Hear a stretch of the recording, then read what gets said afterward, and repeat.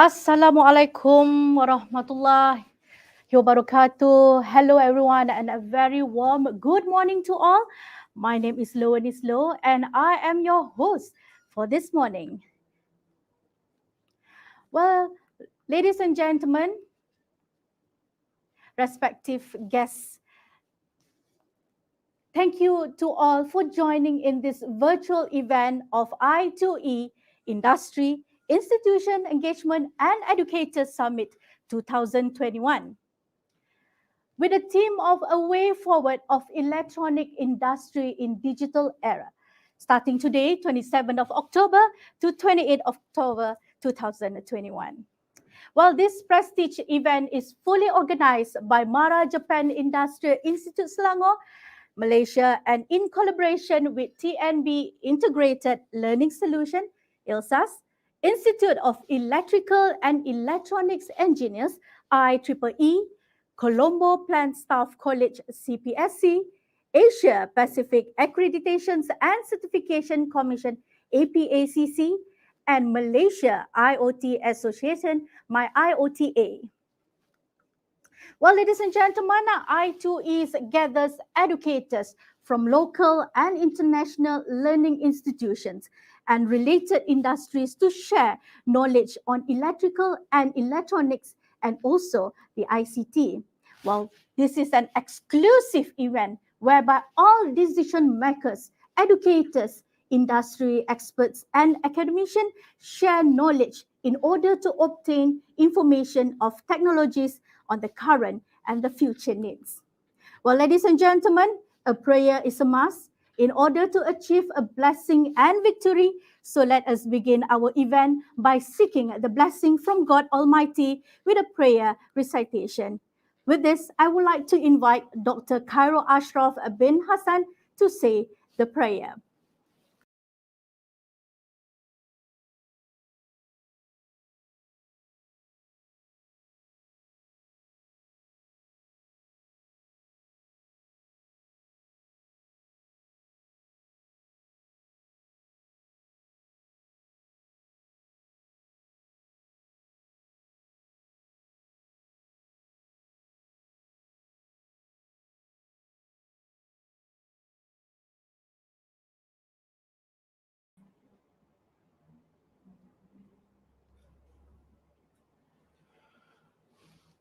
Bismillahirrahmanirrahim. Alhamdulillahirabbil alamin. Wassalatu wassalamu ala asyrafil anbiya'i wal mursalin.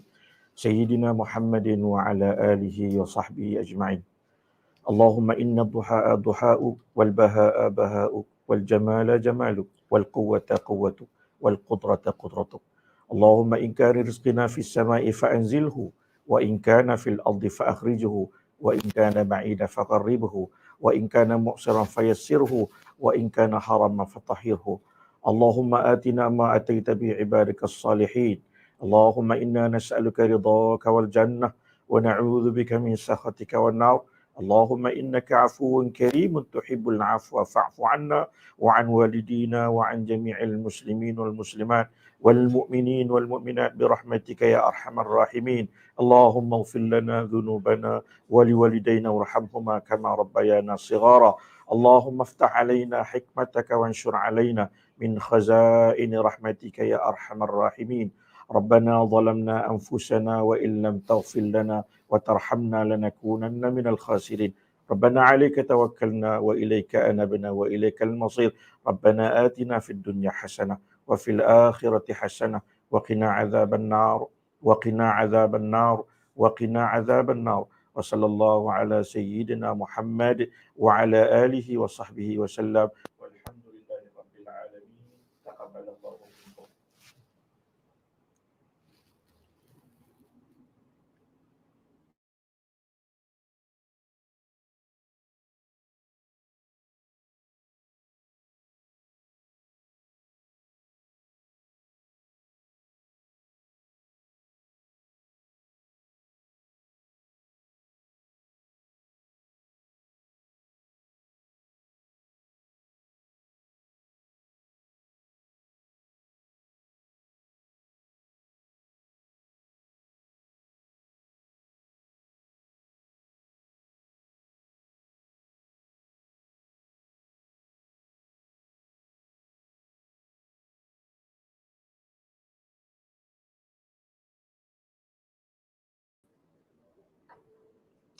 Amin, Amin, Ya Rabbil Alameen. Thank you, Dr. Karo Ashraf, for the prayer recitation just now. And we hope that this event will run smoothly and also receive full blessing from Allah Subhanahu wa Ta'ala. Ladies and gentlemen, to welcome everyone to this event, allow me to raise up the curtain by inviting our Deputy Director General Education of MARA, Mr. Razlan bin Haji Samsuri, for his welcoming remarks.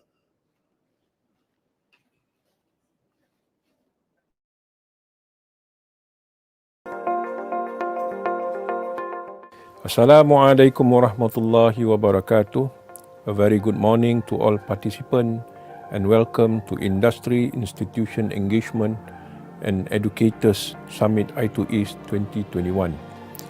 Distinguished speaker, Mr. Wickramasinghe, Director General of the Colombo Plan Staff College and also the President of Asia Pacific Accreditation and Certification Commission APAC, Honorable keynote and plenary speakers from international and local institutions, representatives from APAC-affiliated institutions, industries representatives, distinguished academicians, ladies and gentlemen. Firstly, I would like to congratulate MARA Japan Industrial Institute MJII Branang for hosting this event. I am pleased today because we are witnessing an event that many key players from various industries and education sectors of different backgrounds are joining this event. And for this, I would like to welcome to all of you. As I2East 2021 aims to be a platform to foster a better relationship and collaborative efforts between the industry and the education field, we sincerely hope that this platform will successfully bring out the best from each participant. Ladies and gentlemen, the theme Way Forward of Electronic Industry in Digital Era is to inculcate knowledge transfer and share new technologies, especially in the electrical and electronic engineering and ICT world. There will be several sharing sessions which I hope we can learn and be abreast of the latest information on current and future industry needs, especially in facing the challenges and empowering the country's TVET education while adapting to new and emerging technologies. This will further assert the importance of creating opportunities for more industry-academia collaborations in the field of E&E and ICT from both in and outside the country.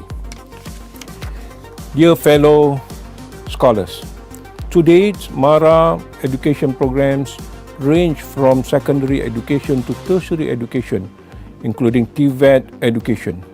Our tertiary education offers various programs from certificate level, diploma, and bachelor up to doctorate level. With the rapid development in nation building through industrialization, MARA is taking its role seriously in putting its TVET-based education as one of the main focus of MARA education system today. There are 231 institution centers in Malaysia that include TVETMARA, MARA Vocational Institute, MARA Higher Vocational College, MARA Japan Industrial Institute, German Malaysian Institute, University of Kuala Lumpur, each with their own niche area that focuses on producing skilled human capitals. Ladies and gentlemen, MARA Japan Industrial Institute is one of MARA TVET institutions that specializes in electronic engineering. As one of the specialist electronic centers of MARA, MJII has worked closely with various local and international academic institutions and related industries such as National Instrument, Microtech, Latvia, Siemens, Festo, Techmark, KUKA, Microsoft, and etc. All these collaborative efforts are important to ensure all the academic practices correspond to the needs of industries. thus producing highly skilled, competitive, and marketable graduates that could excel in professional workplace and their future endeavors. I strongly believe by holding dialogues and sharing ideas such an event like this, many great ideas can be put into practice in the near future. The world of electronic engineering and ICT combined will definitely create unimaginable new inventions and career opportunities for those who dare to take the challenge. We never know what post-pandemic potential challenges would hold for our future. So I urge all of you to dream big, to think the unimaginable. Ladies and gentlemen, it is my greatest expectation to see all of our efforts and knowledge sharing during this I2E 2021 will benefit and contribute tremendously to the development of our global industrialization. I sincerely hope this event will inspire more MJII international dialogue in the future, for we should never stand alone if we want to go global. With that, I would like to thank you again to the speaker, participant and representative for joining with us in this event. Wabillahi taufiq wal hidayah. Assalamualaikum warahmatullahi wabarakatuh, and thank you.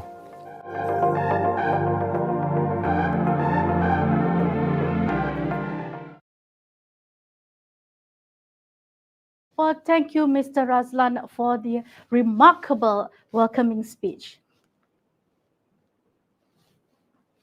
Well, ladies and gentlemen, let us go for the commercial break before we start with our next agenda.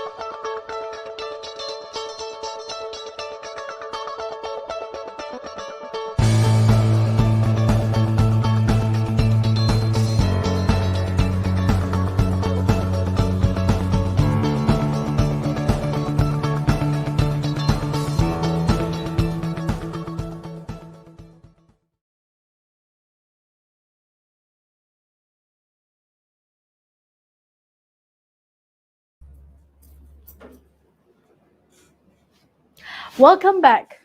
Well, ladies and gentlemen, let us move on with the next agenda, which is an officiating address from the Director General, Colombo Plant Staff College, CPSC, and he is also the President of Asia Pacific Accreditations and Certification Commission, APACC, from Manila, Philippines. Ladies and gentlemen, please welcome Professor JLD Wickramasinghe with his speech. Mr. Rizlan Samsuri, Deputy Director General for Education, MARA Institutions, Mrs. Srina Idris, Director of MARA Japan Industrial Institute, keynote and plenary speakers from local and international institutions, directors and educators of all the MARA institutions, industry representatives, co-organizers and sponsors, distinguished invitees, fellow academics, ladies and gentlemen, good morning everyone. Firstly, let me express my sincere appreciation for the honor I have been given to officiate the inaugural ceremony of the Industrial Institution Engagement and Educators Summit 2021 with the theme Way Forward of Electronics Industry in Digital Era.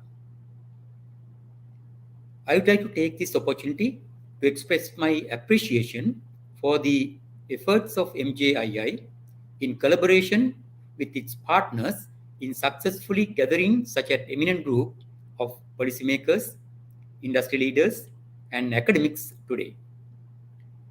It requires a great effort to bring all these professionals around the region together to share knowledge, experience, and best practices in industry and academia. The main objective of this summit is on how the educational and capacity building sectors align with the fourth industrial revolution or 4-year agenda, with a special focus on electrical, electronic, and ICT related sectors, with enhanced industry academia collaboration. I trust that this summit will serve as a good platform for information exchange among the policymakers, industrialists, and academia from both the public and private sectors on how electrical, electronics, and ICT education align on the 4-year challenges.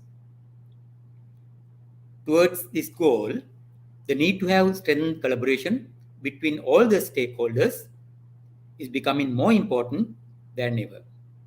So therefore, I would like to request everyone here to use this platform to discuss issues, challenges, and draw recommendations toward the implementation of 4IR in education with special reference to electrical, electronics, and the ICT sectors, which is the main theme of this symposium.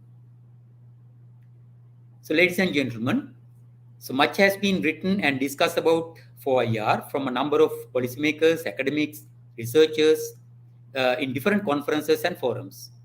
So therefore, I believe this information are readily available through publication, both printed and online, and perhaps have been read and studied by most of us beforehand.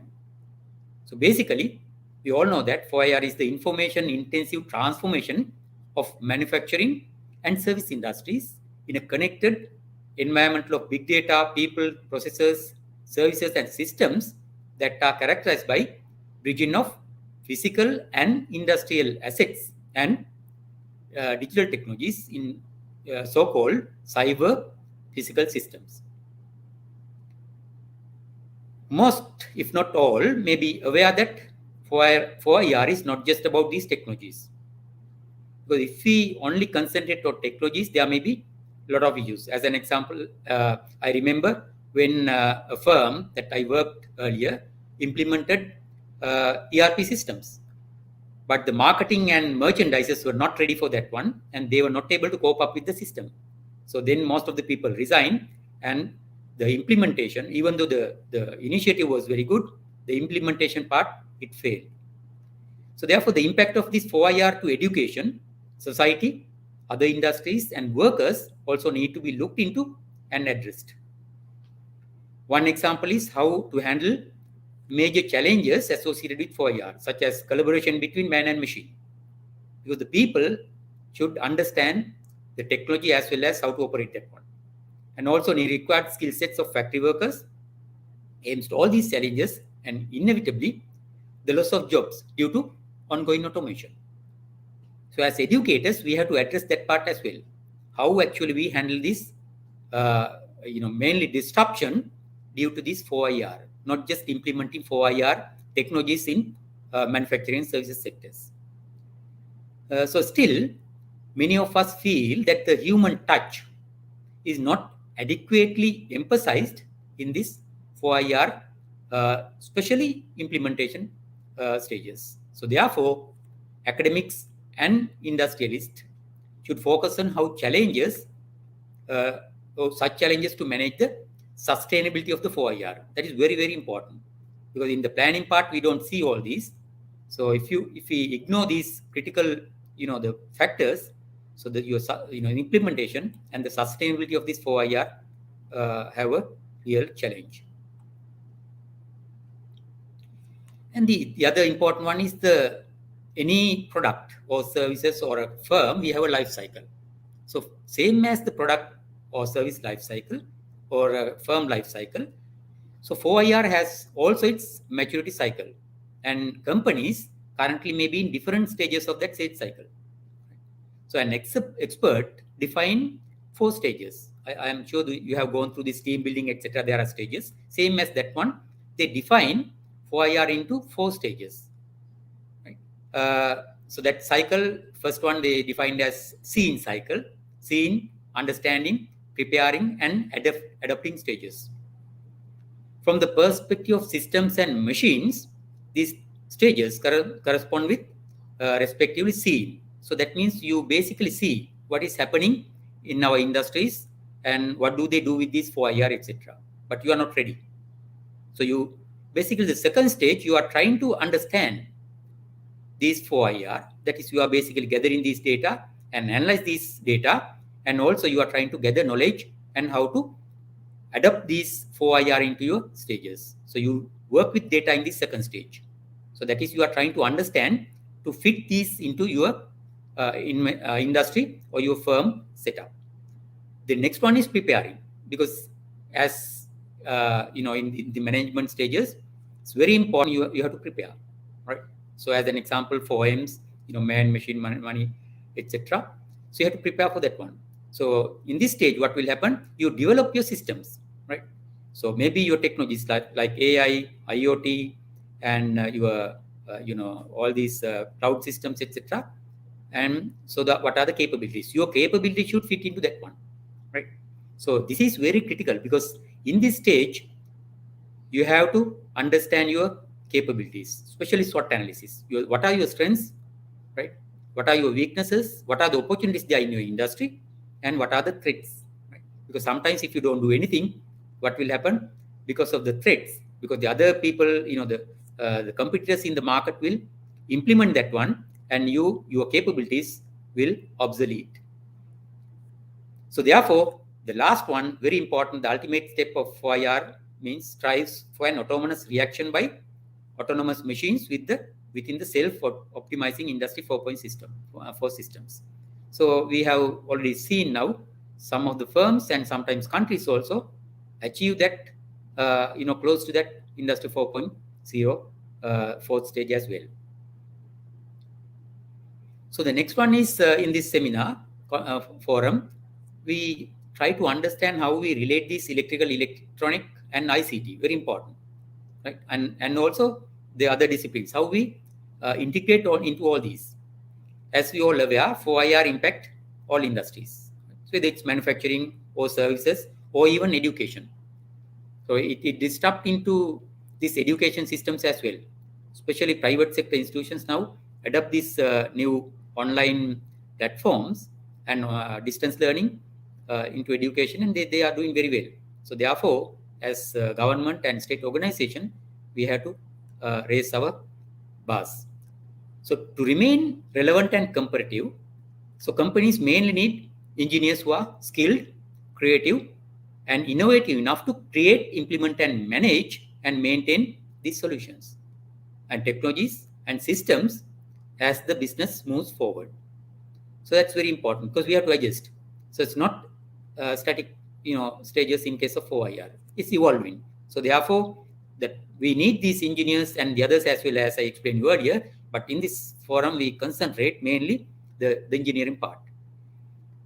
4IR represent considerable opportunities for experienced, multidisciplinary and multi-skill engineers who aspire to become innovative and creative engineers. Very, very important.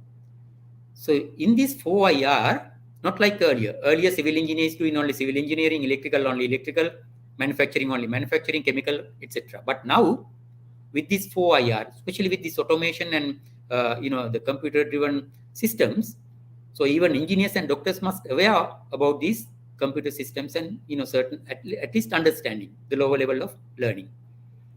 So most of the 4IR initiatives evolved around electrical, electronics and ICT, regardless of the industry, whether it's automotive, manufacturing, medical practices, even services, and even supply chain and marketing, etc. So the infrastructure facilities are basically from feed from these electrical, electronics, and ICT. So therefore, all the industry should develop their technologies and education around this electrical, electronic, and ICT to meet the phase of the changes that bring the 4IR. Because I still remember when I did my MBA, so we learned that all the managers, all the engineers must be HR managers. Because not like earlier now, the engineers also should develop their fellow engineers, so their skills, soft skills, etc. So same as that one, the new motto should be, all the people should be ICT savvy people. So further, with 4IR, some jobs will become obsolete as 4IR technologies are further adopted by manufacturing companies.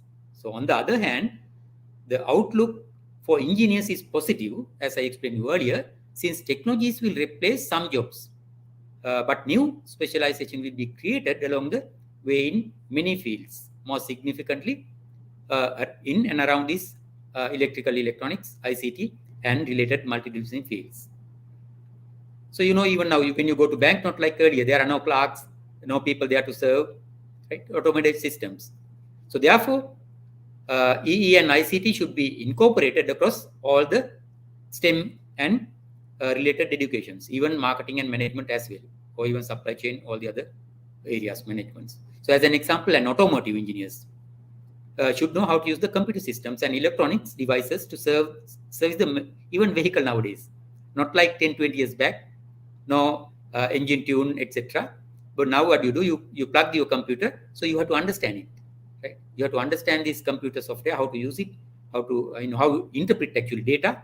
So these are very, very critical in this phase of automation and 4IR. Even a doctor should know how to use the computer systems and operate electronic devices in the medical field. Right? You go to hospitals now, so all the devices are electronic devices, right? So what do you do now? The important part is doctor can get data, right? But very important, the interpretation part, right? How you interpret this data and how you even operate the machine, etc. So even the construction engineers and architects should know how to use the CAD systems and simulation to design infrastructures. So there are a lot of packages now coming for all these fields. So the background, as I mentioned earlier, basically this ICT, and then it's very important, embedded technology. So because ICT can't actually run without this platform, it's developed by the engineers. So manufacturers also, industries also are automated now, as all aware. So especially this 4IR have real impact on these manufacturing sectors. So we can all agree that all fields need basic understanding, application, and skill of electrical, electronic, ICT in this 4IR era. So the next critical question we have to ask, now we have participants from different countries, different industries, etc. So the challenge is that we have to address in this forum is how different nations and industries face this 4IR. We all agree that it's very good, it gives a lot of opportunities, advantages, but is it true? So that we have to address, because it's not true actually. because certain nations, especially their industries, etc., will be a big disruption because of this 4IR. So can all the countries, firms, and academic institutions even gathered here thrive with this 4IR? So I don't think so. The hard truth is that those who do not have the resources, capabilities, etc., to achieve these distinctive capabilities to face the challenges of 4IR will have a threat of obsolescence, even their existing core competencies. It's very, very important in strategic management, because if you rely on your competencies, right? If you don't improve that one, raise that one to distinctive, so your competencies will be actually not strength, it become weaknesses, because other people will advance their competencies. So the 4IR has been affecting and will continue to change and reshape international competitiveness. Very important. So it will impact competitiveness at country and industry and firm levels, or even your functional level as well, right? So not only even firm level, even to your functional level. Certain functions, as an example, accountants, now most of the, even HR managers, future, there may be no opportunities, no jobs for them, because all these areas will be automated and you will be able to operate it. So there are two opposing ways in which the 4IR could potentially affect the comparative advantage of nations. So on one hand, extreme connectivity facilitates the transfer of technology and therefore reduce the gap between countries in technology-based and knowledge-based comparative advantages. Actually, we have to go into that one. So at least in this, this part of the region, so we have to work together to share this knowledge and at least to get into that level. Because otherwise, what happens? Some countries will get disadvantaged because of these. The issue is, on the other hand, because of its well-developed infrastructure and pools of high-skilled workers, developed nations could take advantage of the 4IR in ways that emerging markets cannot, which lead to large gap of comparative advantage between these countries. So some countries will thrive with 4IR. Actually, we can see that during even this pandemic. So therefore, the gap we have to understand as academics, we have to understand this gap and actually we have to support. Because otherwise, this gap might create a lot of issues in the regional, the political and socio-economical factors. So that will perhaps impact for even developed countries as well. So extreme automation in the 4IR has the potential to take over low-cost labor and therefore make nations and firms which rely on them be less competitive. Right? Because some industries, this apparel especially, and certain industries rely on this low-cost labor. So if that competitive advantage, they lose that one, what happened? So the industries will move. So similarly, nations and firms that currently suffer from high labor cost could become more competitive by using automation. So this is good for developed countries because they have money, they have knowledge, they have skills, capabilities to implement this 4IR and automation. So then the earlier comparative advantage of some of the most countries, low labor cost, no longer there. So even we can adapt this automation in those countries and implement very easily. So it can be predicted that there will be serious skill migration around 4IR among the nations with the loss of competitiveness of the conventional industries. So if they lose their jobs, what will happen? They try to go, abroad, other countries, and we can predict that there may be huge skill migration. So therefore, it would be better to understand, standardize and accredit the programs that focus on 4IR at the very least, facilitating skill migration within the region. Because it's actually win-win. Because sometimes we know the developed countries, when they, go into the high level of 4IR, so you need skilled people. And the other one we have to address is the aging population in most of the countries in this region. Right? So those are huge problems. So therefore, even we have to support these 4IR initiatives, automation in this, especially these electrical, electronics, and ICT areas, to our, especially in these educational institutions. We have to share our knowledge, we have to share our expertise, our teachers, etc., at least to standardize this level, where they can go to developed countries and the other countries and at least get their, jobs and increase their economies. So some countries have already implemented 4IR and consequently become the leaders in the field of electronics, electrical and ICT automation, advanced manufacturing, advanced supply chains, even marketing, financing. All these areas they are now with the automation and 4IR strategies they develop into that level. The countries and companies that have developed 4IR got the early movers advantage. In management, we know. So any product, when you launch that one, you see there are a lot of the market there, a lot of demand, so they will be able to set higher price and they can get better margin, and also therefore they are growing their business further. So we can see now in this, especially this pandemic situation, COVID-19. So some firms, especially based on this ICT, right, and then internet, etc. businesses, they are growing, very fast.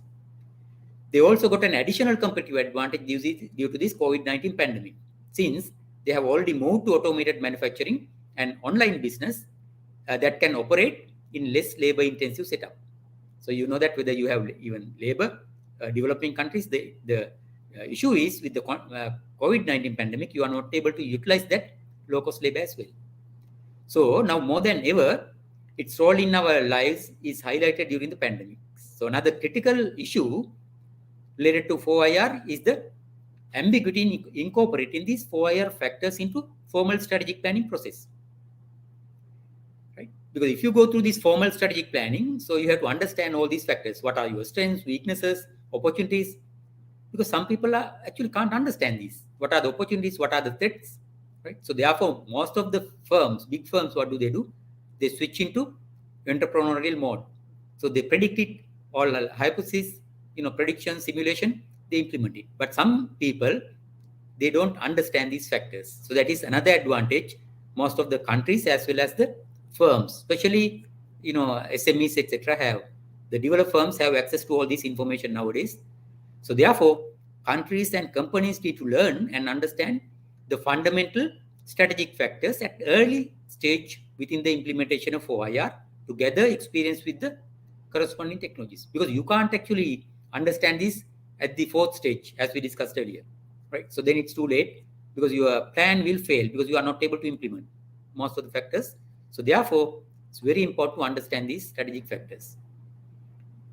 So the next one is how it impact our educational, industry. So I would say industry because it's also very, very critical now with 4IR implementation. So 4IR demands educational reforms in all stages of education. So we have to actually have a disruption in education as well. It happened because of COVID-19. So, but now post-COVID, we have to think this one very, very seriously, because otherwise, especially because of a lot of now private sector institutions coming into this, and those who have money to invest in these technologies, etc., will thrive in this era. So it has given new energy to educational transformation. So in recent years, educational experts recognize the profound impact that the frequent technological innovation in ICT are having on education, which some people call education 4.0, because they align these educational strategies with 4IR strategies, which is, I think, very, very important for any stages of education. Education 4.0 is the desired approach to learning that aligns itself with the emerging 4IR. For education to continue in producing successful graduates, it must prepare students for a world where these cyber physical systems are predominant across all the industries. So there is so much more to consider than the potential disruption in the hard skills required for various job roles. So 4IR will also have an impact on soft skills that students will need in the future. So this is very important, especially education. What are the 4IR skills? Because if you concentrate only on this technology, I know most of the technical, education colleges, universities, etc., they are very good in technical education. But the issue is when the student go to the industry, there is a big mismatch between these, what the industry need and what the colleges and universities doing. The output. So it allows us to be constantly connected, and as a result, job roles are steadily becoming more flexible and adaptable.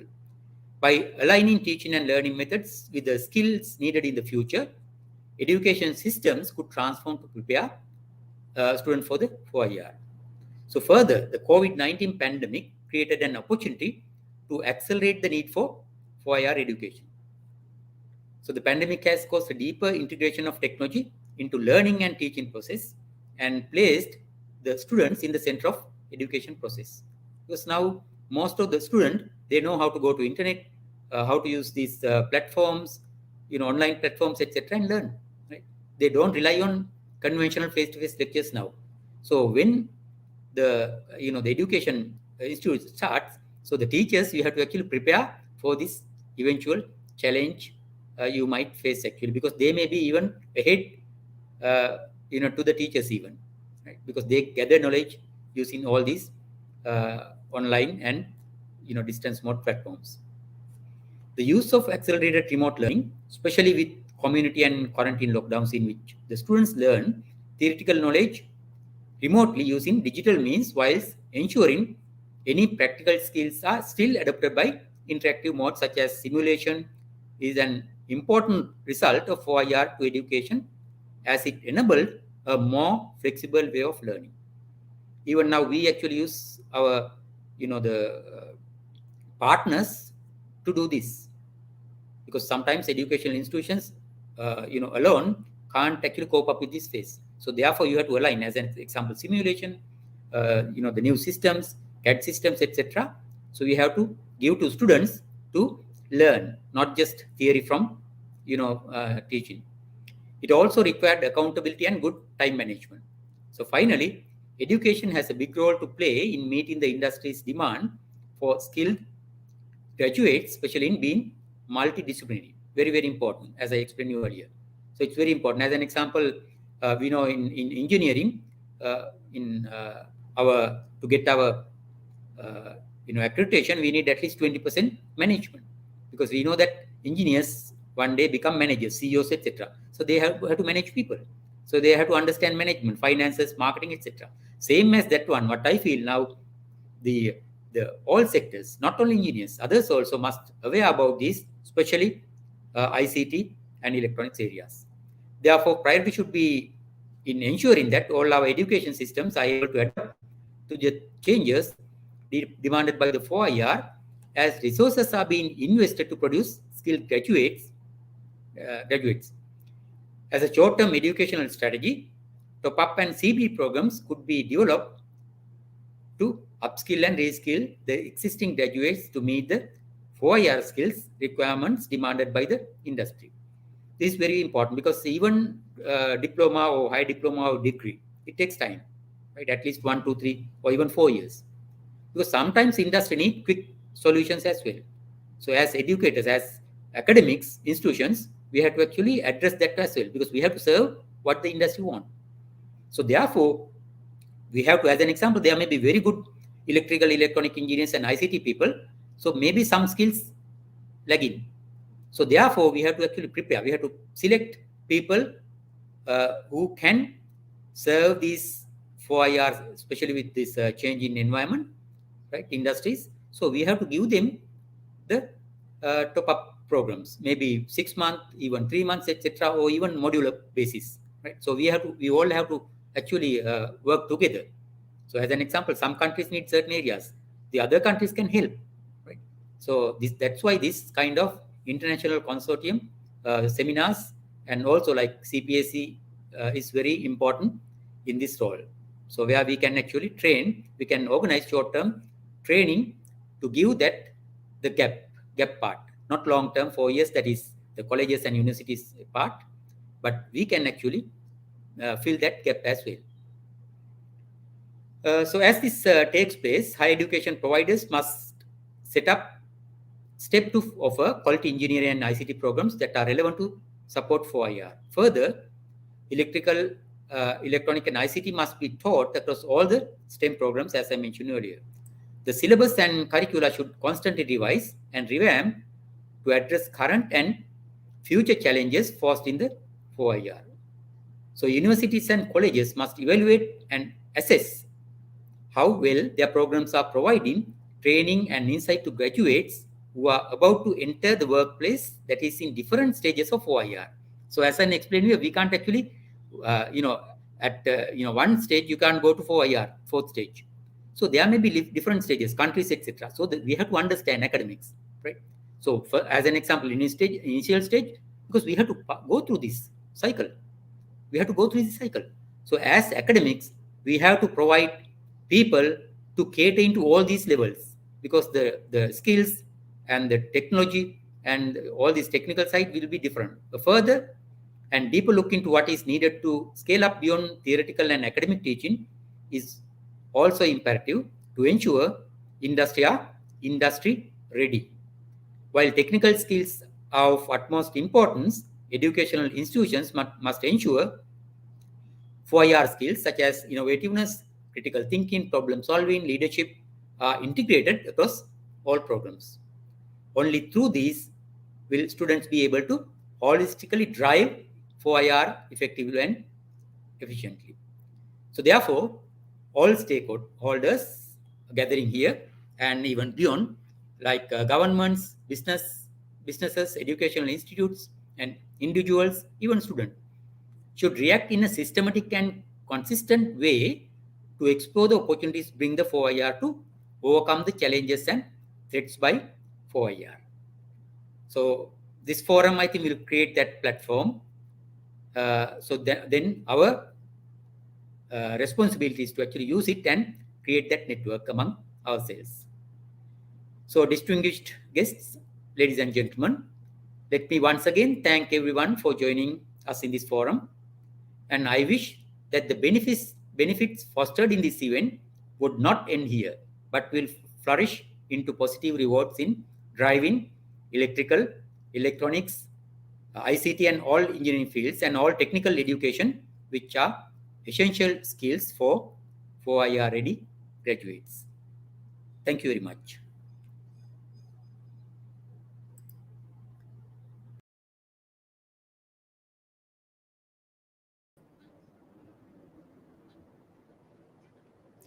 Well, thank you, Professor Wickramasinghe, for the very informative and a remarkable speech.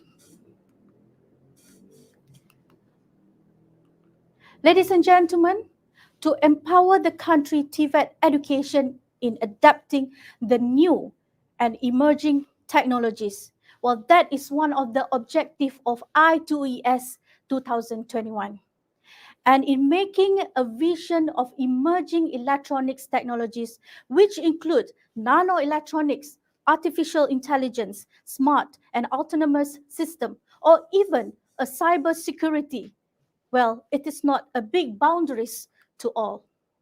Ladies and gentlemen, the next topic that we will listen and share, it is more on how to emerge electronics.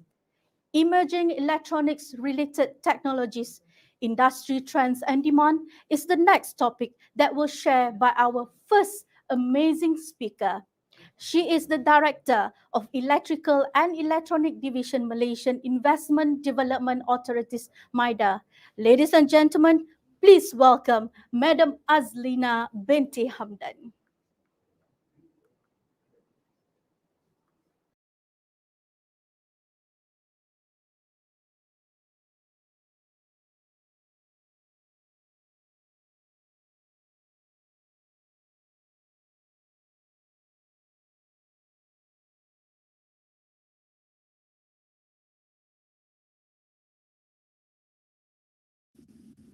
Thank you, Ms. Loweness. Assalamualaikum and good morning to Mr. Razlan Haji Samsuri, Deputy General Director, MARA Japan Industrial Institute MJII, distinguished speaker, Professor Wickramasinghe, Director General of the Colombo Plan Staff College, CPSC, and President of Asia Pacific Accreditation and Certification Commission, APACC, Madam Zarina Idrus, Director, MJII, co-organizers, honorable keynote and plenary speakers from international and local institutions, representatives from APACC affiliated institutions, local and international industry representatives, distinguished academicians, and all participants of the Industry Institution Engagement and Educators Summit 2021.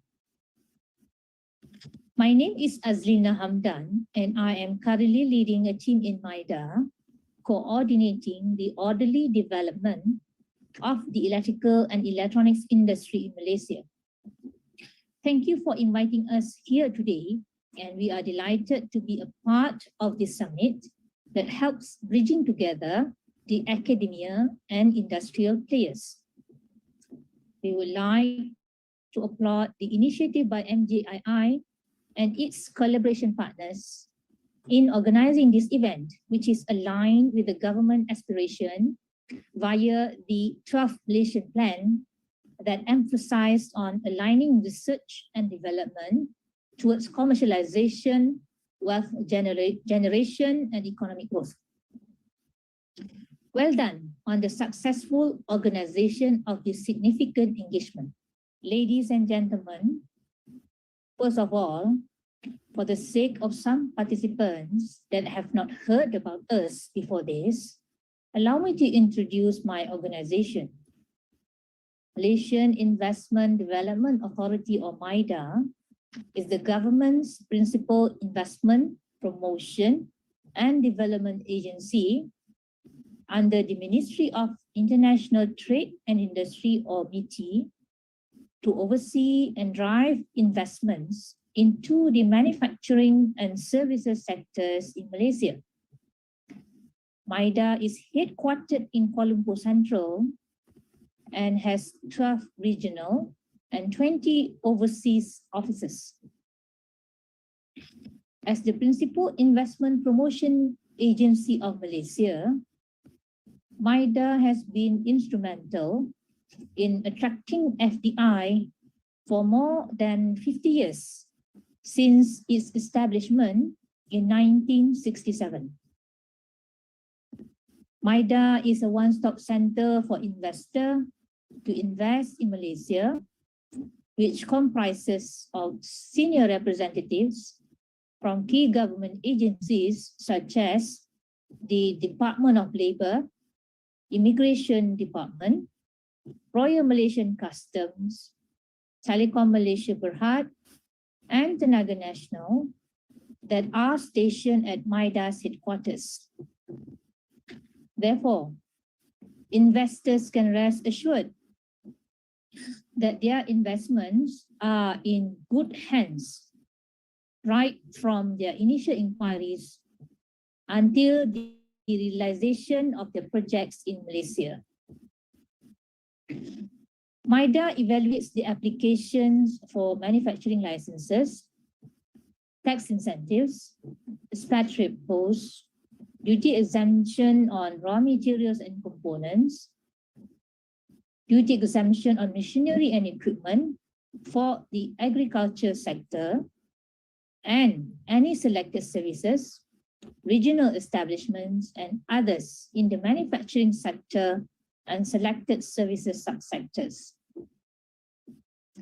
MIDA has spearheaded the Malaysia investment agenda from an agricultural-based economy to a vibrant, industrialized, and service-oriented nation, and will continue to undertake concerted efforts to ensure the presence of conducive business environment for investments to prosper. MIDA continues to encourage high-quality investments in the manufacturing sector, especially in the catalytic subsectors, namely chemicals, electrical and electronics, machinery and equipment, aerospace, and medical devices. As for the services sector, there are still immense opportunities within the areas of principal hubs, logistics, healthcare, e-commerce, fourth industrial revolution, green technology, and renewable energy. Ladies and gentlemen, the electrical and electronic industry in Malaysia remains resilient despite adverse challenges resulted by global pandemic throughout this year. The pandemic has caused tremendous disruptions in the E&E manufacturing operations. However, it has accelerated higher demand in specific subsectors, such as telecommunication devices, medical devices, auto parts, and communication-based station, which in turn spurred overall demand for semiconductor and electronics products globally. With an advantage of having long-standing experience and expertise in manufacturing semiconductor devices, MNC and Malaysian-based companies keep on contributing in meeting demands in these emerging and critical markets. The E&E industry has remained as Malaysia's largest export earners for decades, of which in 2020, as of November, become the largest export contributor, total RM or Ringgit Malaysia 349 billion, which is about 39.5% of all manufacturing goods. Malaysia has become the major global manufacturing hub for the E&E industry based on the large presence of multinational companies or MNCs, making Malaysia as their offshore base. These MNCs has seamlessly integrated Malaysia companies to become part of the global value chain. There is also some silver linings from the ongoing trade war between USA and China, where Malaysia remains as one of the key site selections considered for investments, resulting in higher investment inflows recorded in 2020 for relocation purposes. MYDA progressively undertakes dedicated supply chain program to encourage active participation of local companies, as well as to secure global recognition. Advancement in automation and digitalization are transforming the manufacturing landscape from conventional towards smart factory. The Industry 4.0 technology are enabling a prominent changes on manufacturing sector where flexible and efficient business model can be adopted to optimize productivity, growth, and enhance the talent capability. Currently, with the ongoing efforts made by various stakeholders to scale up the industry's technological transformation, priority is also given to ensure talent funnel are able to match the industry's growing needs. Emphasis on science, technology, engineering, and mathematics or STEM is essential to cultivate the interest among younger generation to support the rapid technology advancement in the industry. Apart from effort to increase the competitiveness of talent pool for this industry, an IC design post-finishing school program has been initiated by MYDA under a private-public collaboration with various government bodies such as the Ministry of International Trade and Industry or MITI, the Ministry of Higher Education or MOHE, the Electrical and Electronic Productivity Nexus, or EEPN, together with the public universities and IC design companies that are currently operating in the country.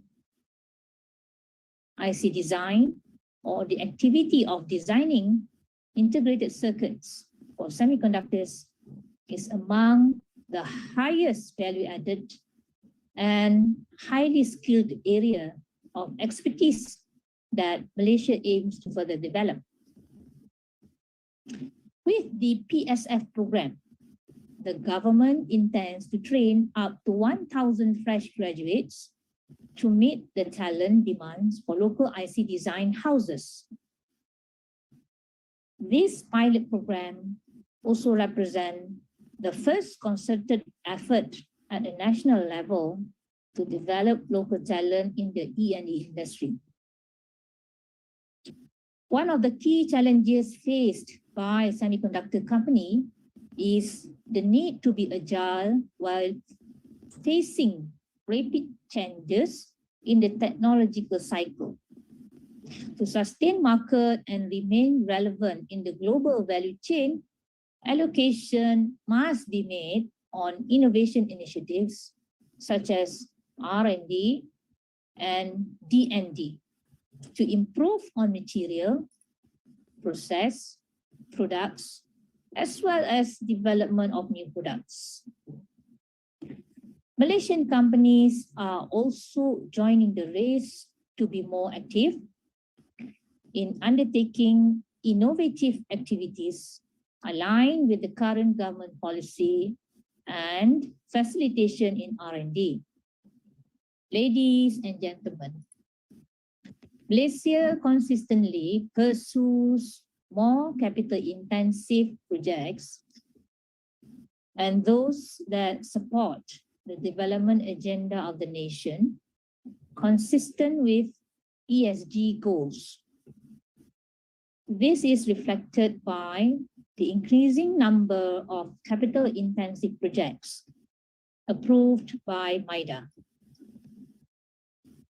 During the first half of 2021, MYDA approved a total of 367 manufacturing projects worth ringgit Malaysia 66.9 billion as compared to ringgit Malaysia 36.4 billion in the same period last year. The E&E industry represented the mammoth share of this amount with ringgit Malaysia 47.1 billion or 70% investment, which generated from 44 projects. Of the total, new projects segmented 89.9% of the approved figure, while the remaining were derived from an expansion or diversification projects. These projects are expected to bring about 11,450 employment opportunities in the E&E industry. The major sources of foreign investments in this industry were from China, Germany, Chinese Taipei, USA, and Singapore. Investment approved were mainly in the following subsectors: electronic components, consumer electronics, industrial electronics, electrical components, and electrical appliances, which include industrial electrical.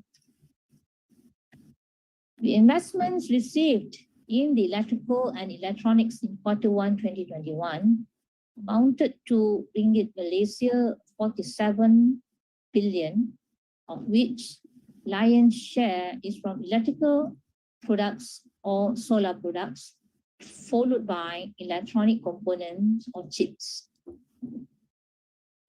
To date, Malaysia has successfully established its significance to the global semiconductor supply chain with a contribution of 13% to the global back-end supply chain.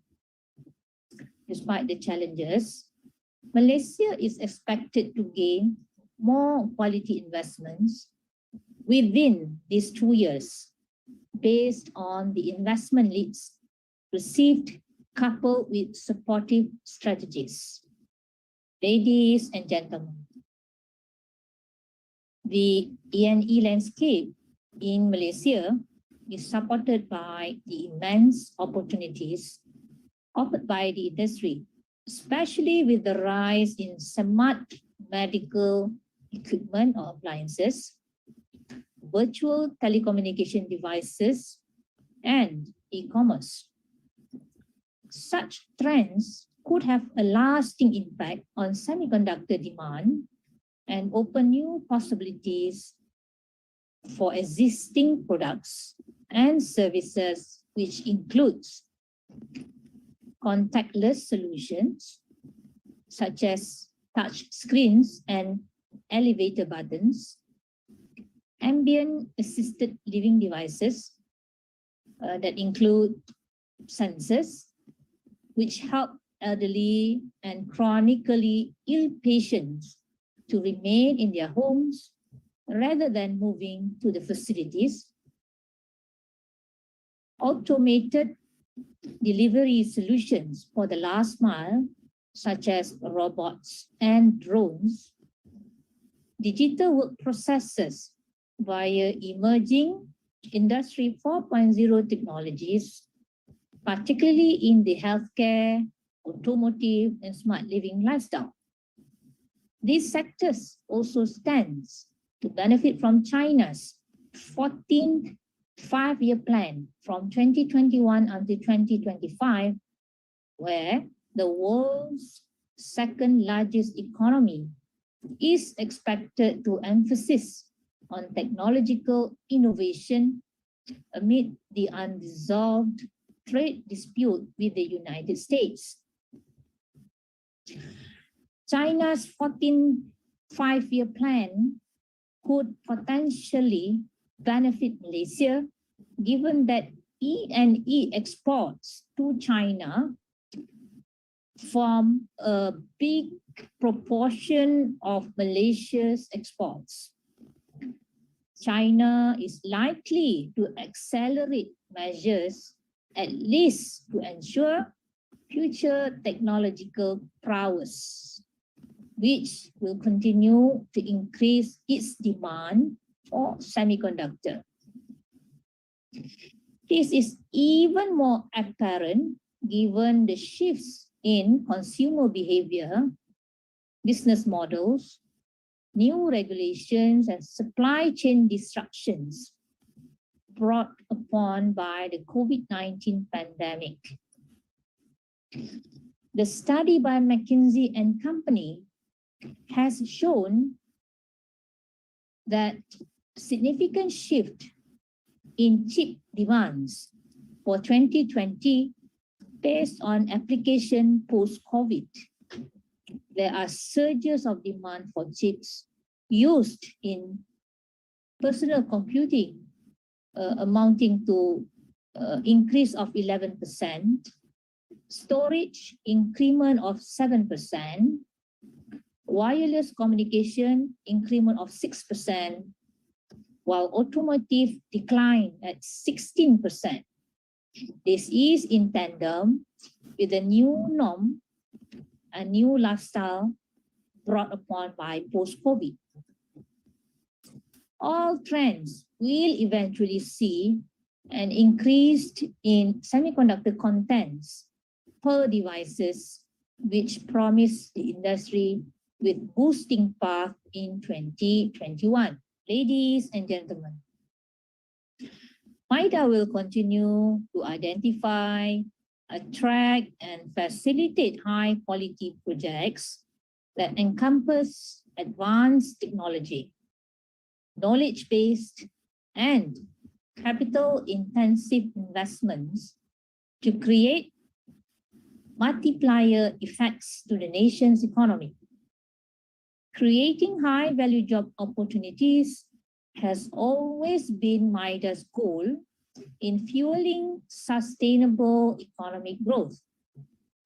Additional proposals have been put forward to the government in providing a more attractive support to secure strategic and quality investment in taking advantage from the global chip shortages. Malaysia seeks to revitalize its investment strategy to further attract and expedite the implementation of high-quality projects in the country. On 21st April 2021, the National Investment Aspirations, or NIAs, was approved as the growth framework and basis for Malaysia's investment policy reforms.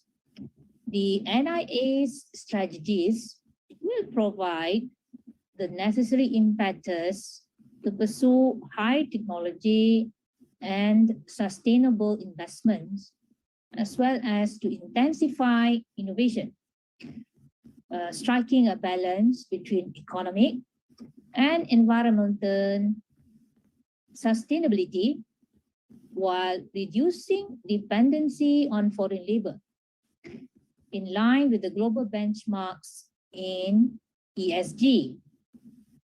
The NIAs highlights 5 core parameters as follows. First, to increase the economic diversity and complexity through the development of sophisticated products and services with high local R&D and innovation elements. Second, to create high-skilled jobs to provide better income for the people. Third, to expand and integrate domestic linkages into regional and global value chains by improving their resiliency. Fourth, to develop new and existing clusters, focusing on high productivity sectors, including local products and services. And the last one, to improve inclusivity, to contribute towards the socio-economic developmental agenda.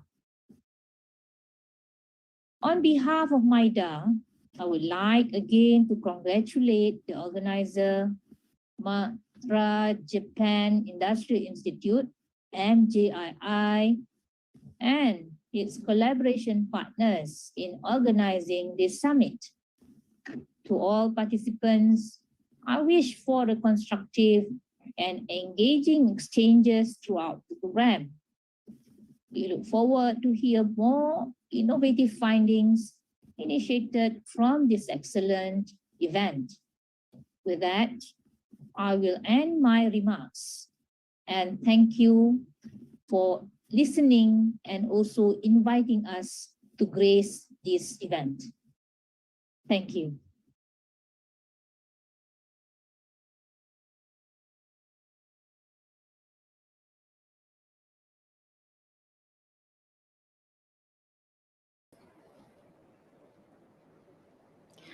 Well, thank you, Madam Azlina, for the very informative information about using the new technologies, emerging new technologies that we can use in our lifetime.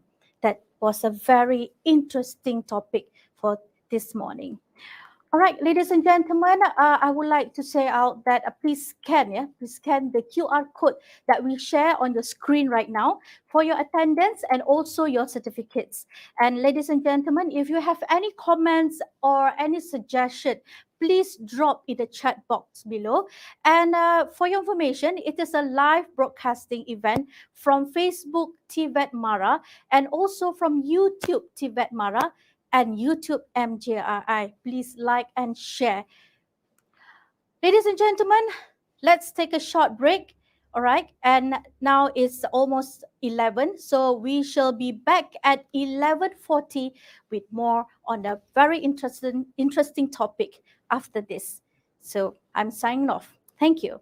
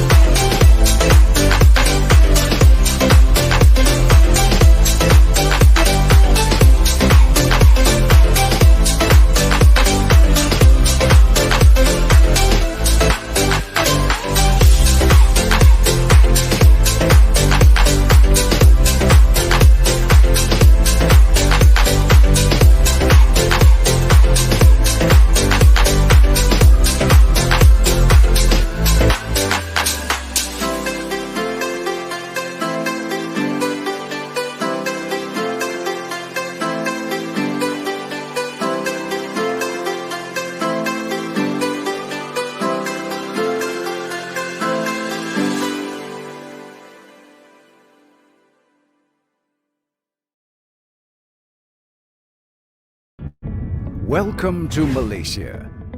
Vibrant, dynamic, progressive.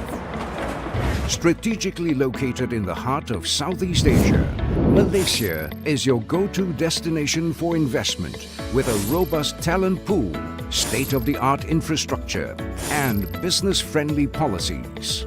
Malaysia's economic landscape is complemented by a thriving ecosystem. Investors benefit from Malaysia's world-class infrastructure, which provides excellent connectivity. Malaysia has been home and a strategic hub for the BMW Group in Southeast Asia since 2003. The strategic location of Malaysia, its infrastructure, the access to logistic needs and skilled employment makes it home for the BMW Group in the region. The prioritization of education and training creates a highly skilled and knowledgeable workforce, ensuring industry-ready talents. Malaysia is one of Intel's most comprehensive sites with close to 11,000 talented employees. We are Intel's largest assembly and test manufacturing facility with an all-Malaysian workforce in manufacturing. This site is also home to the country's largest design and development center, and it is one of only 2 Intel shared services hubs supporting all sites worldwide. In 2012, CTRM has established the Aero Composite Training Center to enhance our human capital development activities. We have collaborated with Ministry of Human Resource to develop the National Occupational Skills Standard in Aerospace Composite Manufacturing modules. Together with YBhg University, we have established the diploma and degree programs in Aero Composite Manufacturing Technology. Malaysia is known for its mature and integrated ecosystems developed over decades and is a preferred location for leading technology industries. Offering a holistic plug-and-play approach to commerce, companies are supported by a comprehensive and efficient domestic supply chain, reducing in-house needs and the cost of doing business. Torre has been in Malaysia since early 70s. The integrated ecosystem and support from the government, especially MyIoTA, have contributed to Torre's continuous growth in Malaysia. Today, we are highly diversified with many factories and multiple operations in Penang, Pahang and Johor. By optimizing smart manufacturing to streamline the making of goods, Malaysia is embracing the 4th industrial revolution. Elevated industry productivity and accelerated innovation capabilities are transforming Malaysia into a premier solutions provider for advanced technologies. Malaysia's free trade agreements offer companies access to a market of more than 4 billion people globally. This market access presents tremendous opportunities for companies to expand their commercial reach while boosting competitive advantage and driving financial growth.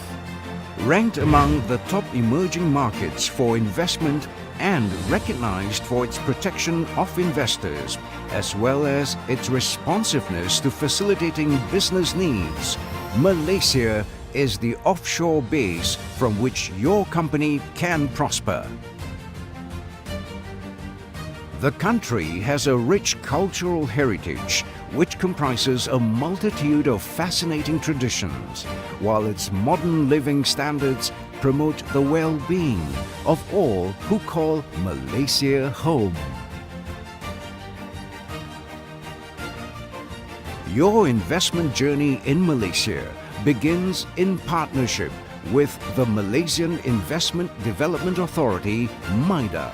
With over 50 years of experience working with international companies, MyIoTA has a proven track record of attracting foreign investment and developing domestic investment. MyIoTA provides expert hand-holding to investors, guiding you every step of the way, from inquiry to realization. A future-ready hub in Asia, the world's fastest-growing economic region, Malaysia is your key to unlocking the world. Malaysia, your profit center in Asia.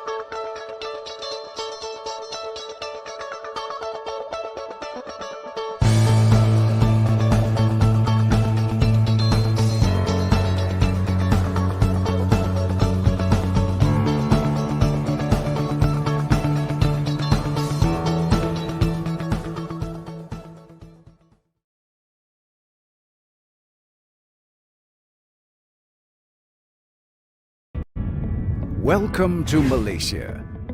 Vibrant, dynamic, progressive.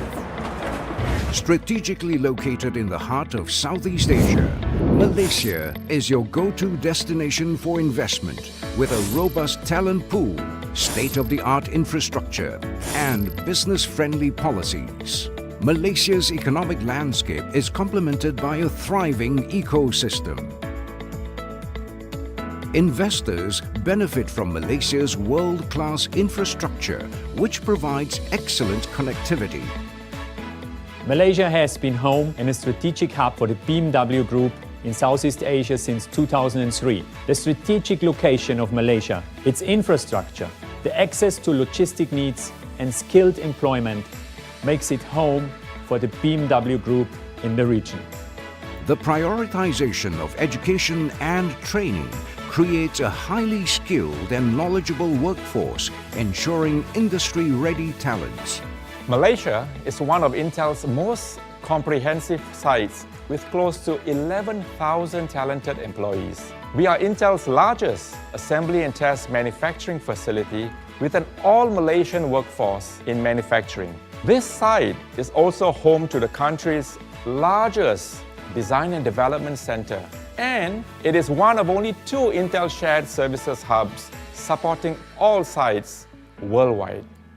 In 2012, CTRM has established the Aero Composite Training Center to enhance our human capital development activities.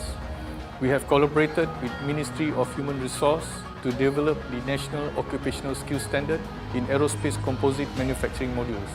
Together with YBhg University, we have established the diploma and degree programs in aero composite manufacturing technology. Malaysia is known for its mature and integrated ecosystems developed over decades and is a preferred location for leading technology industries. Offering a holistic plug-and-play approach to commerce, companies are supported by a comprehensive and efficient domestic supply chain, reducing in-house needs and the cost of doing business. Torre has been in Malaysia since early 70s. The integrated ecosystem and support from the government, especially MyIoTA, have contributed to Torre's continuous growth in Malaysia. Today, we are highly diversified with many factories and multiple operations in Penang, Pahang and Johor. By optimizing smart manufacturing to streamline the making of goods, Malaysia is embracing the 4th industrial revolution. Elevated industry productivity and accelerated innovation capabilities are transforming Malaysia into a premier solutions provider for advanced technologies. Malaysia's free trade agreements offer companies access to a market of more than 4 billion people globally. This market access presents tremendous opportunities for companies to expand their commercial reach while boosting competitive advantage and driving financial growth. Ranked among the top emerging markets for investment and recognized for its protection of investors, as well as its responsiveness to facilitating business needs, Malaysia is the offshore base from which your company can prosper. The country has a rich cultural heritage which comprises a multitude of fascinating traditions, while its modern living standards promote the well-being of all who call Malaysia home. Your investment journey in Malaysia begins in partnership with the Malaysian Investment Development Authority, MyIoTA. With over 50 years of experience working with international companies, MyIoTA has a proven track record of attracting foreign investment and developing domestic investment. MyIoTA provides expert hand-holding to investors, guiding you every step of the way, from inquiry to realization. A future-ready hub in Asia, the world's fastest-growing economic region, Malaysia is your key to unlocking the world. Malaysia, your profit center in Asia.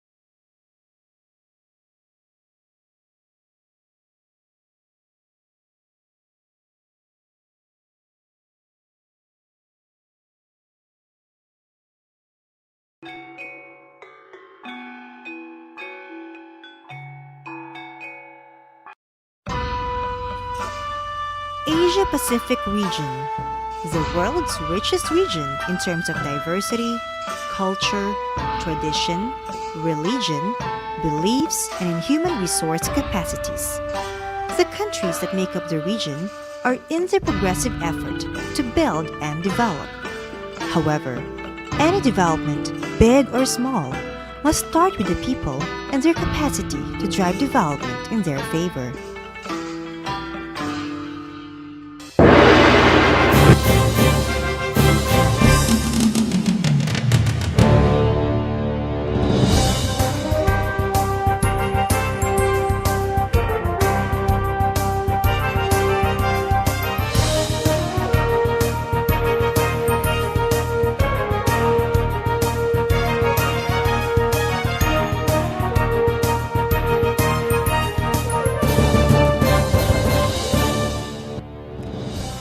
The Colombo Plan Staff College started as an offshoot of the Colombo Plan for Socio-Economic Development. CPSC was established in Singapore to serve as a regional center for technician education and training that shall facilitate the exchange of knowledge, technology, and resources in technical education and training, or the South-South Cooperation in TET, that will support the region's human resources development. CPSC has demanded to improve the quality of technician education and training that will aid technician teacher educators, trainers, and senior administrators in the planning, development, administration, and implementation of TVET in the member countries. CPSC is presently hosted in Manila by the Government of the Philippines.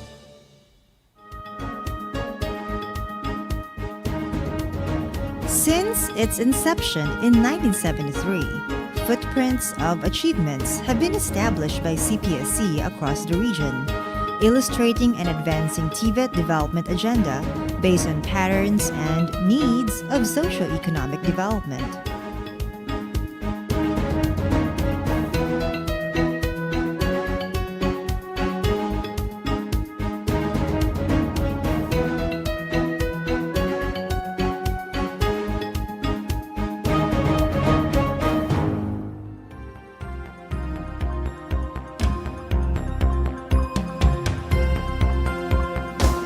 To date, 16 active members of CPSC are working in synergy to strengthen TVET system in the region. Afghanistan, Bangladesh, Bhutan, Fiji, India, Malaysia, Maldives, Mongolia, Myanmar, Nepal, Pakistan, Papua New Guinea, Philippines, Singapore, Sri Lanka, and Thailand.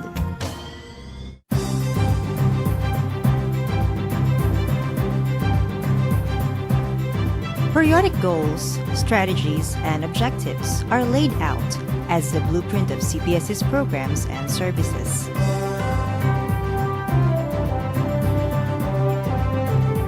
The CPSC strategic plan is formulated every 5 years in consultation with participating countries.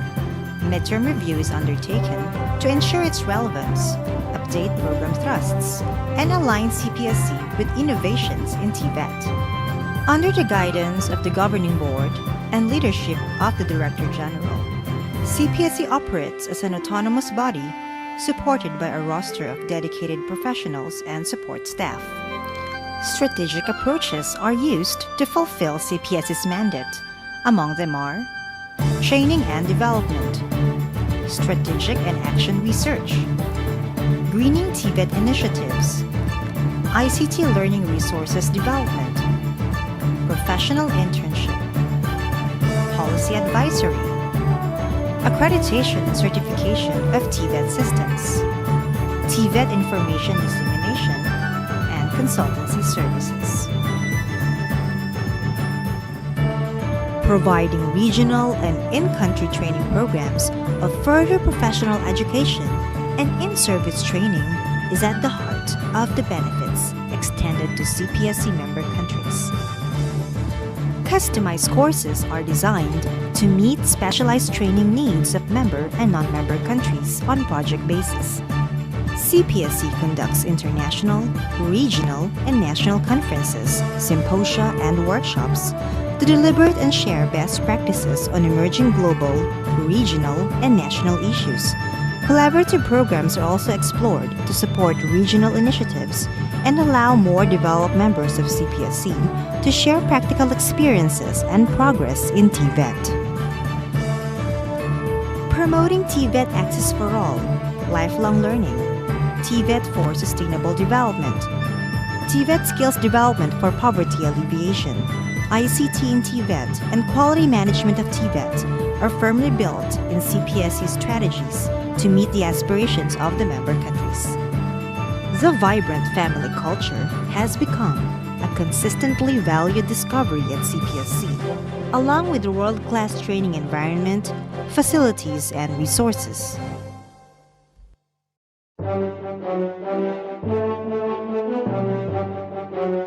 In this era of knowledge-based economy, CPSC outlines as its main strategic focus the greater involvement of participating governments, building capacities of member countries in improving TVET systems, improving quality and increasing access of TVET in the region, promoting cross-border mobility in the region through harmonization of skill standards, expanding membership, strengthening linkages with development partners and fostering more linkages, strengthening financial sustainability, fostering innovation, creativity, and critical thinking, and internalizing quality culture in the college's activities through the CPSC Q culture.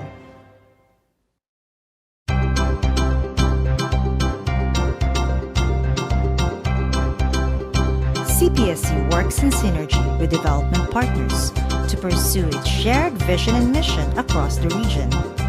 The college also explores mutually beneficial partnerships to share technical and human resources, explore cooperative training and initiatives, and exchange information useful in realizing TVET goals for the Asia-Pacific region.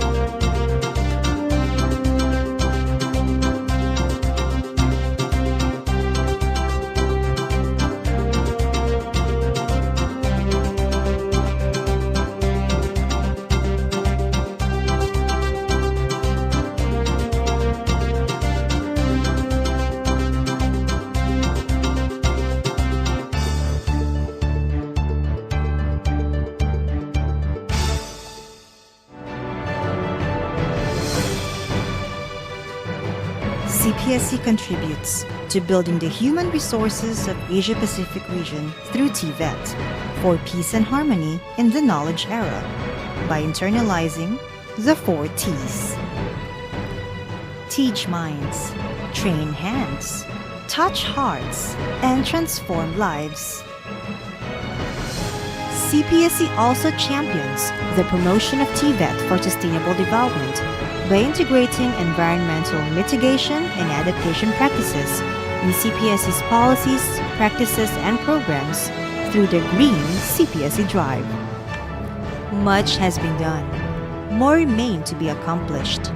CPSC cooperates with the participating member governments to realize the region's goal for the human resources, who are, after all, the region's asset to reduce poverty and create strong foundation of social and economic development.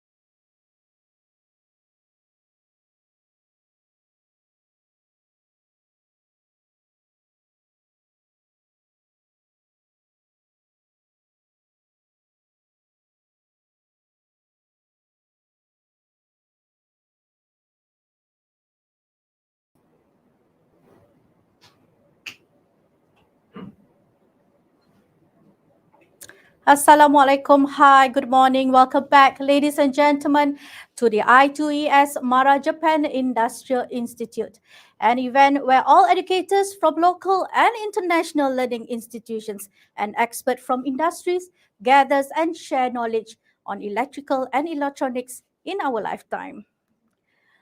Embracing industrial, ladies and gentlemen, sorry, we have some technical problem there. Oh, okay. All right, ladies and gentlemen, sorry for the technical problem just now. All right, ladies and gentlemen, embracing Industrial Revolution 4.0 in electronics education in Asia is the next keynote topic by our special keynote speaker. He is all the way from India. He had his experience for 25 years in training of technical teachers in India and also abroad. He is also a professor and the head of Department of Electronics and Communication Engineering National Institute for Technical Teachers Training and Research from the Ministry of Education, Government of India. Ladies and gentlemen, please welcome Professor Dr. Kulantatival for his keynote presentation. Professor, are you ready?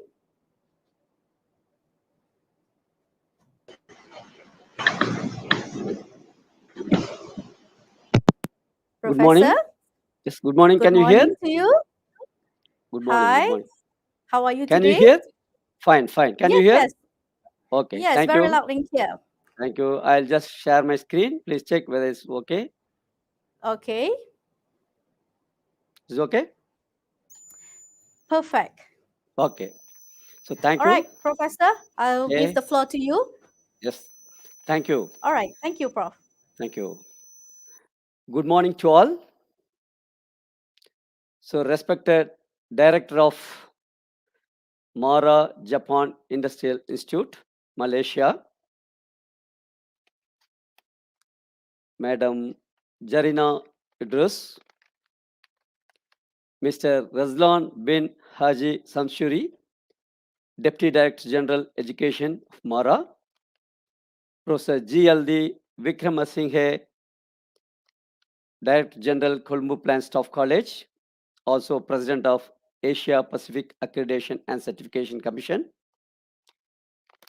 all the co-organizers, keynote speaker Madam Azlina Hamdan, all the plenary speakers, Mara CPSC organizing team officials, participants from all over the world. So good morning to all. Welcome to Industry Institute Engagement and Educators Summit. So I'm really happy to be here in front of you for sharing my experience, because I am working as a faculty in the field of electrical, electronics and communication engineering from 1994. So around, I can say like 27 years experience as a faculty. I'm very happy that, as Madam mentioned, so I have completed 25 years of service in this institution called National Institute of Technical Teachers Training and Research, which is under Ministry of Education, Government of India. So first of all, I wish to thank Mara officials, and mainly I wish to thank our Director General of Colombo Plan Staff College and also President of Asia Pacific Accreditation Certification Commission, Professor G.L.D. Vikramasinghe, for inviting me to deliver the keynote talk on embracing Industrial Revolution 4.0 in electronics education in Asian countries.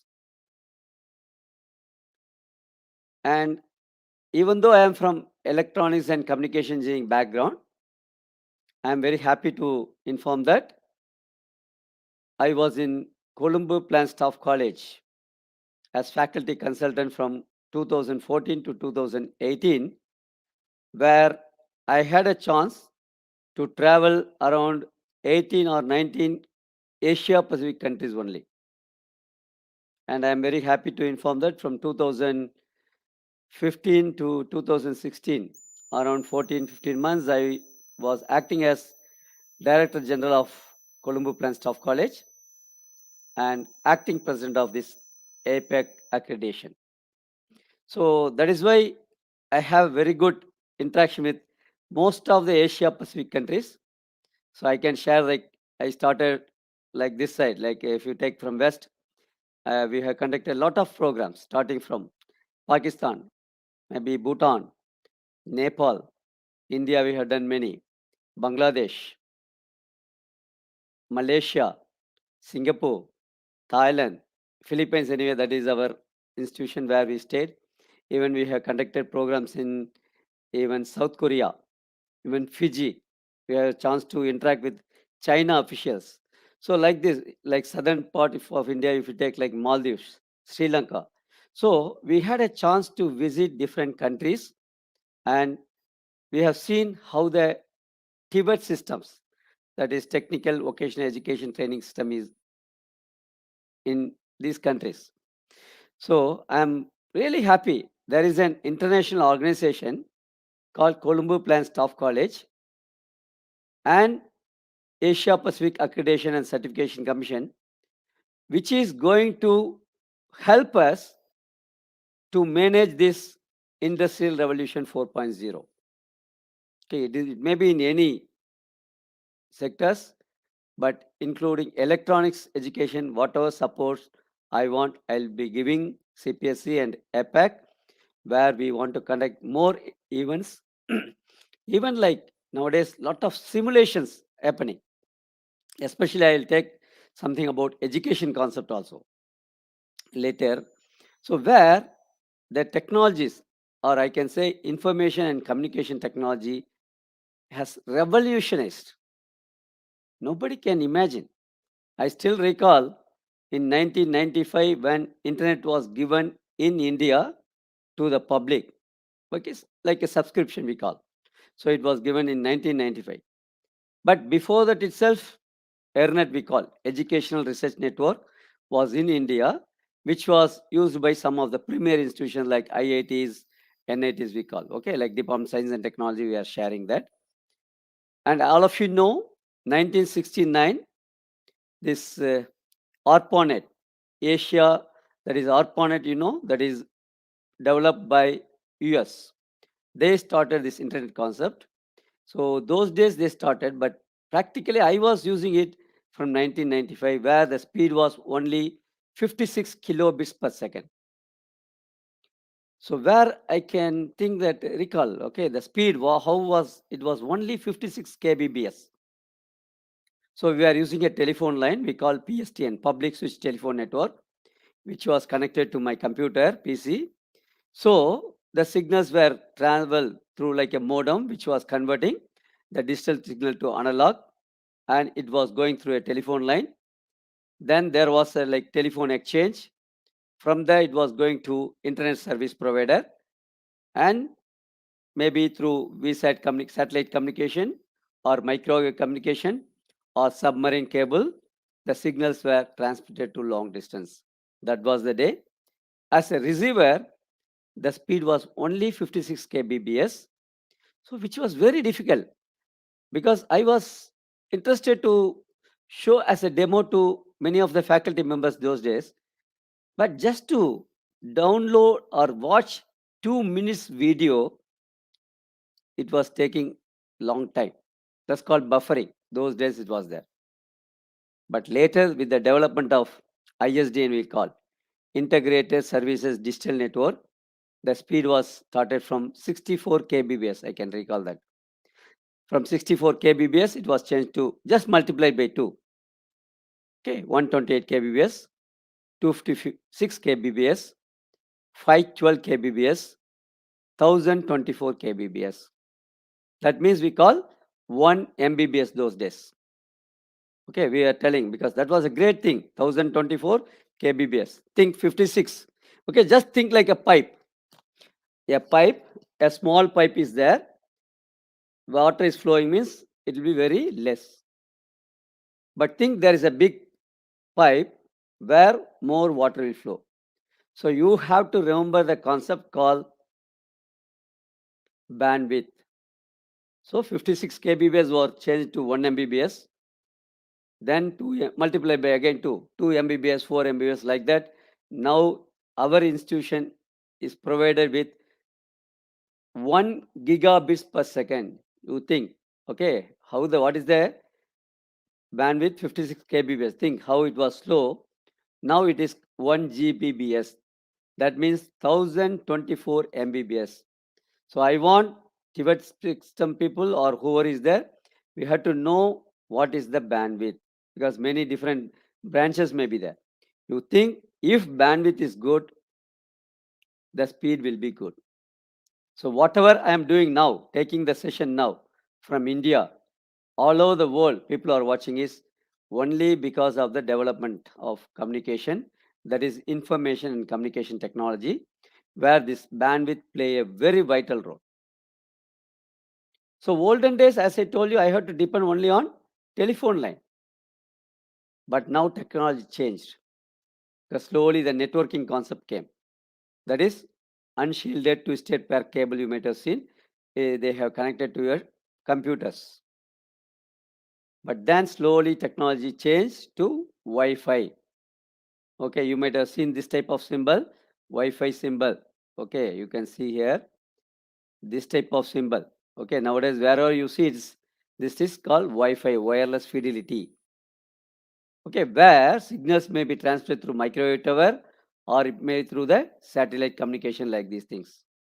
So this is what is happening as on date. So the technology has developed by which we are getting very good speed. So because of this, we are watching, I am telling, whatever industry 4.0 or we call industrial revolution 4.0 is only because of that. So think that time being, you think they may be using wired communication or wireless communication. If you are using in your laptop nowadays, you are using Wi-Fi, this one. Okay.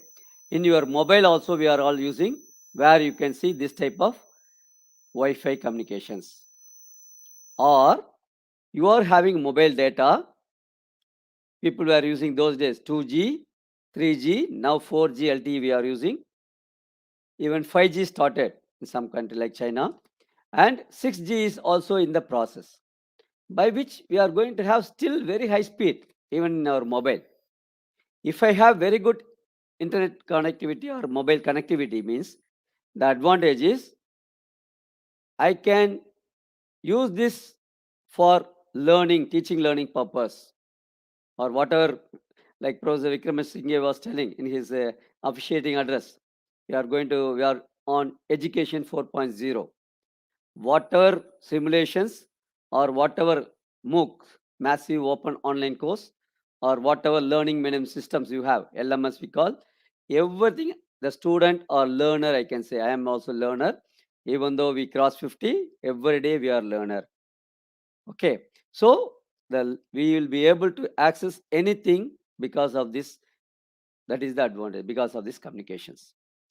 Okay, now you can just think the topic, industry institution engagement. Without this, I'm telling, without industry institution engagement, this industry 4.0 is not at all possible.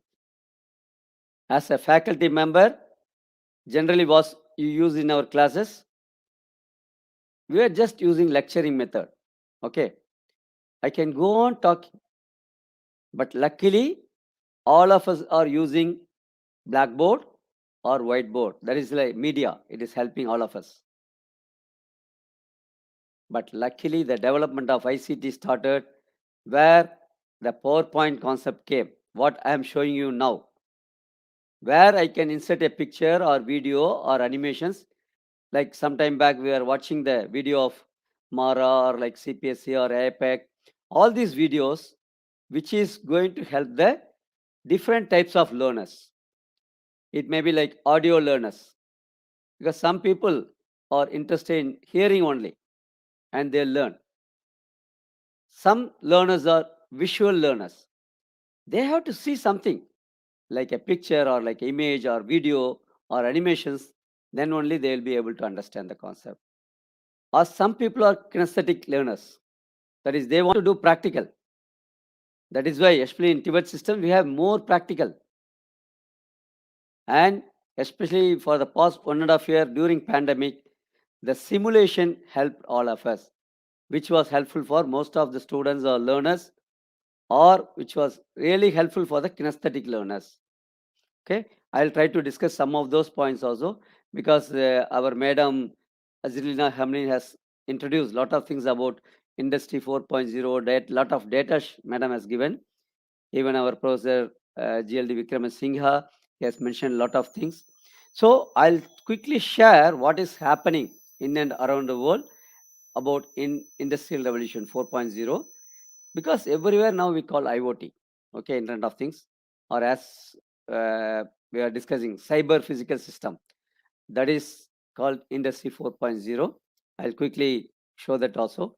And I'm really happy that we are going to have many plenary speakers, parallel sessions. Lot of speakers are going to discuss in depth. But because of my limited time, even though I used to take for a long time, I have to reduce the time. So I'll quickly cover some of the basic concepts. I may skip some of the slides, okay? So this Industry 4.0, simple example like this. Everywhere we are seeing automation, automations, like robots. Anything you are seeing. Even in the food industry, actually I'm worried, really worried. I can see nowadays robots are coming and serving. So what will happen to our human being? Similarly, industries, everywhere we are having this type of automations which are working without, that is timing, like 24 hours, without shift. We work in the shift. Okay. So what is going to happen is we have to see how we can utilize the IR 4.0 positively. Because like car manufacturing is there, or whatever you take, automation industry is there, assembling industry you take, before human beings were there. But most of things are replaced. So even though a lot of positive points I am going to tell, we have to think how to change our career also, or how to try to utilize, or I can tell like skill, upskill, or we can call reskill. That is why we are having lifelong learning. Olden days, nothing. Once I complete my degree, like a physics or chemistry, if I am going to teach, lifelong I was teaching that topic. But now I am telling you, I completed my engineering degree in 1991, means still today I am learning every day. Everything is new. That's called lifelong learning. I have to learn. Nobody thought about this. Maybe I'll show you 25 years back what has happened also within 25 years. So the technology is developing, and we have to think positively. And those who are going to lose job or find it difficult, they have to develop the skill. That is why I want to say. Like drivers, olden days are still everybody is having drivers. We pay them. But I think driverless car has come. That is self-driving car. So there also, that is the technology. We are going to have a mobile. Okay, like now we are using like Google Map from my place to 500. For example, I can, because I have visited UTHM from Malaysia, Johor, I have traveled by car. So I don't know. Once I land in Malaysia, I don't know how to go. I don't want a taxi driver. Assume my friend is giving me a car. So just go, just click from Kuala Lumpur, Johor, that place where I want UTHM. I can relax simply. Okay, I can work myself. I can talk, or I can take food. No issue. It will automatically take me and drop me. So I am telling, because technology is very good. Okay, there we are going to see a lot of, because it's electronic education, I am telling you, it is like digital signal processing. For example, if somebody is coming or giving a horn, the computer automatically find out some sound, and based on that, signal processing is doing. Or if somebody wants to overtake me, is image processing, digital image processing. Or some signal is there. It has to find out, okay, red, orange, green. So all the technology is going to be useful, electronics related. So we have to develop our skill. That's what I'm telling. And we have to see how it can be useful for the old people also. If you see the demographic change, like 2015 is 7.3 billion. It is expected to be 9.6 billion by 2050. See, I want to share that other country people. India itself, it is around, I think, more than 1 billion population is there. Okay. Anyway, we are happy that 1 billion population have been already vaccinated in India. Okay, that is a different story. But as per the research survey, it's 600 million population is over, that is those over 65, and it is expected to be 1.5 billion in 2050, 105% increase. So we are using this technology not only for general public, we are thinking how it can be useful for senior citizens or people who are above 65 or 60. Because that much people are going to be there, we have to help them develop something like IoT, Internet of Things. The industrial revolution, that is like home automation is happening. So what is going to happen is, assume I came from my home now, I will not switch off my air condition, or I forgot to switch off the, what is that, like motor, okay, pump, motor pump. So my neighbor says, sir, water is flowing out in your tank. So the technology is there with me. So just open, make 1 to 0, that's all. I have a command like this, 1 to 0 for my air condition, for my motor. So this is a simple home automation, or we can call as IoT. So this is going to help us and industry people, lot of things they are doing. Similarly, aged population also. Because why I'm telling is, these are the development. Many youngsters may not know much. It happened in 20th century. It may be electrification, but mostly you can see many electronics related only. So automobile, airplane, water supply and distribution, electronics, radio and television, agriculture mechanization, computers, telephone, air conditioning and refrigeration, highways, spacecraft, internet, imaging, household appliances, health technologies, petroleum, petrochemical technologies, laser and fiber optics, nuclear technologies, high performance materials. So we call all these things as past achievements. But just for people to inform you, the telephone, it took nearly 75 years. Like credit card took 28 years to reach 50 million users. Mobile phone took nearly 12 years. But Facebook took only 4 years. China, they are using WeChat, 1 year. We are all using WhatsApp, is still reaching. Pokemon Go, only 19 days. So what I want to do is, I have to utilize the ICT, and whichever is there, I have to cope up. So as on date, we are all in Industry 4.0. That is mainly because of the technology. I told you bandwidth, because I told you in 1995, just to watch 2 minutes video, I suffered a lot. There was a lot of buffering. But now, in 60 seconds, you can see many things, like 600 new videos or 13,000 musics streamed, okay, or 168 million emails are sent all over the world, okay, like 370,000 voice calls or Skype calls, WhatsApp, everything is going on. See, like tweets, 98,000 tweets in 1 minute. Then think what is the technology, because everywhere data is flowing. We have to be ready for this.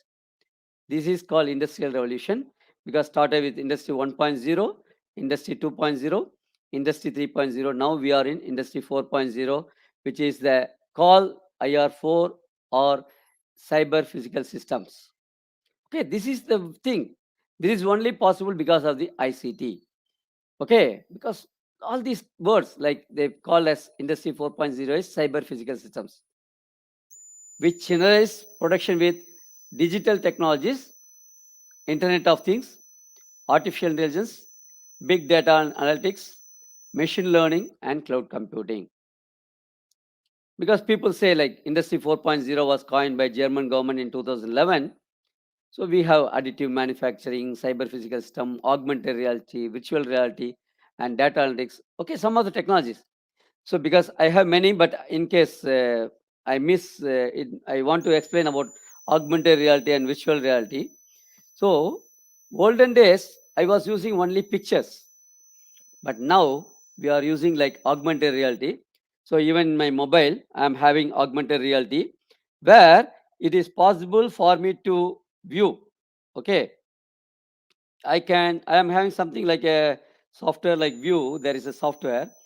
I don't know. Anyway, I may not be able to show. There is a technology called AnyDesk or TeamViewer. Okay, by which this can be transferred. Actually, I tried, but sorry to say that Google itself told me if you are using, you are taking risk. All the cyber security issues are there. So I deleted. So whatever is in your mobile, it is possible for me to share in the screen, which can be traveled to anybody, any port. Okay. Now, anyway, I don't want to say.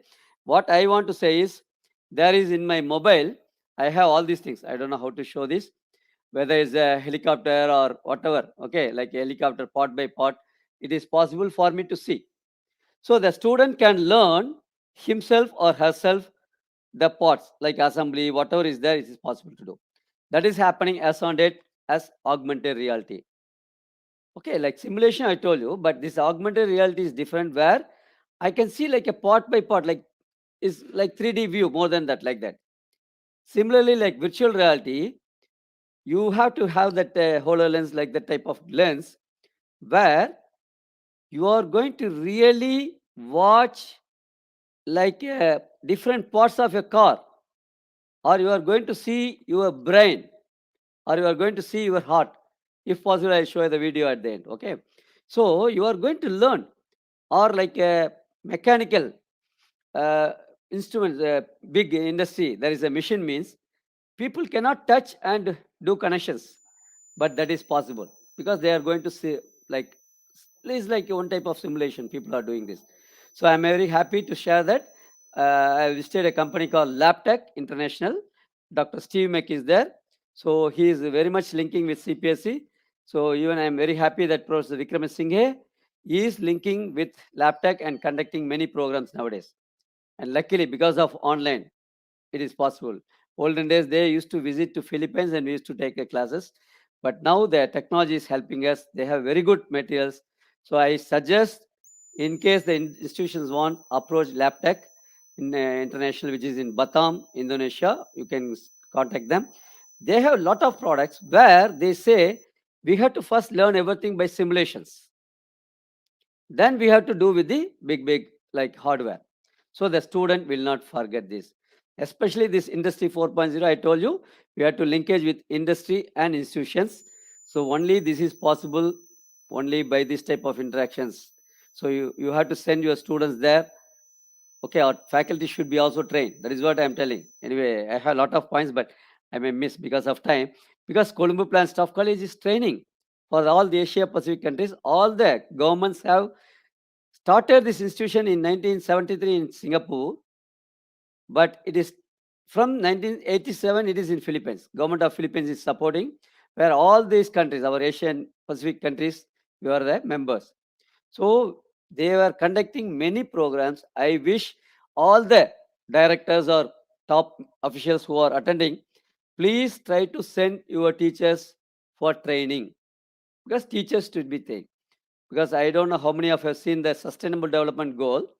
The goal number 4 is quality education, where they are giving more emphasis on TVET, especially for quality training.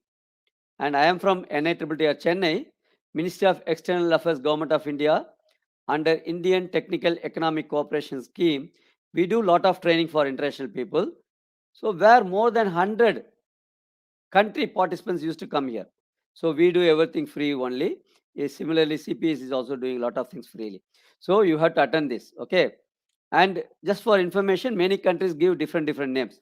Germany is giving Industry 4.0, US is giving Advanced Manufacturing Partnership, okay, like Singapore is giving Smart Readiness Index, Malaysia is giving Industry 4 WRD.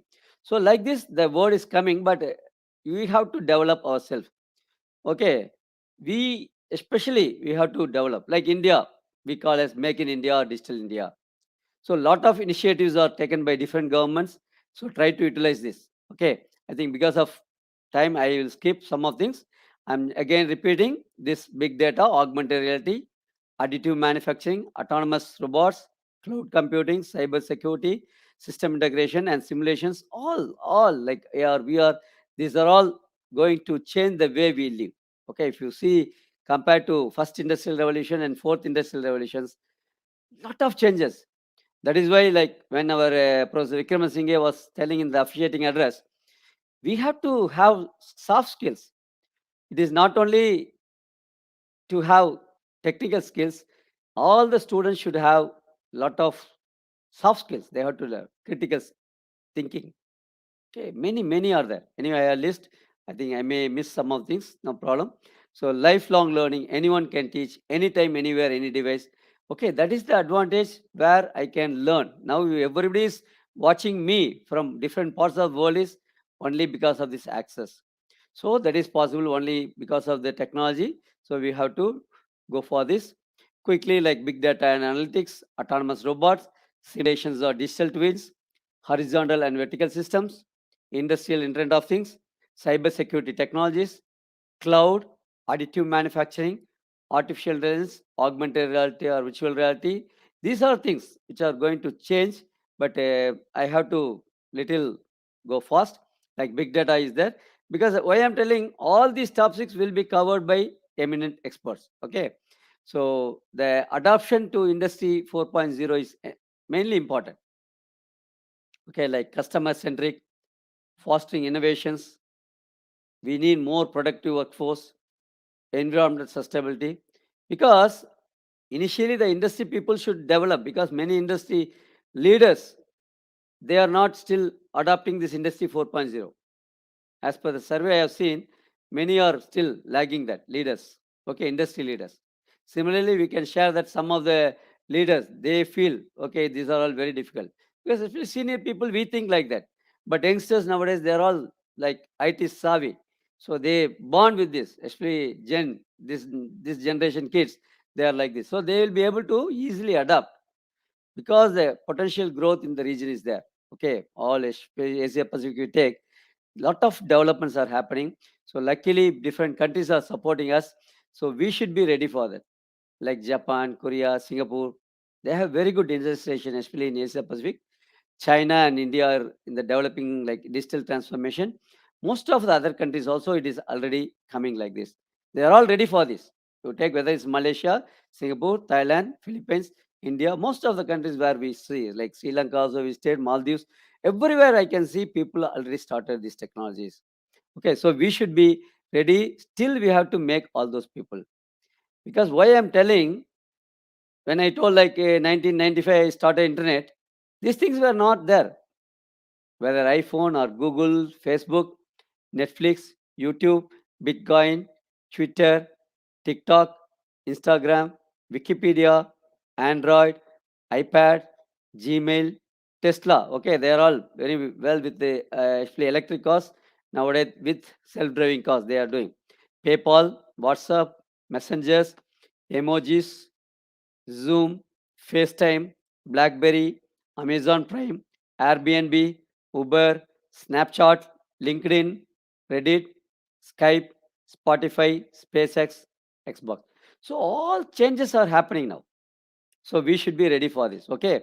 Because I cannot say, sir, I have not studied, I have not done this, so I cannot work. So now we should be ready for this. Everything is useful in teaching, learning purpose also.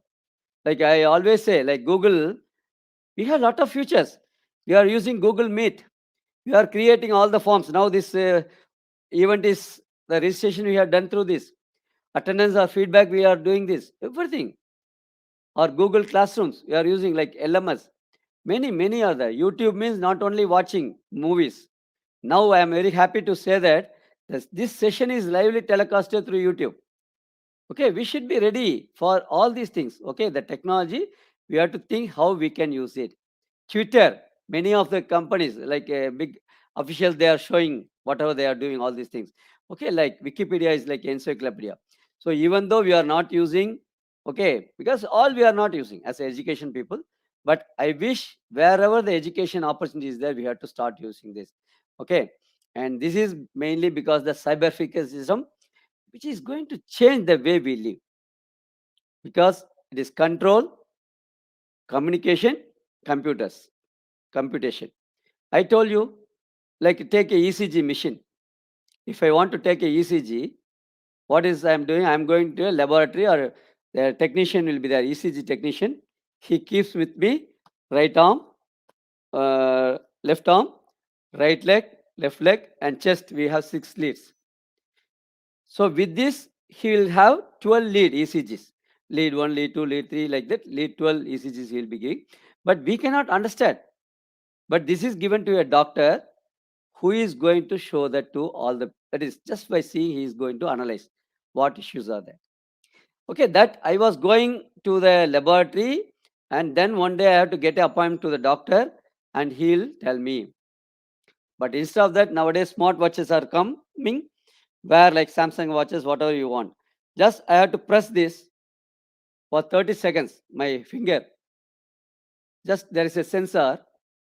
Within 30 seconds, it is going to take my ECG, which will be coming to my mobile, or which will be transmitted to a doctor who is at a remote place, who may be coming on the way, or to a hospital centralized system. They can see, okay, like patient number X is ECG, or whatever parameters is possible to do. So here what I want to say is, there is a sensor which is going to emit the data. Okay, some data will be there, which is going to travel through this internet. I told you Wi-Fi. So it is going to travel long distance through my mobile data or Wi-Fi. Through internet, it will be going and reaching the place. That is communication. So now we started a concept called cloud computing. My data will not be going to a particular computer nowadays. All these years we are using web servers, which was connecting. But nowadays this web server concept like AWS, okay, different Microsoft is having, Google is having, different companies, they're having different cloud platforms. So which will be taking this data, which can be accessed by a doctor or any person from a remote place. So the industry person is there. Okay, he wants to control something, he can do. He can control robot. So all these things are controlled by these things. So this is what is happening in cyber physical systems. So cyber physical society data, anything, anytime, any place. Okay, this is what is happening as on date. So people should be ready for this. So be ready for 15 minutes. So anything, any services, security, reliability, trust, privacy, data volume. So all these things are possible nowadays. Okay, we can do any of these things. So just few minutes, because it's a quickly I can show you the video which shows the real cyber physical systems. Just observe. So few seconds. Okay, I'll disconnect sometime. Oil, but data. The quote from The Economist in 2017 holds true even more so today. Data in the 21st century is like oil in the 18th century. As we've seen in our previous videos, Internet of Things is one of the pillars of the fourth industrial revolution. With the increase in adoption of different technologies such as machine learning, augmented reality, cyber physical systems, and Internet of Things, the world of digital transformation is about to take another leap in the next few years. According to the famous futurist Ray Kurzweil, we are living in one of the most exhilarating times in human history. The evidence of dramatic change is all around us, and it's happening at exponential speed. Humans are linear by nature. We tend to link events up logically in a linear flow through space and time, so it is difficult and against our intuition for our minds to comprehend the technological changes that are happening now. So here's another way to think about it. Take 30 steps linearly and you get to 30. 1, 2, 3, 4. Step 30, you're at 30. With exponential growth, it's 1, 2, 4, 8. Step 30, you're at 1 billion. So taking 30 linear steps is not going to get you very far, but taking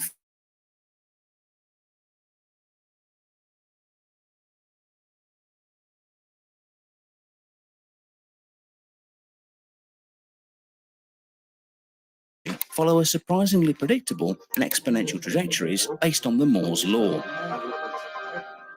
In 1965, engineer Gordon Moore predicted that the number of transistors on a chip would double every 2 years. More than half a century later, this trend continues despite predictions that it cannot last much longer. Computers have been shrinking from filling up a room to filling up your pocket, all while becoming way more powerful and cheaper. The technological advancements around the world is directly proportional to the growth of global automation, which is driven by the Internet of Things and cyber-physical systems. These systems will provide the foundation of our critical infrastructure, form the basis of emerging and future smart services, and improve the quality of our life in many areas. While Internet of Things takes care of the connections between objects and machines to the Internet, cyber-physical systems are machines in which a mechanism is controlled or monitored by computer-based algorithms. Other phrases that you might hear when discussing Internet of Things and cyber-physical systems are smart anything, manufacturing, agriculture, cities, buildings, homes, pills, you name it. Connected machines will interact, visualize, and make decisions autonomously. One of the data sources that feed the algorithms comes from the smart sensor systems in real applications. For example, in the healthcare sector, the data collected by smart sensors can help medical professionals understand critical situations faster and more accurately and enable patients to be more informed about their conditions and improvements. The data, along with the devices themselves, are creating the Internet of Medical Things, a sophisticated health tech ecosystem that will pave the way for new technologies such as medical kiosks. When you think of medical devices, you often think of devices such as blood pressure monitors, glucose systems, or smartwatches. However, the US Food and Drug Administration have approved smart pills with an ingestion tracking system. The global smart pills technology market is expected to register a substantial growth in the future, owing to the increased prevalence of gastrointestinal disease, sedentary lifestyle, and high patient compliance on account of minimally invasive techniques. The medicine of the future is expected to be data-driven and, thus, highly personalized. The AI-based computerized diagnostics will basically change our comprehension of well-being. But that is not all. According to Kurzweil, we can scale the devices down to a few billionth of a meter. He predicts that by the end of the decade, we will have cell-sized nanobots in brains that connect us to the internet.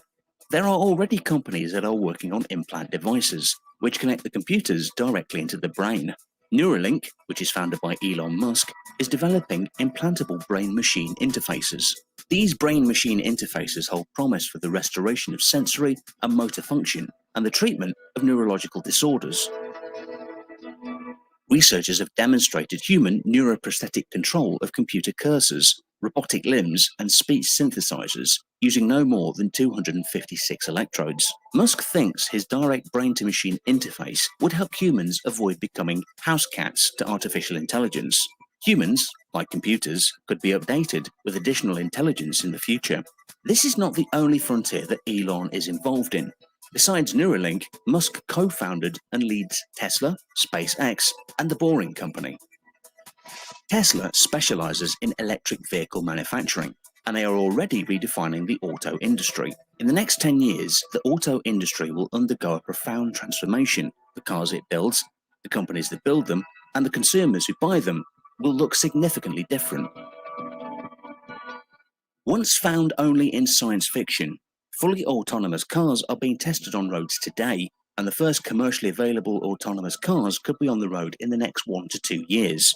Connected cars, communicating with each other and with the larger world, will not only reduce accidents and ease traffic, they will have powerful effects beyond the auto industry. Insurers, for example, will have new ways to monitor driver behavior, reward good drivers, and distribute costs to the bad ones. And ride-sharing companies can better connect idle cars with the customers that need them. Another company that wants to revolutionize the autonomous driving is AutoX, a self-driving car tech startup backed by Alibaba. According to Zhao, CEO and founder of AutoX, the pandemic has made our society realize that we need self-driving cars for situations like this. Robo-taxi with its self-disinfecting capabilities and driverless logistics could save lots of lives. On other industry that will be most heavily affected by the rapid technology changes, such as Internet of Things and cyber-physical systems, is the manufacturing industry. Smart machines can work with humans for co-assembly tasks. but they can also operate autonomously and communicate directly with manufacturing systems.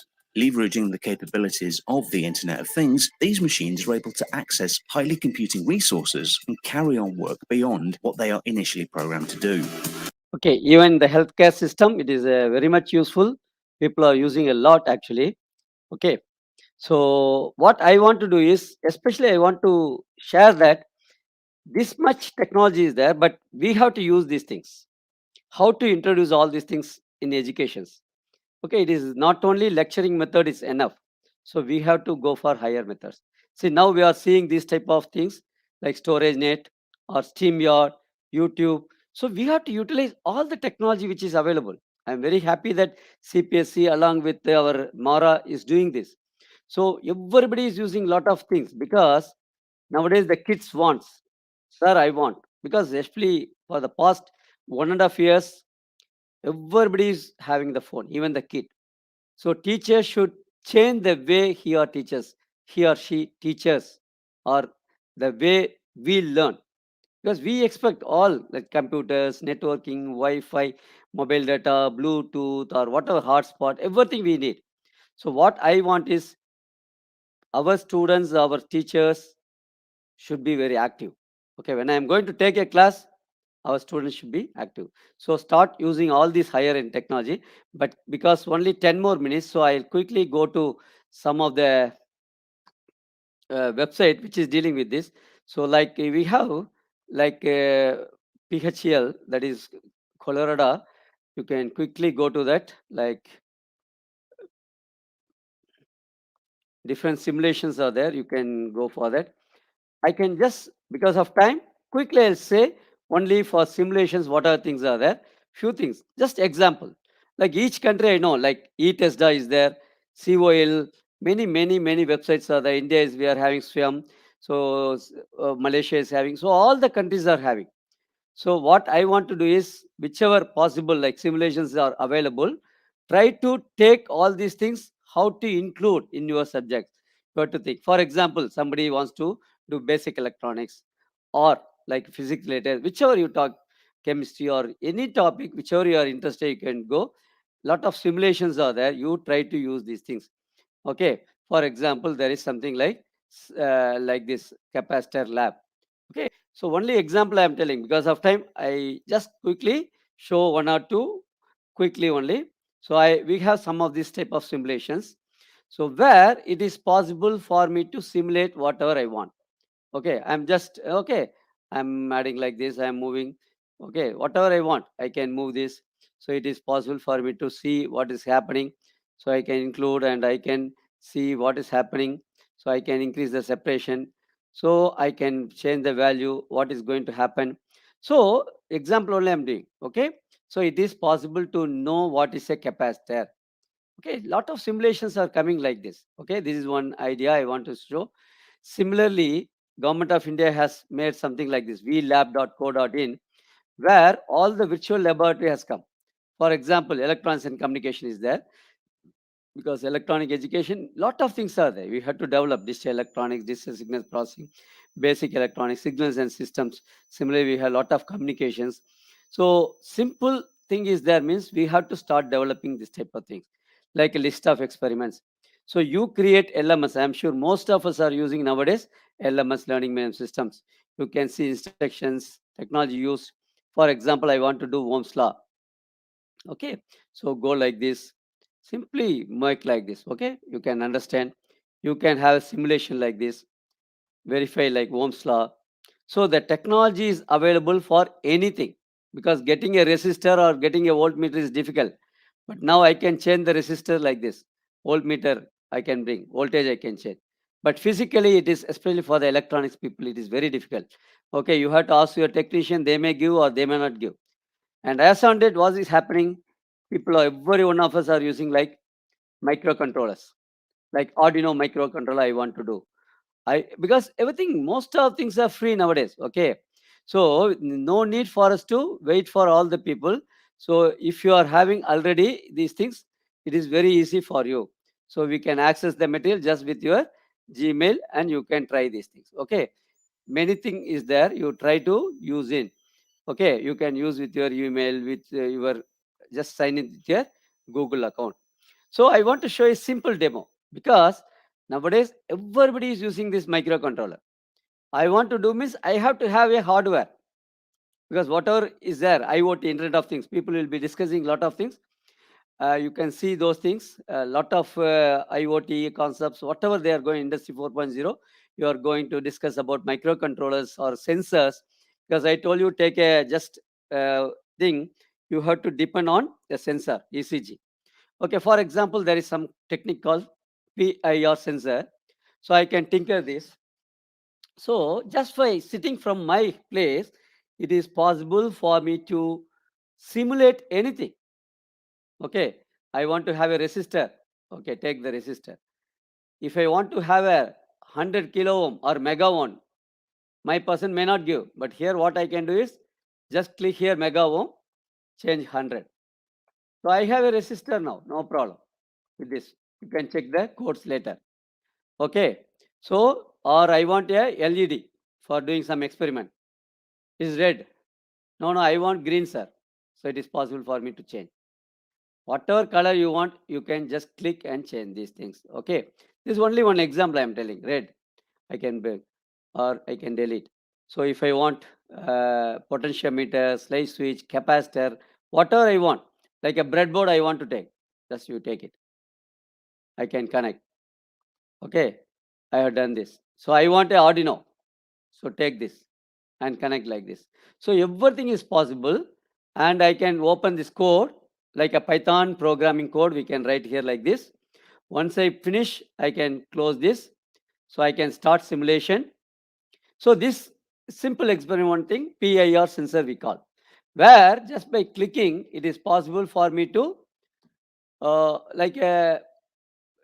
I can show you one click I'll do. Okay, you can see a sensor like this. Okay, when I do this, it's like this. There is a range, especially in industry.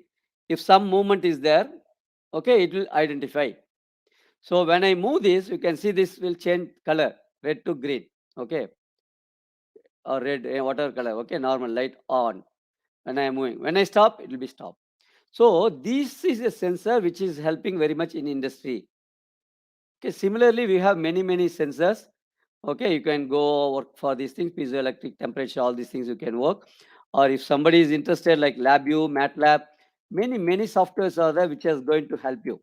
Like if you want to simulate like a communication, okay, I think you can try this also. I can try one communication, I can show you, where there is a software. All these things are possible with the simulations. Okay, we can do this simulations like that. So whatever I want, it is possible for me to do. This MATLAB or LabVIEW simulations, you can try this.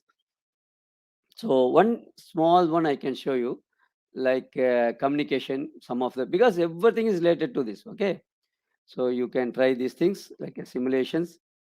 You just observe this. I have like communication, I can show you one on, because the like learn on seeing has come now. Okay, olden days to do this experiment, I have to have a full setup.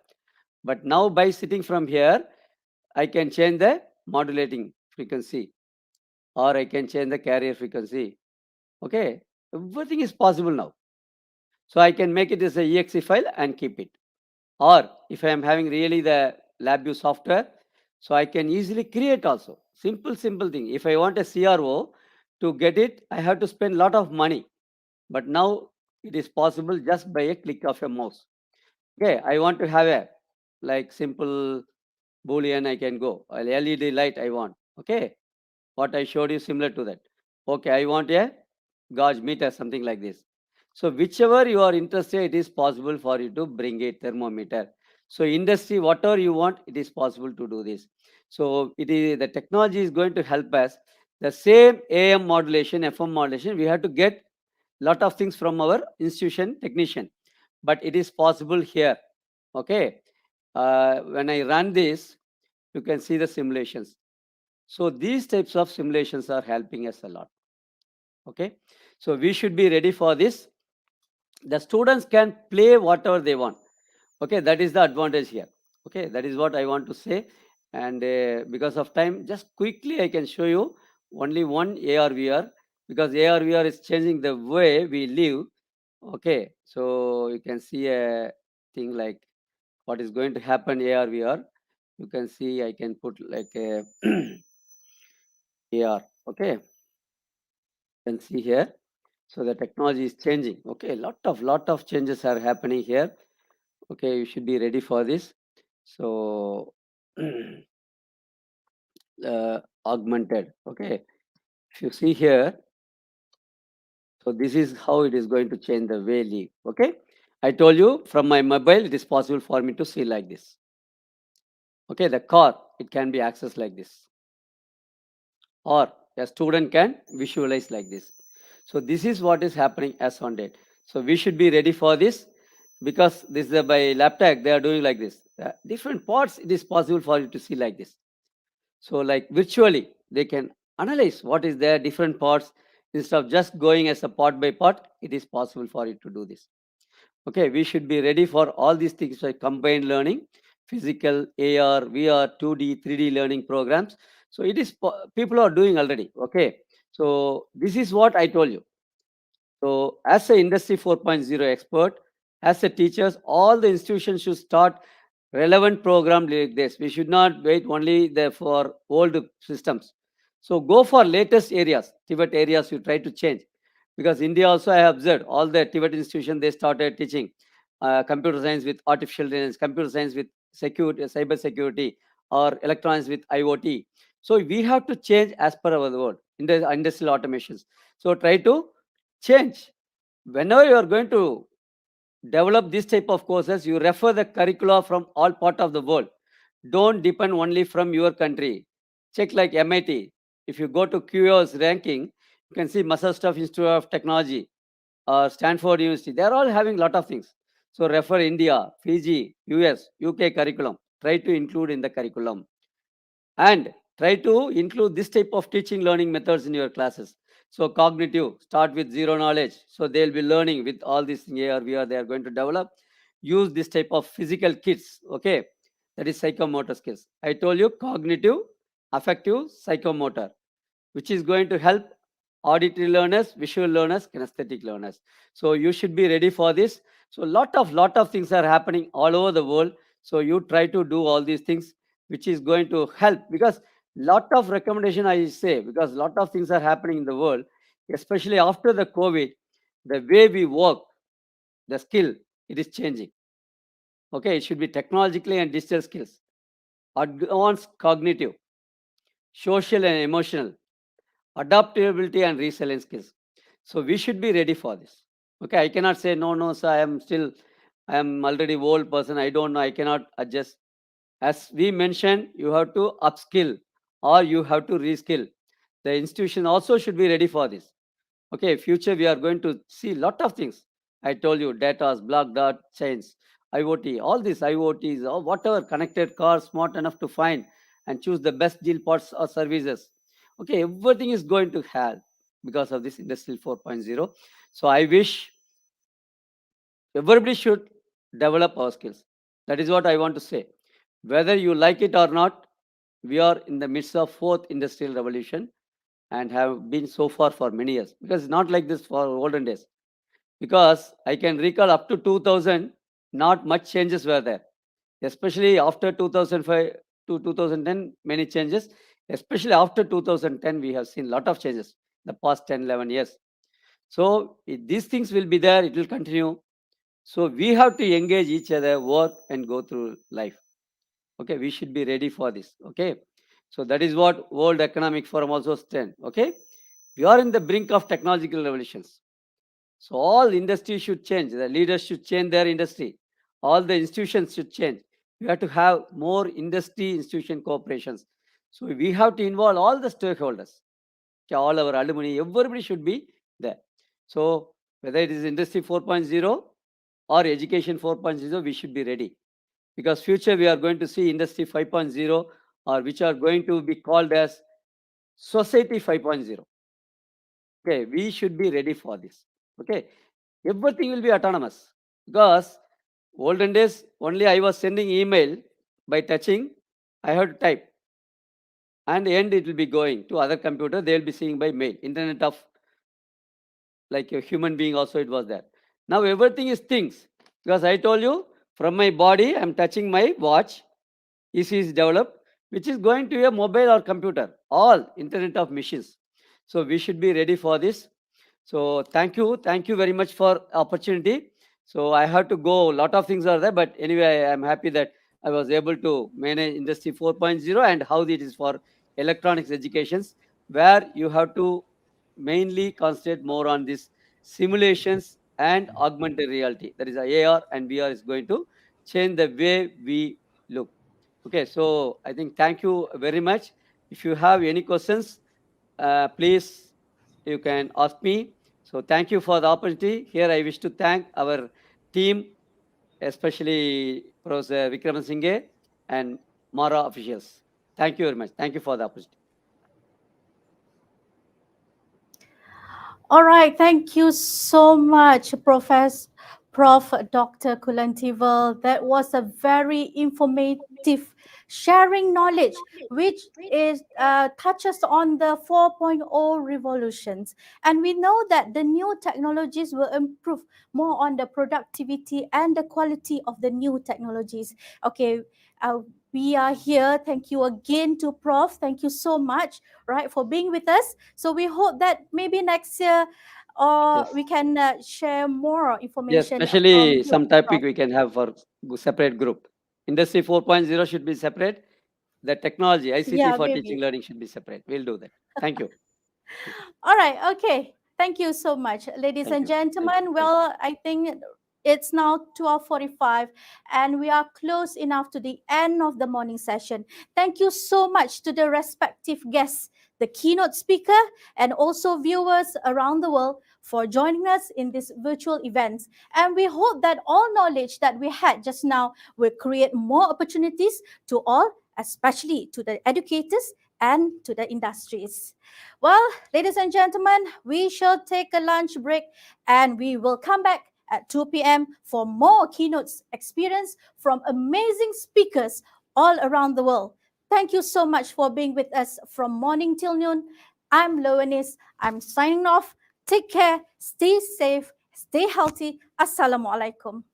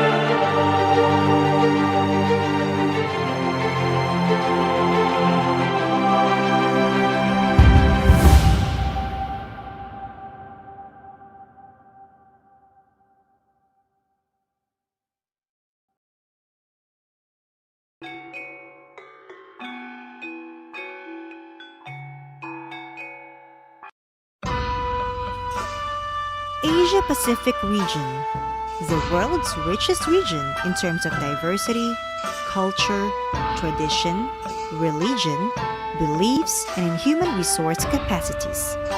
The countries that make up the region are in the progressive effort to build and develop. However, any development, big or small, must start with the people and their capacity to drive development in their favor.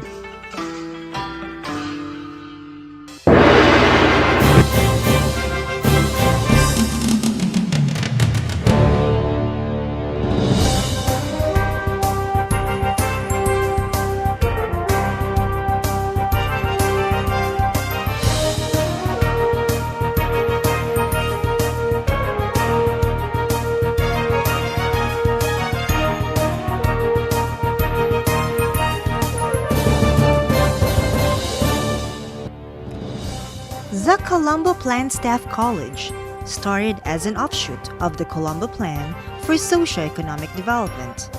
CPSC was established in Singapore to serve as a regional center for technician education and training that shall facilitate the exchange of knowledge, technology, and resources in technical education and training, or the South-South Cooperation in TET, that will support the region's human resources development. CPSC has demanded to improve the quality of technician education and training that will aid technician teacher educators, trainers, and senior administrators in the planning, development, administration, and implementation of TVET in the member countries. CPSC is presently hosted in Manila by the Government of the Philippines.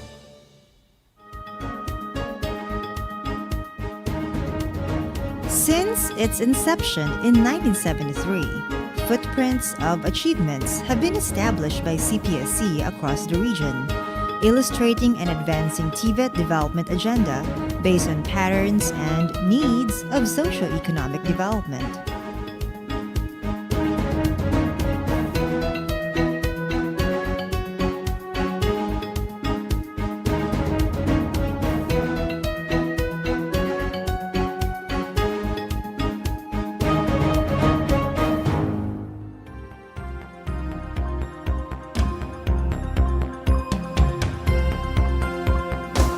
To date, 16 active members of CPSC are working in synergy to strengthen TVET system in the region.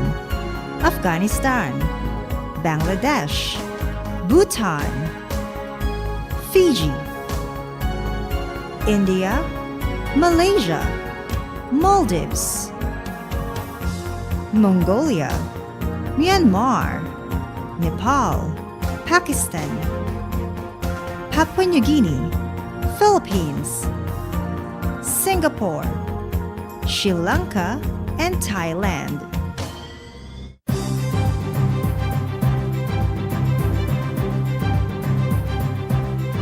Periodic goals, strategies, and objectives are laid out as the blueprint of CPSC's programs and services.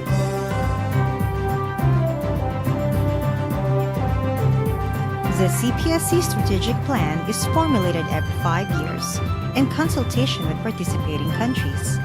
Midterm review is undertaken to ensure its relevance, update program thrusts, and align CPSC with innovations in TVET. Under the guidance of the Governing Board and leadership of the Director General, CPSC operates as an autonomous body supported by a roster of dedicated professionals and support staff.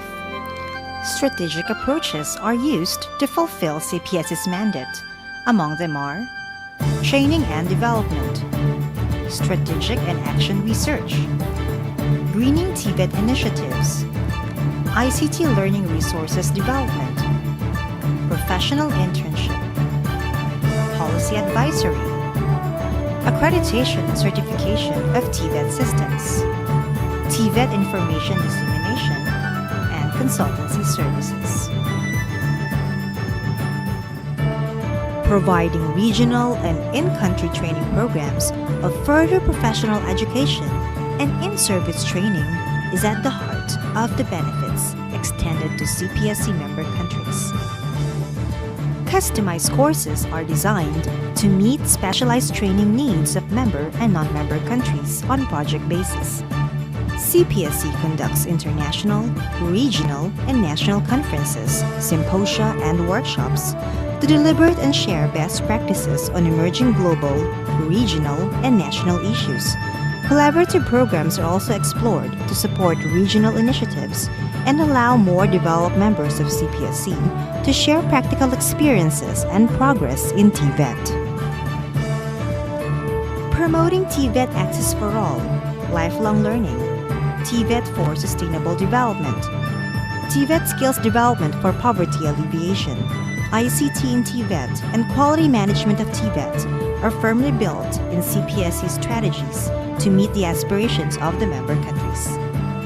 The vibrant family culture has become a consistently valued discovery at CPSC, along with the world-class training environment, facilities, and resources.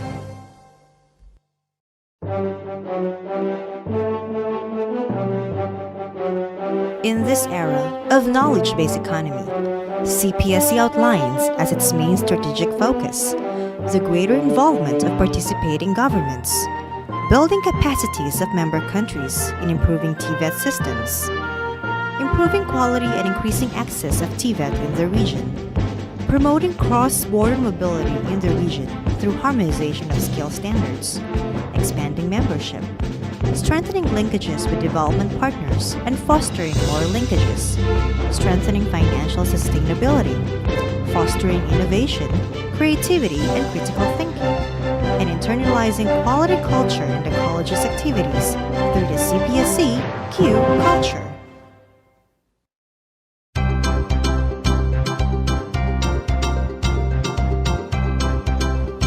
CPSC works in synergy with development partners to pursue its shared vision and mission across the region.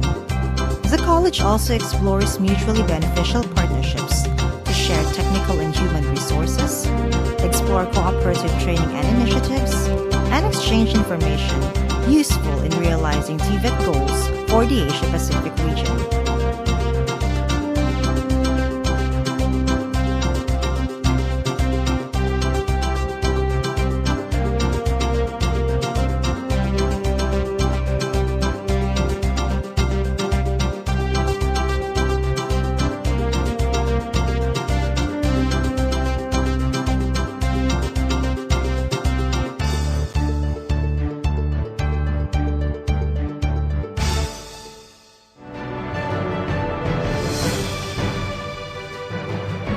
CPSC contributes to building the human resources of Asia-Pacific region through TVET for peace and harmony in the knowledge era by internalizing the 4 T's.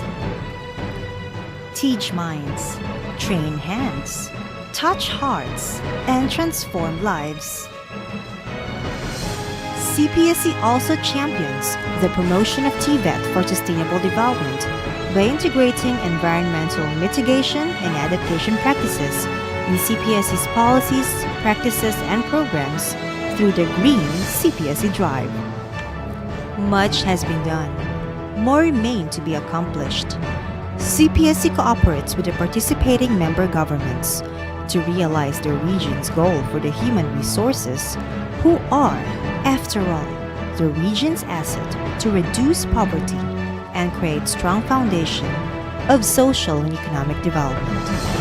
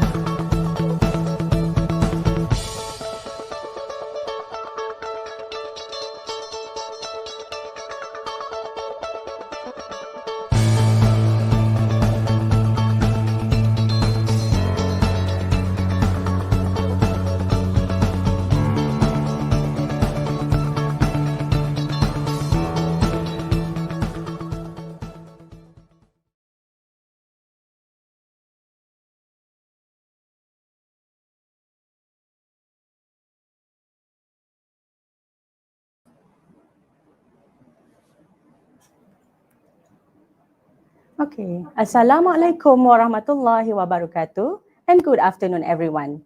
Ladies and gentlemen, welcome to Industry Institution Engagement and Educator Summit 2021 plenary session. My name is Nur Azwani binti Zakaria and I will be the moderator for this session. Before we begin, a little bit on housekeeping notes. First, please don't forget to scan the QR codes on the screen for your attendance and also for the program's ebook.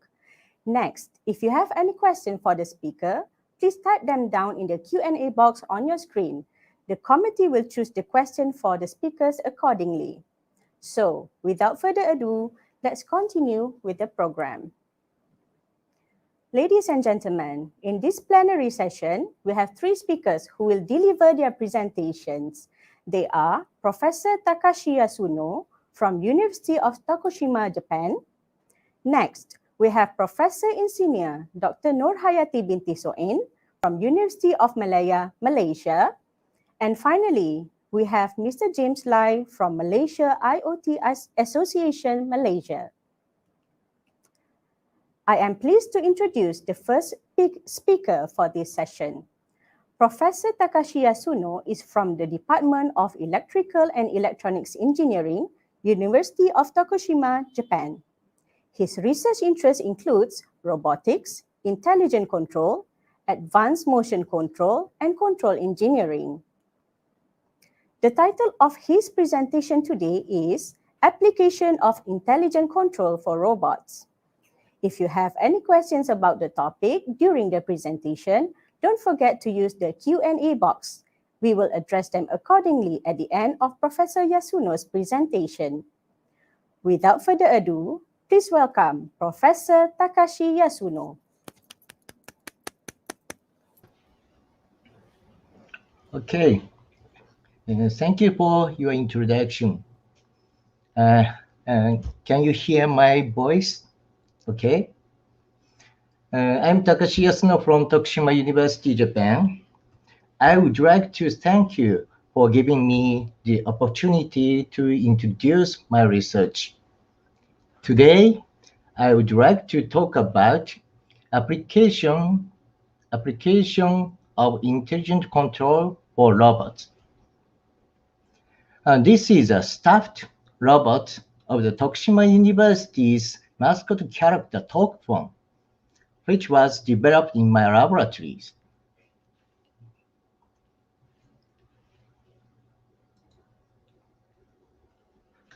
So, first of all, please watch the promotion video of Tokushima University for a while.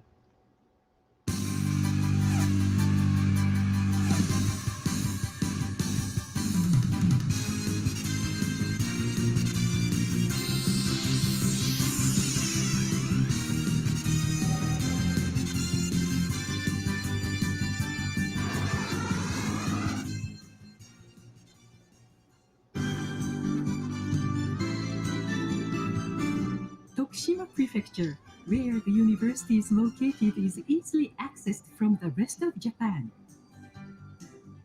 Tokushima is endowed with a wonderful environment with opulent greenery, perfectly clear rivers, and gentle breezes.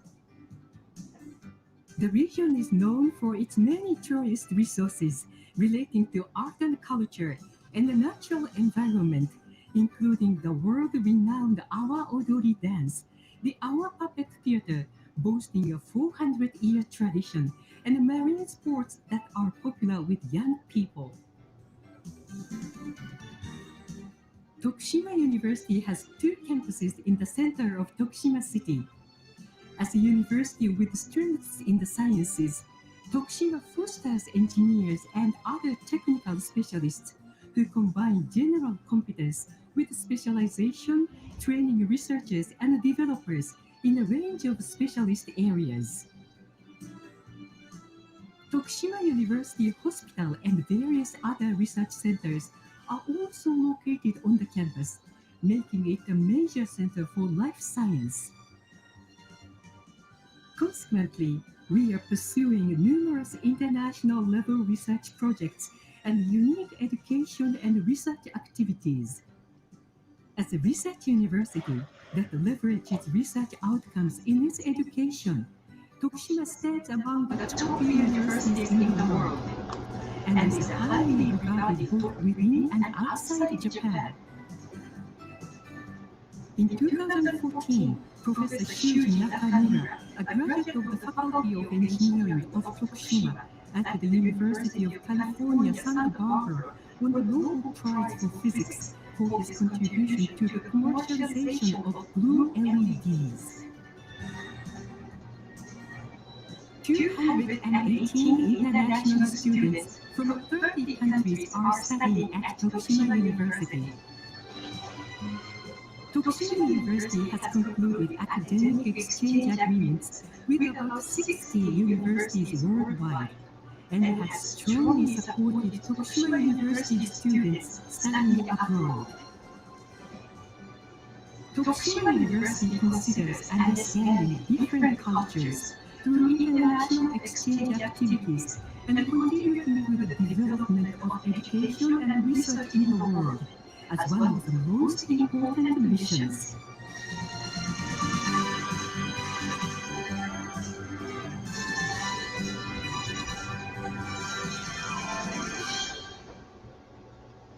Okay, thank you for watching. So this is contents of my talk today. First, I will give a short introduction, goal of our laboratories, and 5 research teams. After that, I would like to introduce 2 research topics for application of intelligent control for robot. First is the cooperative conveyance control for multiple mobile robot system. The second is safe driving support system for electric wheelchair. Goal of our laboratory is the engineering application of intelligent processing technique for various information. In other words, our goal is to implement intelligent processing technique for various things in the world. That is, the ultimate goal is to realize the super smart society. In order to achieve our goal, laboratory has 5 research teams: renewable energy team, motion control team, oil robot team, care and welfare team, and agriculture support teams. The main research targets of each team like this. Today, I will introduce the research examples of these 2 teams, and here I will briefly introduce the research of the remaining 3 teams: renewable energy team, motion control team, and agriculture teams. First, let me introduce the motion control team. This is a simulation movie of a biped hopping robot. Mathematical model of the hopping robot has been implemented and simulates the various motions using MATLAB Simulink. Maybe I think in this case, the student uses the sim scale match body library on the MATLAB Simulink. The internal rotor controls the posture of the upper body while the robot hopping. Next, I will introduce the agricultural robots. This is a past planning simulation of the pesticide spraying robot in a greenhouse. To save the energy consumption, so exploring the suitable paths on the simulation. And this video shows a prototype robot, a prototype of the pesticide spraying robot. And this robot can move autonomously. And this video shows a tomato harvesting robot. And this robot has a depth camera to measure the position of tomato on the 3D coordinate. And the robot close to the red tomato and touch. Okay.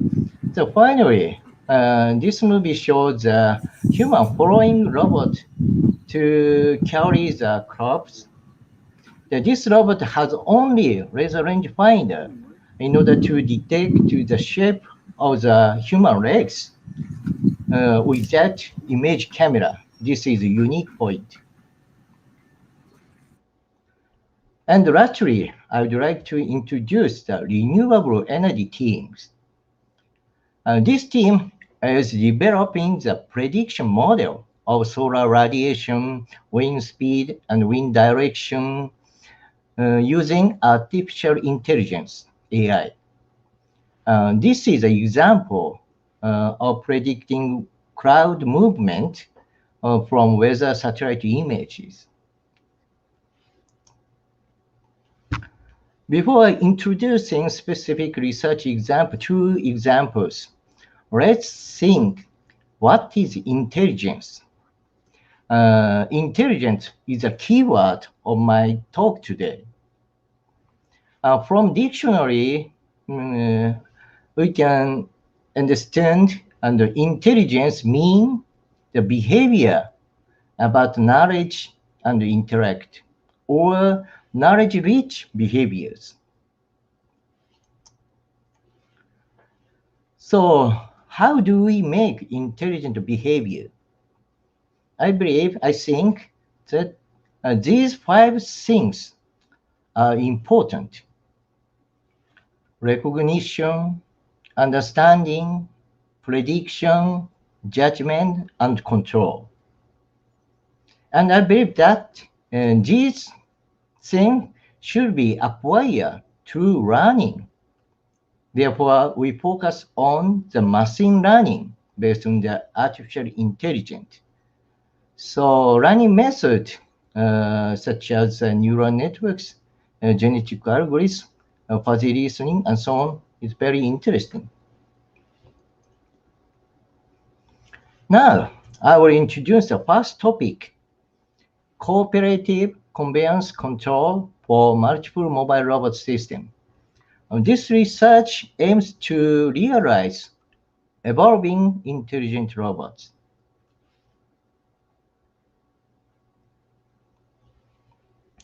Suddenly, please think about this mission for a moment.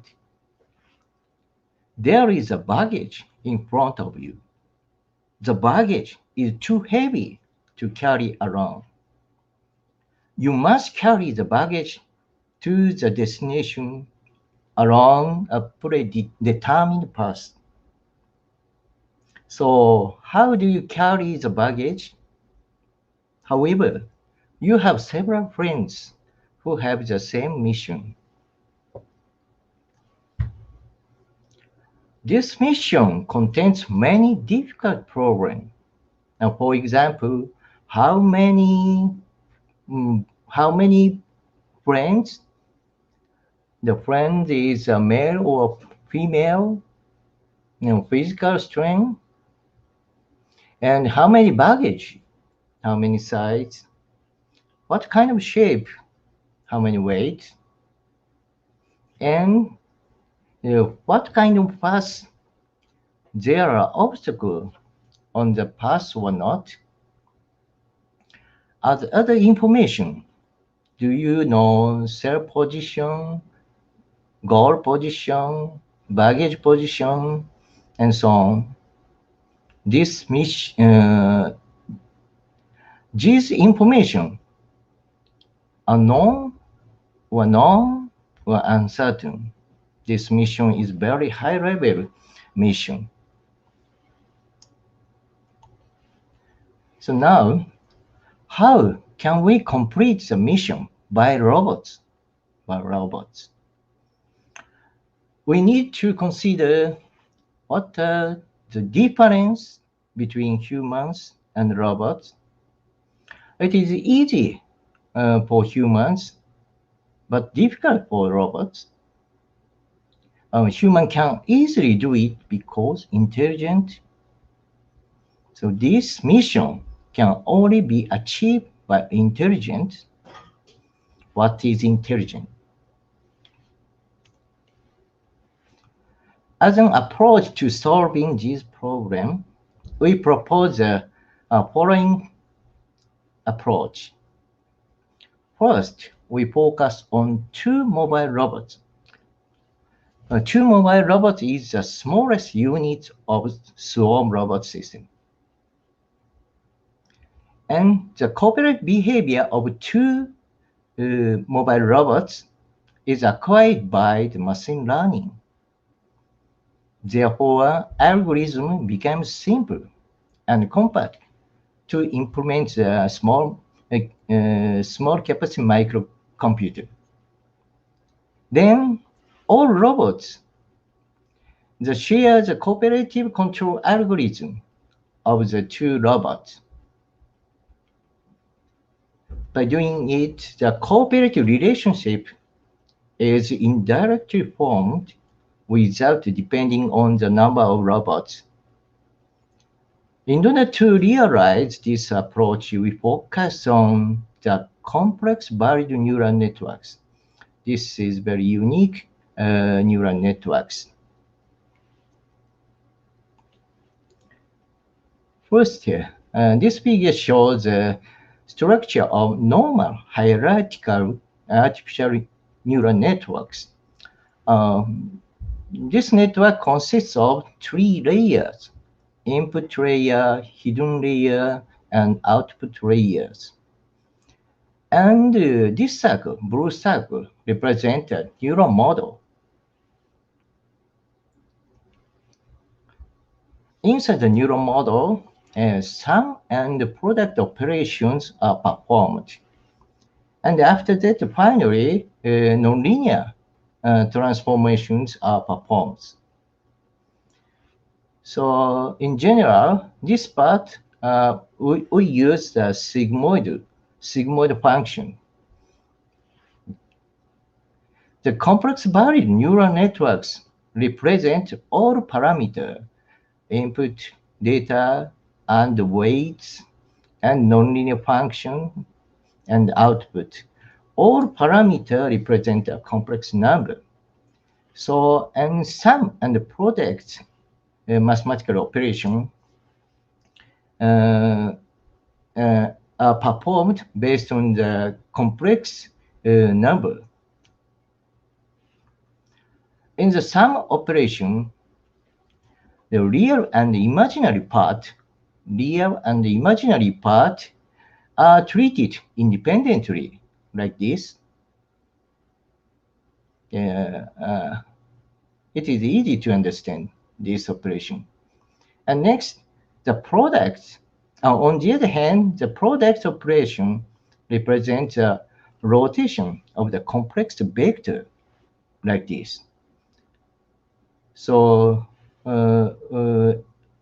therefore, we consider that the complex varied neural networks is very conveniently for the robot control, because the robot control treats as so many vectors. For example, the speed vector, position vector, and so on. In fact, we use complex varied neural network for the swarm robot control, like this. Input the position vector of target to goal, and position vector robot to target, and position of robot to robot.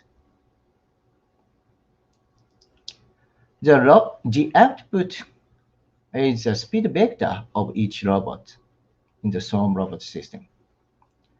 In this case, the number of weights are set to 61.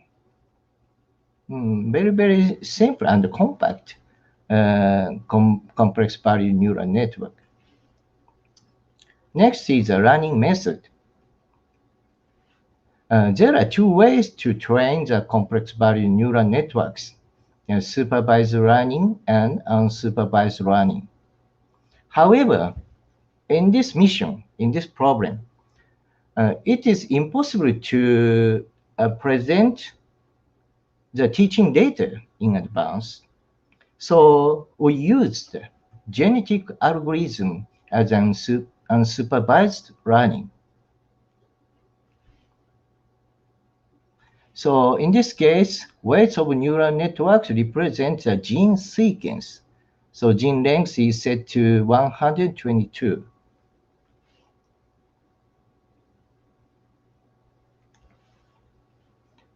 Next, this is an experimental setup for the Swarm robot system.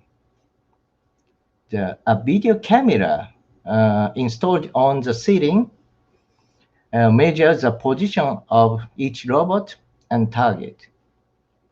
This camera capture robot and target, and capture the image sent to the PC through the image processing board. And in this PC, calculated the speed command based by using the compressed value neural networks.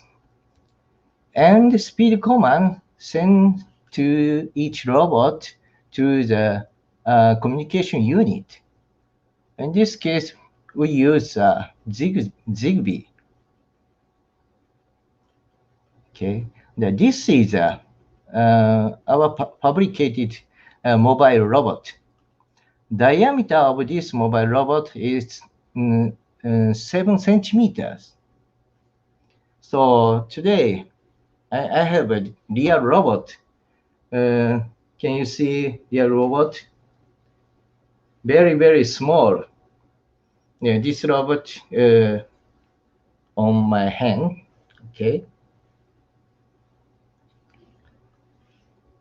So by using this experimental setup, so in order to ensure the validity of the proposed concept and method, so next I will show the movie of experiments. The first movie shows two robots is carrying the cylindrical target along the square path, reference path on the screen. Okay, repeat. Okay, push. Two robots can change the formation at the corner suitably. This is the basic behavior of cooperation of the Swarm robot system. Okay. Next movie shows increase the robots and increase the number of robots. We use 6 robots, and the target is the same shape, cylindrical shape target, and change. In this case, we use S-shaped reference path. But this robot successfully conveyed the target to the destination. This is a very interesting performance. Next, we change the target shape of the target from cylindrical to rectangular. In this case, even change the target, so this mobile robot can push the target to the destination along the reference path. And next,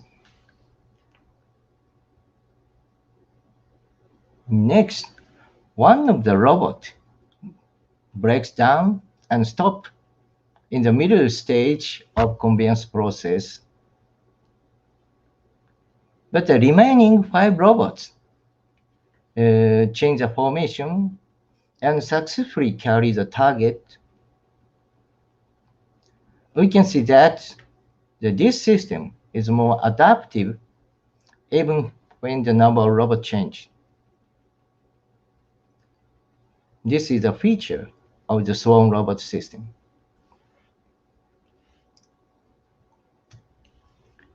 Next, the last video shows a case where one robot takes an arbitrary action during the conveyance process.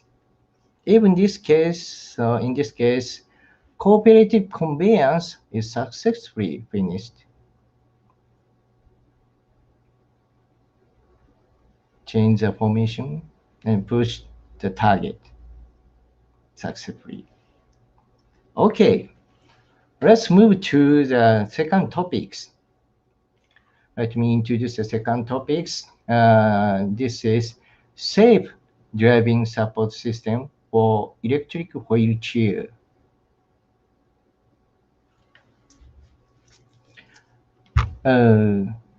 This research aims to realize a human-friendly control system. Human-friendly. Human-friendly means human mainly controls the electric wheelchair, not automatically control.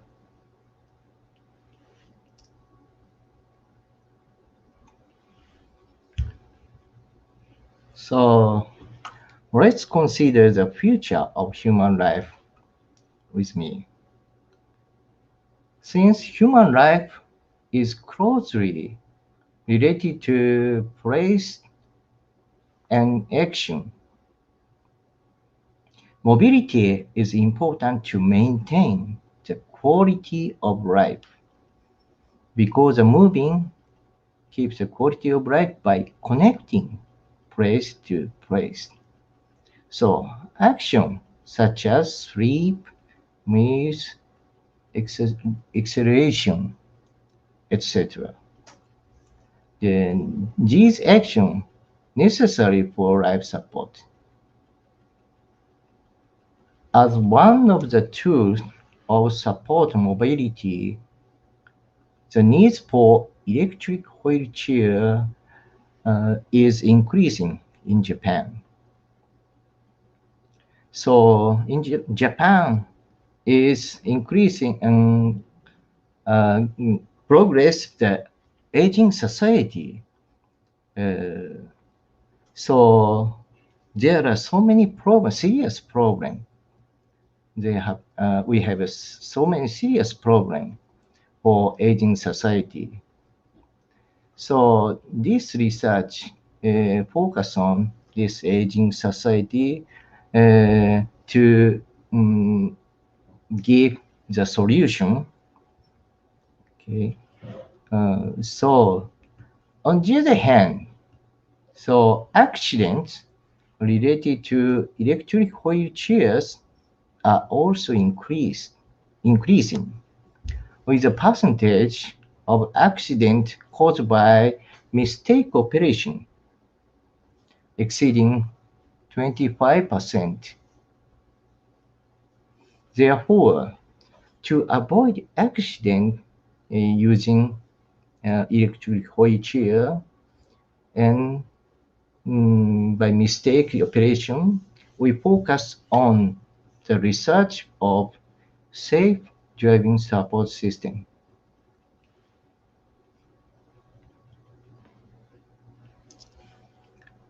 This is a prototype electric wheelchair, so designed by the student in our laboratories. Now, our laboratory student likes to fabricate so many various things, so and has a high level skill to develop the real things. As an environmental recognition system, this electric wheelchair has a laser rangefinder and ultrasonic sensor. Laser rangefinder installed in front of the electric chair, and ultrasonic sensor equipped on the both side and rear. So this is a specification of the tested laser rangefinder. Supply voltage 24 volts and the maximum detected range 10 meter. Detected range range 270 degree. Okay. So last one, the angular resolution, 0.25 degrees.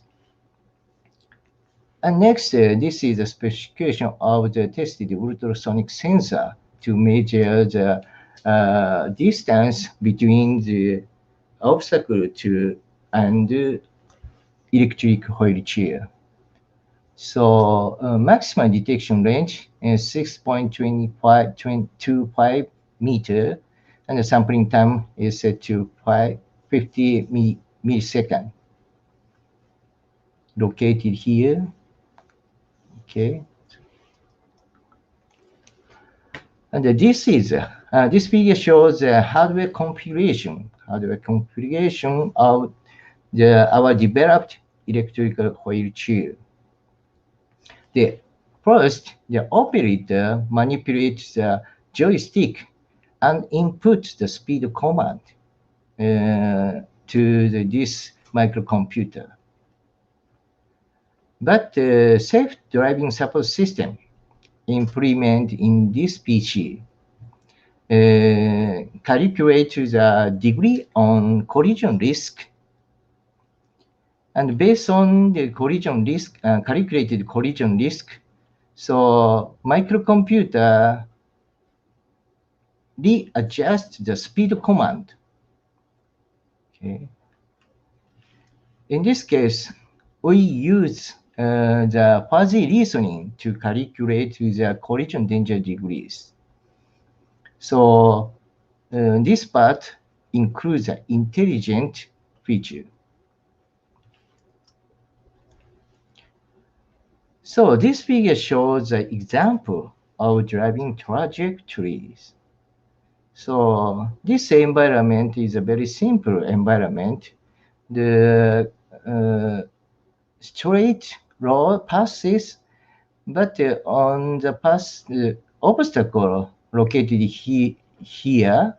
So this is a start position, and the electric wheelchair have to go straight and avoid the obstacle,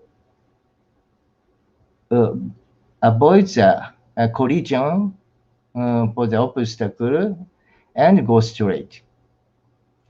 In this case, we use only autonomous obstacle avoidance control only.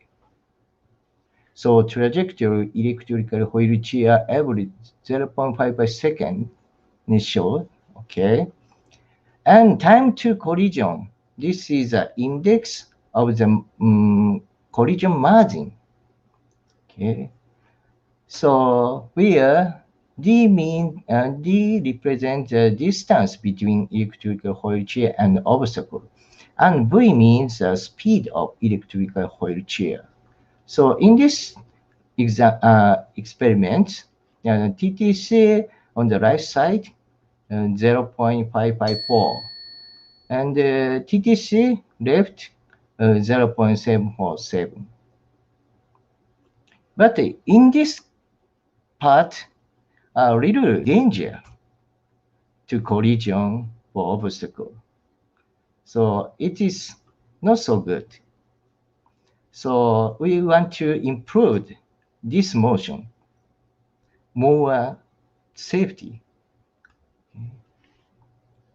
In this simulation, we check the control command and degree of collision risk.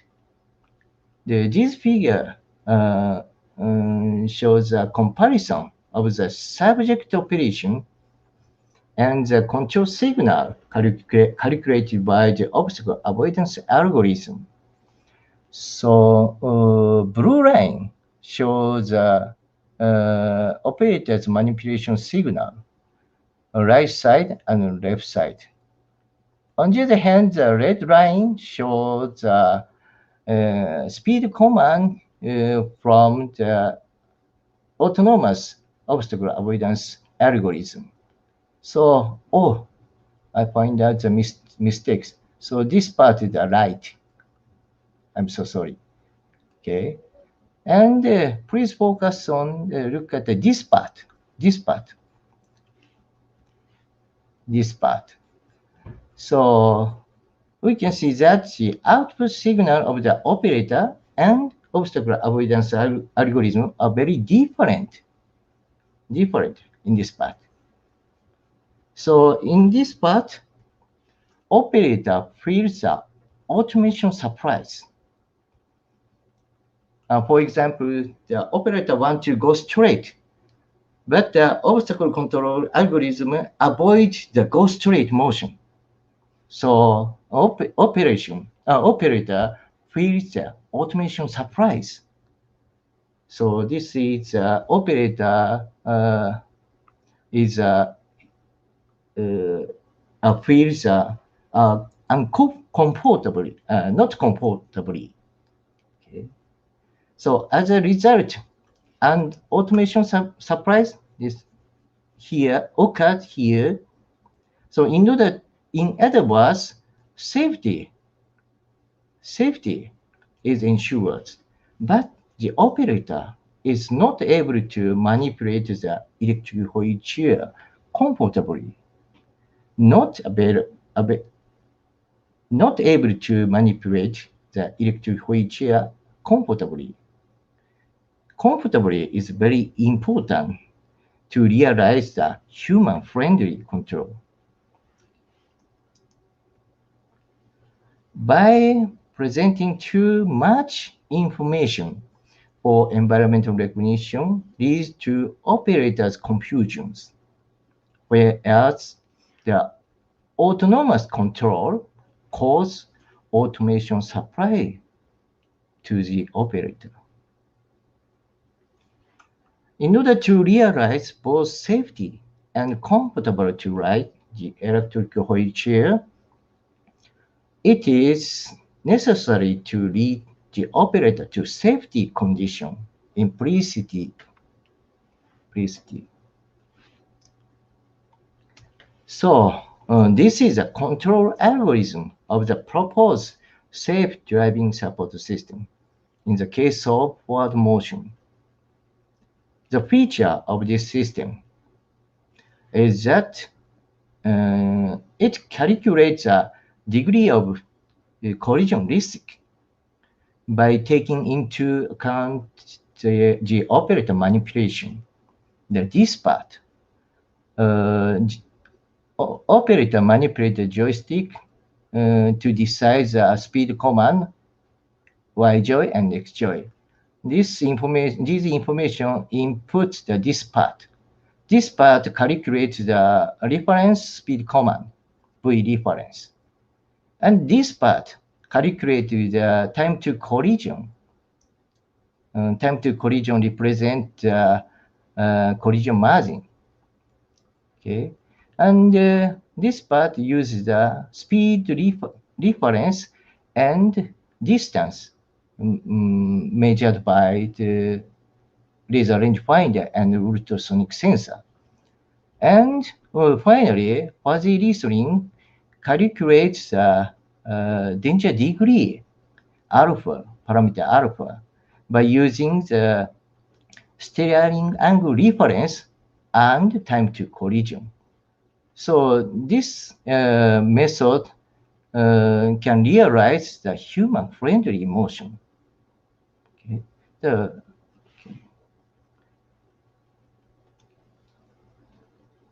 The next, this is the control algorithm of backward, but the backward is similar to the previous go forward motion, case of go forward motion.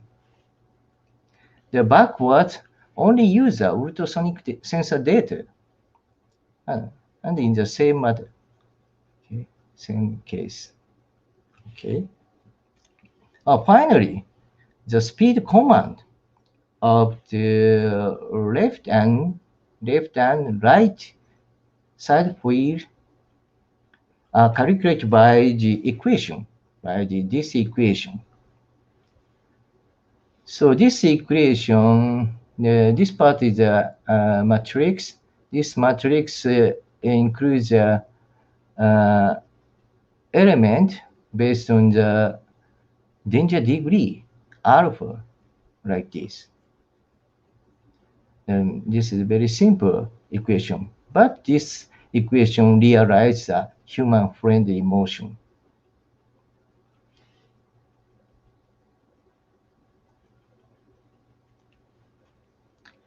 In order to confirm the usefulness of the proposed safe driving support system, so we prepared two subjects. But today, we have a limit of my presentation time. So today, introduce only one experimental result in the case of subject B. So subject B means beginner to manipulate this electric wheelchair. C is not familiar with manipulate to this electric wheelchair. So first, let's watch the video. Okay. And compare with left side and right side. So left side shows without self-driving support system, and right side with self-driving support system. So we can see the difference between the without and with system. And repeat again. Okay, sorry.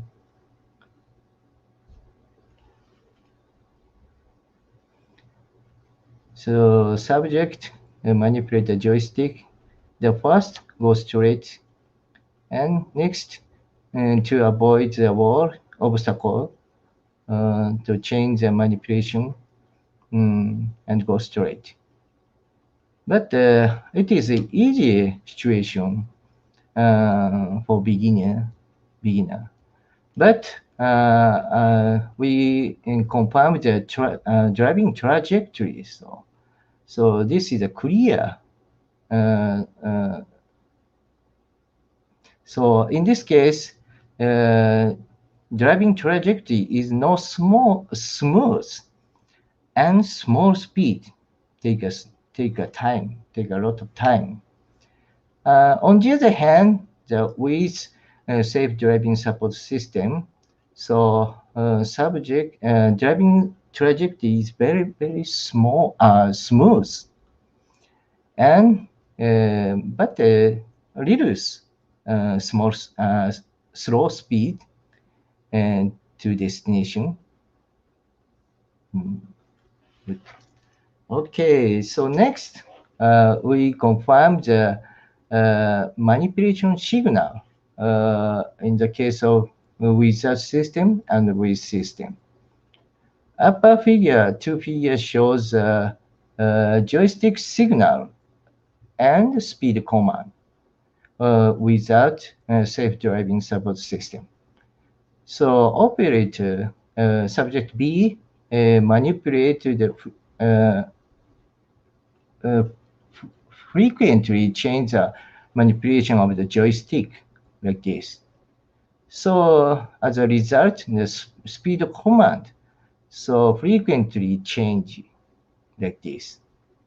So this is unstable condition. Okay. On the other hand, in the case of with self-driving support system, so joystick signal is very simple, not change, only little change the manipulation. And as a result, so speed command is very simple. Speed up and down. So very suitable control signal. And next video shows a case of go back motion. It is quite difficult to manipulate the electric wheelchair when the safe driving support system is not implemented. And it is quite difficult to check the driving environment behind. On the other hand, when the safe driving support system is installed, you can see easily that the electric wheelchair are running smoothly. Okay. Repeat again.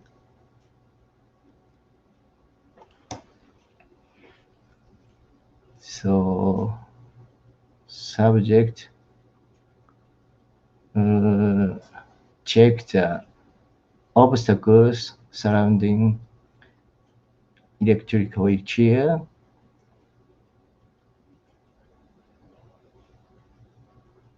And to the destination. Repeat again. But in this case, with system, so operator. This operator is a beginner, but very smoothly go back motion realized. Okay, and trajectory is not smooth. On the other hand, driving trajectory is very smooth and very high speed. Arrive at destination. Okay. Finally, let me summarize today's my talk. First, I introduce the goals of my laboratories and our 5 research teams. And then, as example of application of intelligent control for robots, I introduced a cooperative conveyance control system for swarm robots and safe driving support system for electric wheelchair. Thank you for your kind attention. So if you have any question or comment, please give me. And so time is limited, so please send me an email. It's okay. Thank you again. Finally, I would like to announce you the robot competition, Smart Under 18 Open Division. This robot contest is produced by our laboratories. I'm a general chair of SMART 2021. SMART is a robot competition using LEGO Mindstorm EV3. This robot kit is very famous all over the world. It will be held on November 13 in this year. So deadline of team entry is the end of this month. So I think it is very difficult to enter the teams. So first, please access the official website of SMART and watch the YouTube live stream. Thank you again.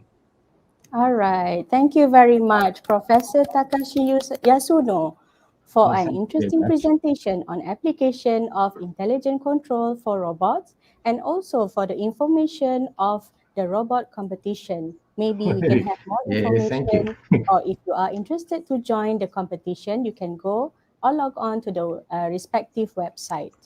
So from the presentation, we can understand that there is still an unlimited number of potential for robot intelligence that we are yet to explore.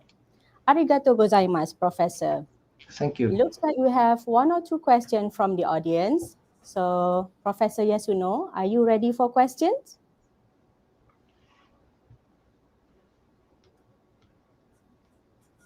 Nothing? Yes? Okay. It's okay. So, our first question for the day is from Mrs. Nur Hafiza Hasim regarding the multiple mobile robot system or the swarm robot system. What are the challenges for this system to be applied in a much smaller scale robot like micro robots or nano robots? Can you respond to that question, Professor? Okay. So I want to try to the micro robot, but I don't have the fabricate techniques. So this is a limit. limit. This robot is very small, I think so, 7 centimeters diameters. But so in the future, we have the opportunity to try to the micro robot. So I tried. Okay, thank you. All right. Thank you very much, Professor Takashi Yasuno, for your kind response. Okay, so moving on to the next session.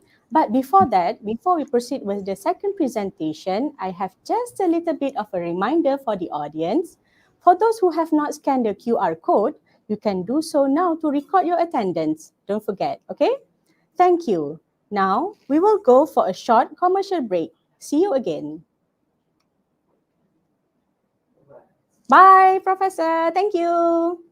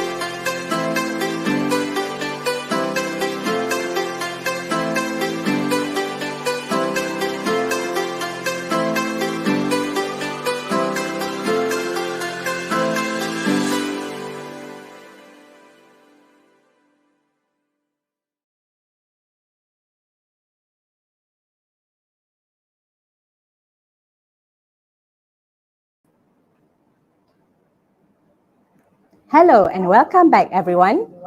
Moving along, let us hear from the second speaker of the session, Professor Insinyur Dr. Nur Hayati binti Soeng, a senior lecturer from University of Malaya, Malaysia. For your information, Professor Nur Hayati obtained her PhD in Electrical and Electronic Systems, and to date, she holds an impressive number of high-impact publications up her sleeve. Furthermore, Professor Nur Hayati is also one of the experts in semiconductor devices and sensors in our country. Ladies and gentlemen, the title of her presentation today is Printed, Flexible and Stretchable Electronic Devices. Again, don't forget to use the Q&A box if you have any question for the speaker, okay? We will address your question accordingly at the end of the presentation. Now, let us hear from Professor Insinyur Dr. Nur Hayati. Professor, the floor is now yours.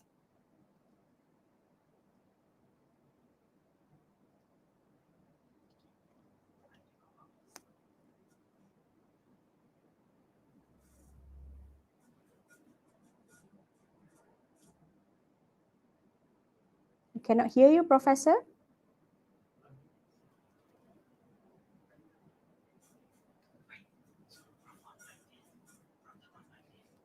Maybe you can turn on your mic, Professor. Or maybe we can adjust the volume a bit.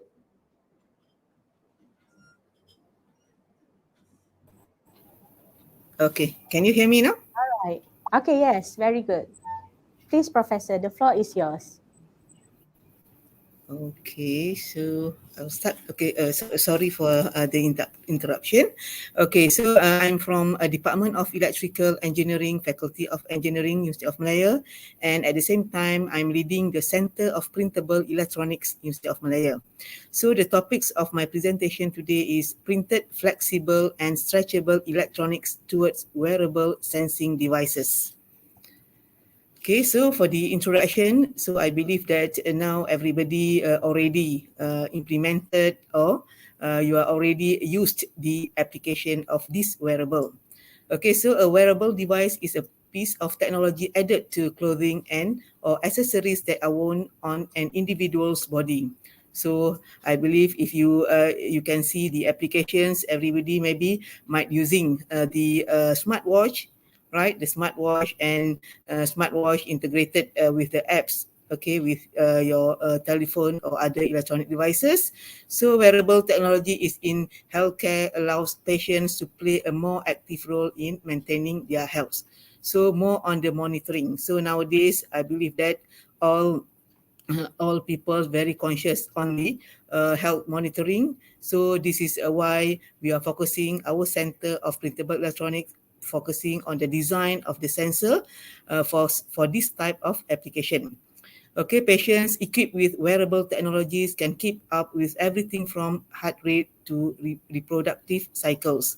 Okay, doctors can also use this data to craft individualized healthcare plans. So this is what we are having this, and I believe that maybe some of you already experienced in using all these applications, especially for the health monitoring and also for the fitness. Okay, nowadays, as you can see that, maybe apart from the era of post-pandemic COVID-19, you can see all the gyms now is already opening and people start doing the workout, and that's why they are still, they are exposing to this technology in order to monitor their fitness. So fitness providers are constantly looking for engaging strategies in order to innovate in their businesses. So this is where wearable technologies is not only using for the monitoring of health, but also the industries of the fitness also using this type of technology.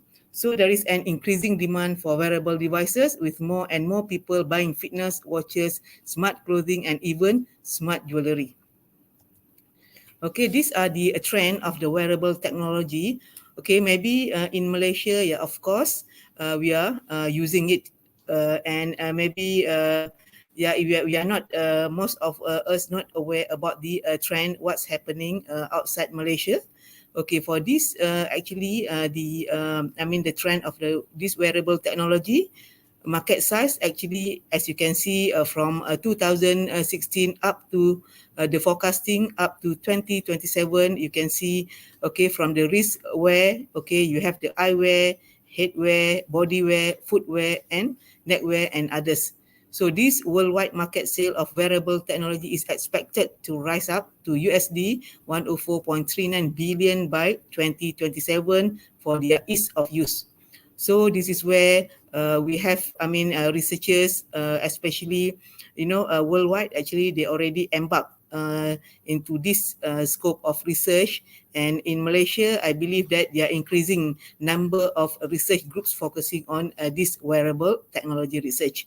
Okay, the well-developed wearable electronics or sensing devices should feature with good flexible and stretchable. So as you can see that when we put the wearable, okay, for example, the wristwatch, and even if it is not wearable, nowadays you can observe maybe some of you having the handphone, special handphone with foldable handphone, right? So they need the flexible and stretchable material and design in order to realize that type of product.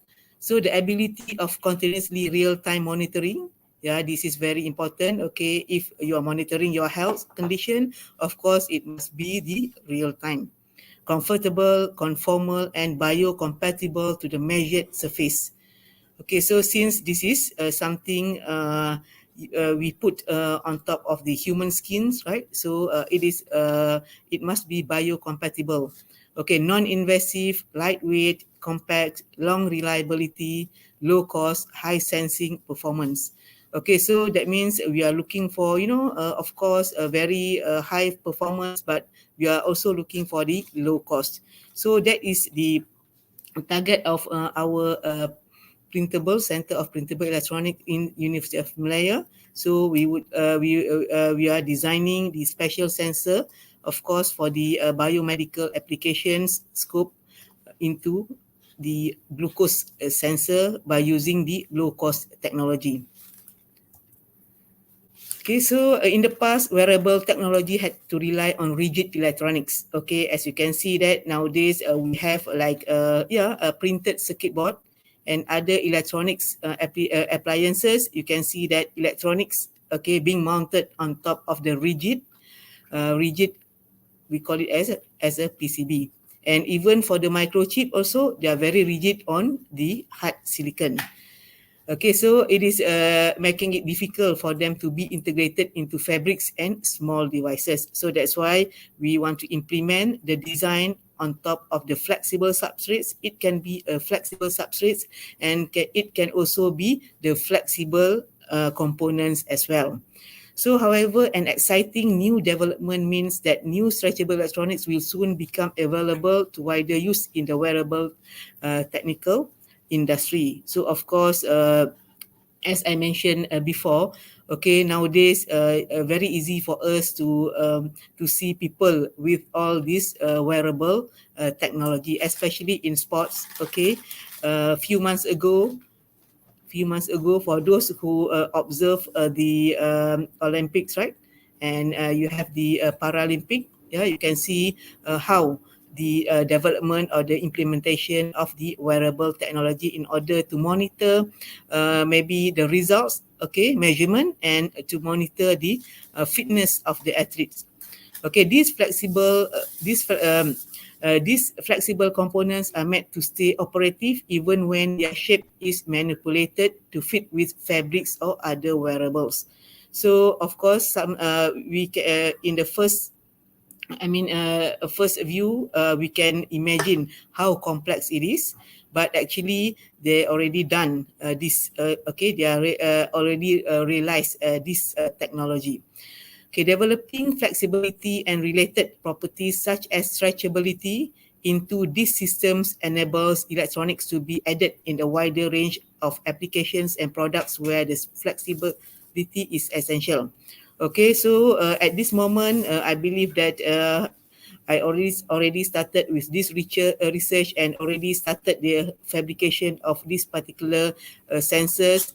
And for the software, for the designing or modeling, we still have the limitation because what we are having in market, actually, the modeling software based on the we call it as a rigid transistors, not for the flexible or stretchable devices yet.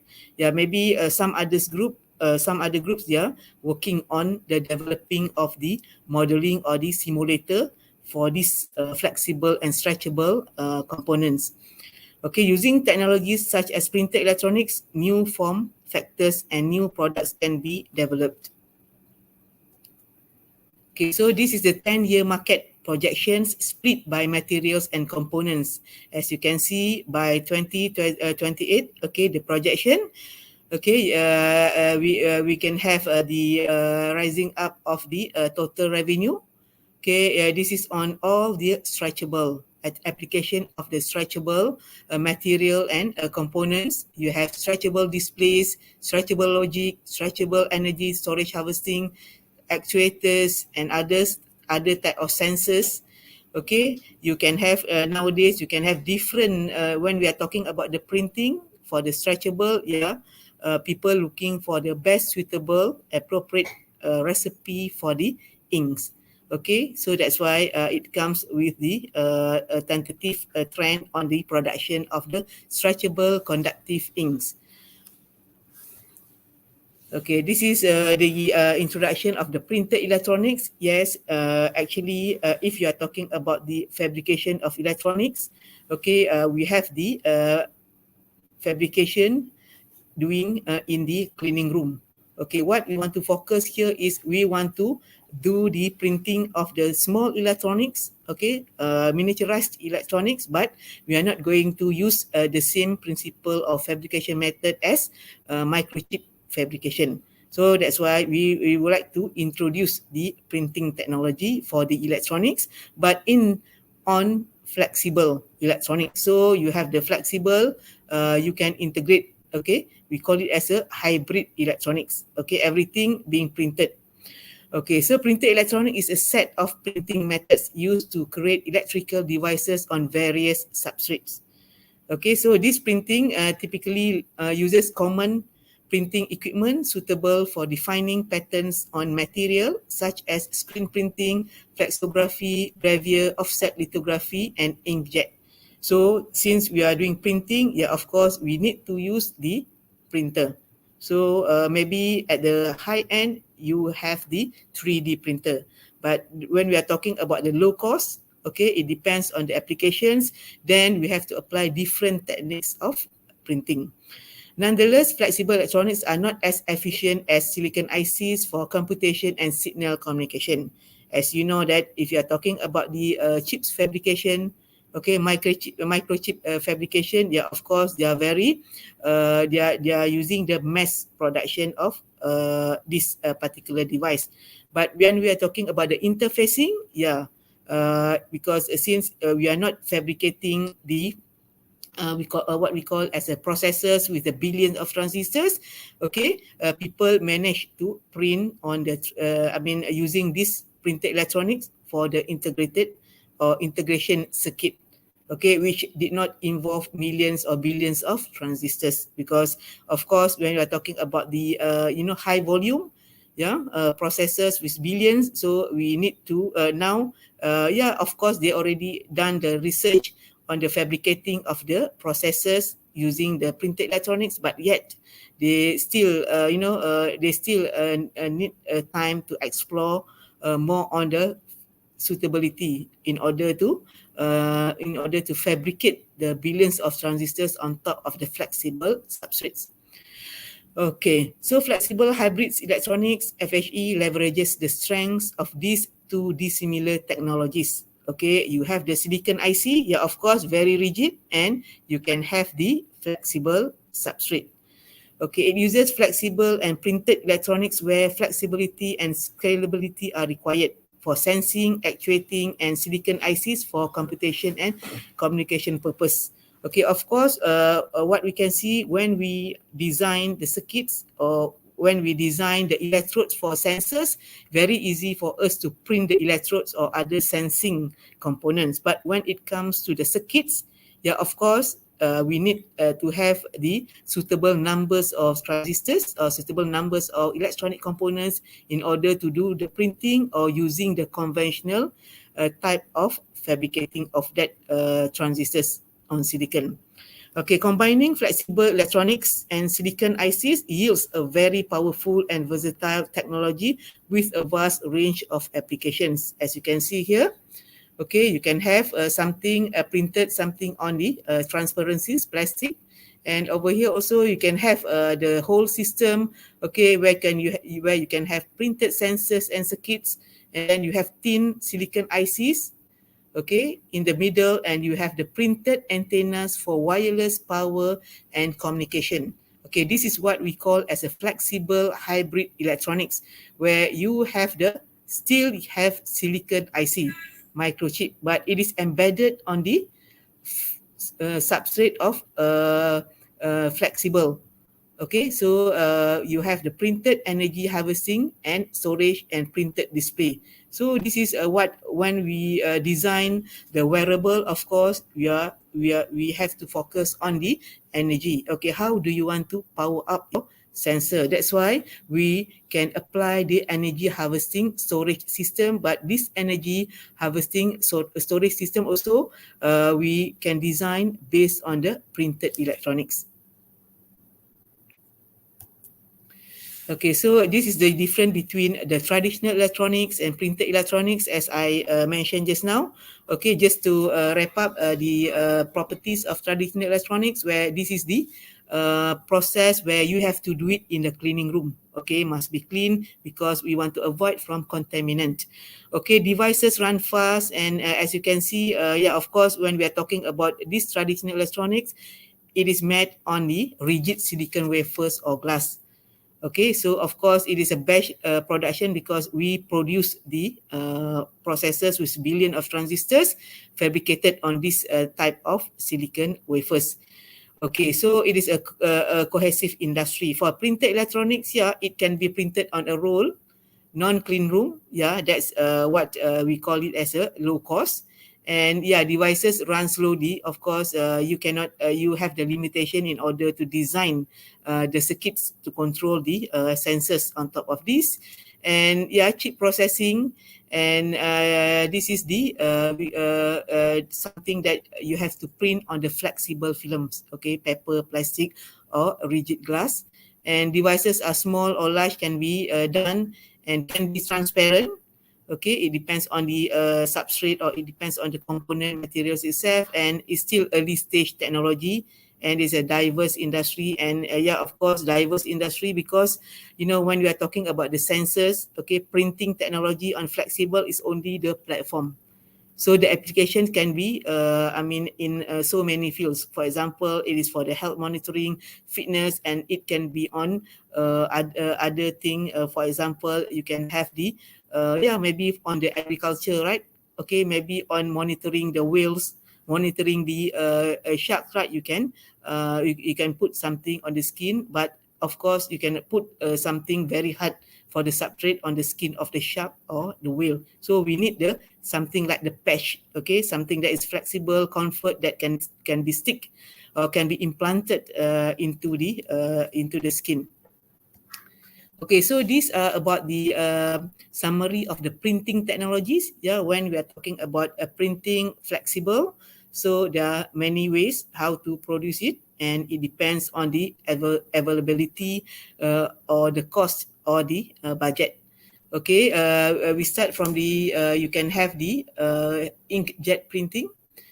Okay, for the inkjet printing, okay, you can have non-contact technique with adjustable nozzle conditions. Okay, you have the inkjet printing where it depends, okay, on the type of printing.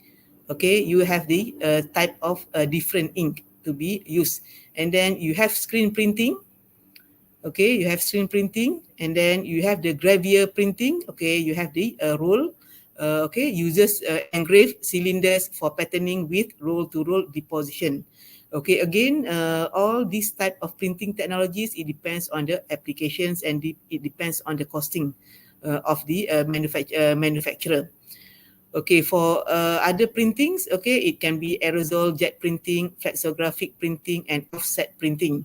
And for the this type of printing, okay, transfer printing, it is a nano imprinting, okay, involve stamping process of a pattern on mold into resist material of receiver substrate. And this is the very high end that I have mentioned just now, people talking about the 3D printing. So this is, as you can see, for this 3D printing, this is the specialized for hybridizing fabrication for electrodes and interconnects. So for this 3D printing, is a very, it is very, high tech, and it involves a high cost. Okay, nowadays people want, especially on the biomedical devices, right? You can see all the, small or on the surgery, we call it as a surgery accessories. Okay, like a knife, and then the small components. Okay, nowadays they are doing it by 3D printing. That is on the structure. But in terms of printing of the interconnects, okay, and the fabrication, we can also use the 3D printing. Okay, in my center, okay, Center of Printable Electronics, yeah, we have the capability of 3D printing for two types of 3D printers, and we also have the inkjet printing and screen printing. Okay, so this is the printing characteristic and applications. As I mentioned just now, you have the freedom choice, what type of printing method that you are going to use. Okay, you have the, for example, if you use the inkjet printing, yeah, of course, it is easy printing, and also it is a low cost and minimal contamination and waste. But disadvantage, prone to clogging and nozzle damage. Okay, so this is a real what we were facing last time during the MCO. Okay, when we left our lab for a few months, this inkjet, for the inkjet printer, we are having a problem when we came back that our printer already clogged and nozzle damage, so we have to maintain before we start doing the printing. Okay, for the screen printing, okay, it is a low fabrication cost for mass production, okay, but it is limited by accuracy, control on thickness, waste heavy process. Gravure, okay, advantage is high speed and suitable for high volume printing, but it requires different costly engraved cylinders for every pattern. And for the transfer or nano imprint, okay, you have the advantage of nano structure patterning with less than 1 micron meter mismatch, and for the disadvantage, pattern layer easily damaged due to air bubbles and ink sticking. Okay, so since this is a very tedious process, right? So the printing process have to be done in a very careful. Okay, for the final printing, we have the 3D. Okay, the advantage is high precision. Okay, paste deposition and support convertible design files. Only use dedicated ink cartridges filament. So this is a very high technology systems where the cost also you need to have the big budget in order to realize the 3D printing. Okay, as you can see, you have this is the printing speed. Okay, of course, if you are doing research, right, so we are not going to have a very high speed. Again, it depends on the budget of our equipments. Okay, so when we want to choose, okay, the technology, okay, we have to consider, okay, what would be the the output. Okay, how about the resolution? How about the output performance of the devices? Okay, so as you if you can view these applications, okay, displays, sensors, energy electronic devices. Okay, you can have inkjet printers, thin film transistors being implemented on this flexible substrate. And for the 3D printed supercapacitors, okay, for the energy storage, when we are talking about the printing technology, okay, for the whole systems, we also need the 3D printed supercapacitors in order to do the storage. Okay. And screen printed electrochemical sensor. Yeah, of course, if you can see this is only the structure of the sensor, the sensing element, but not including the we call it as a interfacing circuit with transistors. This is the we call it as a transistors film, thin film transistors, because you have to integrate between the sensor structure and the electronic circuits, but using the same technology. And this is the gravure printed solar cells. Okay, of course, if you are doing the mass production, you want to print, okay, so you have to use this gravure printed solar cells. And this is transfer printed light emitting diode. So this when we want to choose, so we have to choose based on the applications on the product that we are doing.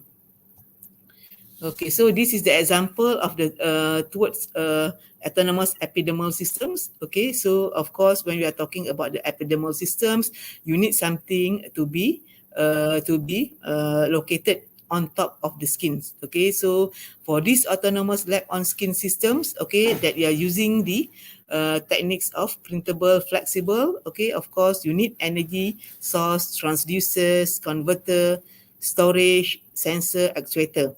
Okay, so for this whole thing, okay, as you can see, the whole spectrum of design. Okay, you have the vibrational, thermal, chemical, and then you have the solar. Okay, so you have the autonomous lab on skin, and it is produced using this transparent electrode. Okay, so that's why when we are talking about the patch, okay, everything would be embedded in the patch. So even the storage, okay, you can see the flexible, stretchable storage systems, okay, with all the cathode, anode gel, and all the printed electrodes for this particular sensing. So you can have this as a patch, smart patch. We can say as a smart patch, but it is actually okay. This patch would process everything what's happening in the human body, and it would transmit the signals. That's why you can have the system with the patch. With the printed antenna as well.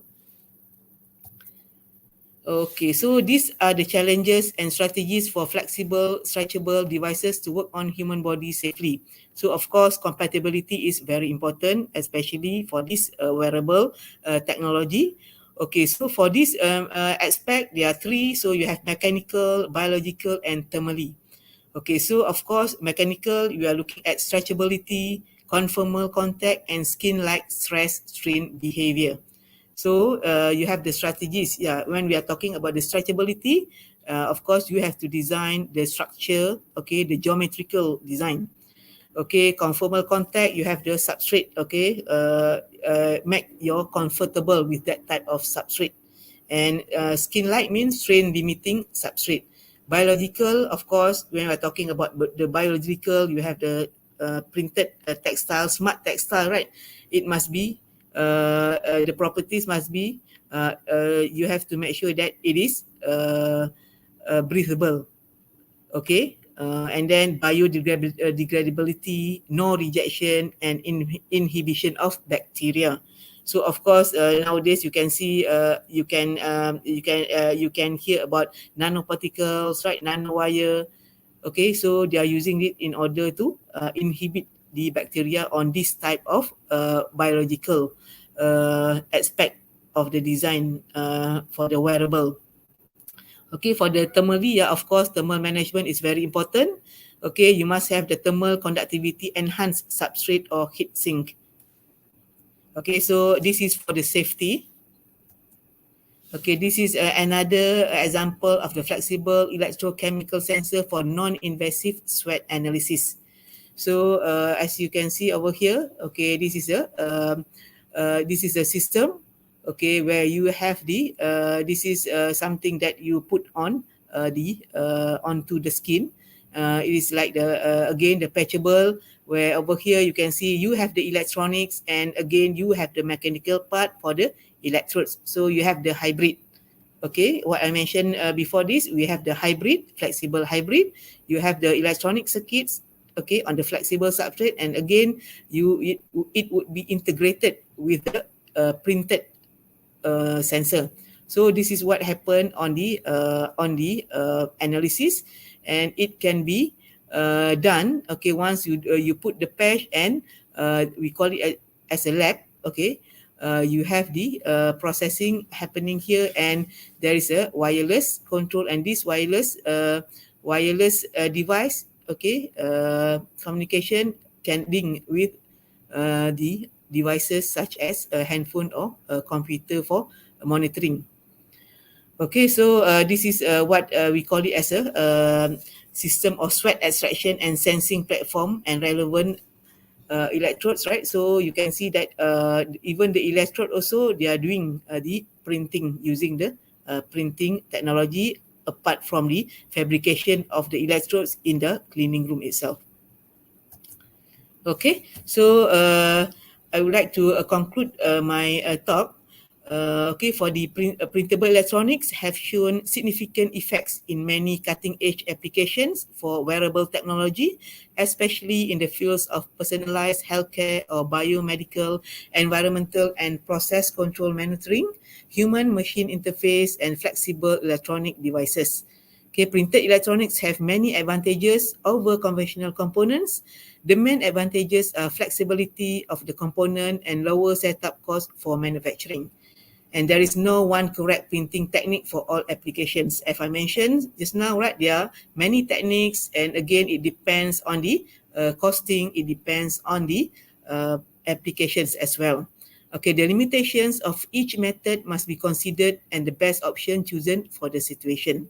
Reliability concerns must also be considered when choosing a printing technique and material. So as you can see that when we are talking about the reliability, that means that is we call it as a aging, or we call it as a lifetime of that particular devices. That's why it is very important. Reliability is one aspect, to be considered when we do this design for the wearable technology for human applications. With that, thank you for your attention.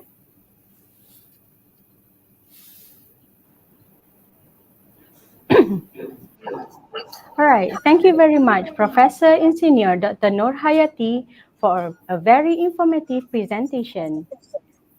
It felt like I was sitting through a microelectronics lecture. That's how informative the session was, Professor. Thank you very much.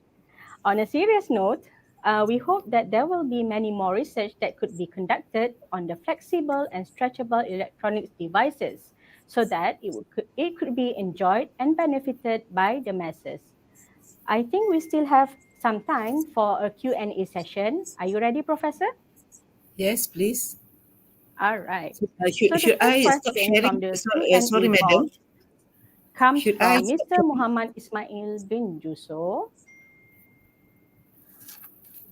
Okay, Professor? Yeah, I'm ready, but should I stop sharing my slide? Sure, if you want to.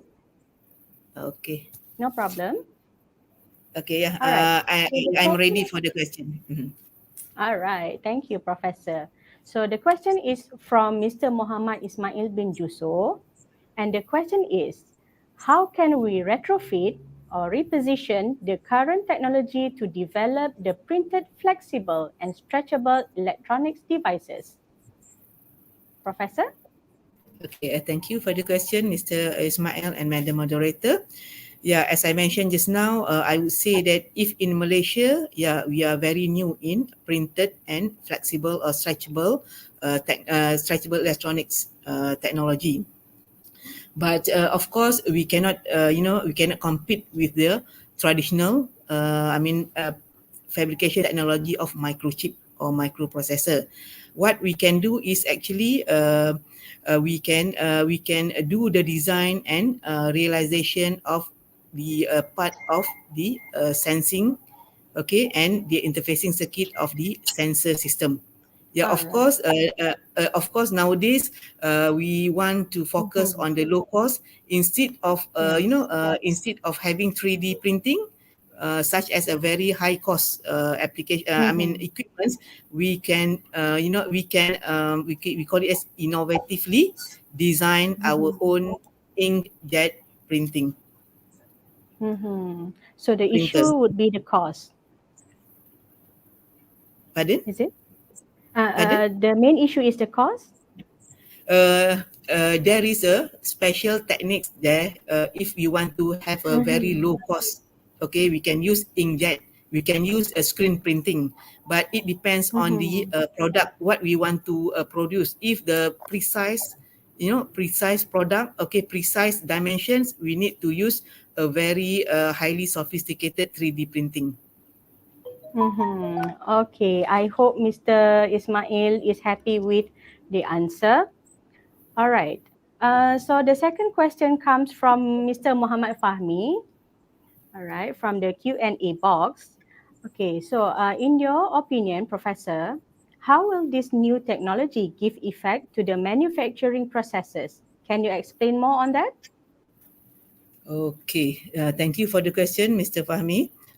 Manufacturing process at this moment, if in Malaysia, yeah, of course, we are still on the doing the, the manufacturing. There is no batch manufacturing, right? Because when we are talking about the sensors, we cannot do the manufacturing something like processes. Okay, microchip production or microprocessor production, because it's not batch production there, in which a microprocessor will be used by all the laptop or computers or other electronic devices. But when we are talking about the sensors are very subjective. So on the manufacturing, of course, we cannot. It would affect not the whole. Whole line of production, because there must be the general steps, but the material could be the change, okay, different. We have to change the system because we need to change the silver ink into maybe some other type of ink. So that's why it is very dynamic, the process itself. Manufacturing might have different modules because we cannot fit to the same applications. Medical might have the special manufacturing line in order to use the biocompatible material. All right, for another.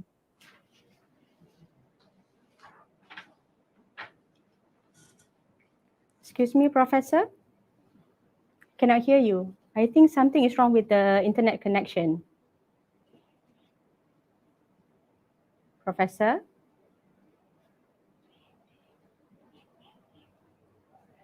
Professor, are you still with us?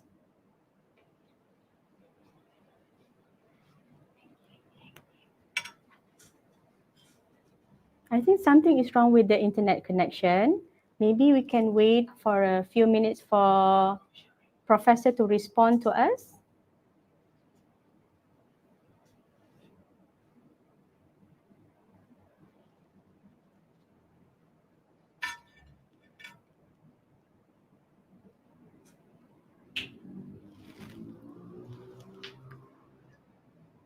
Okay, I think something is not right with the internet connection.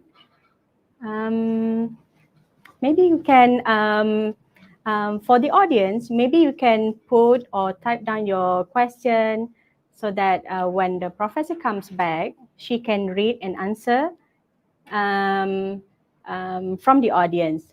In the meantime, let's go for a short commercial break.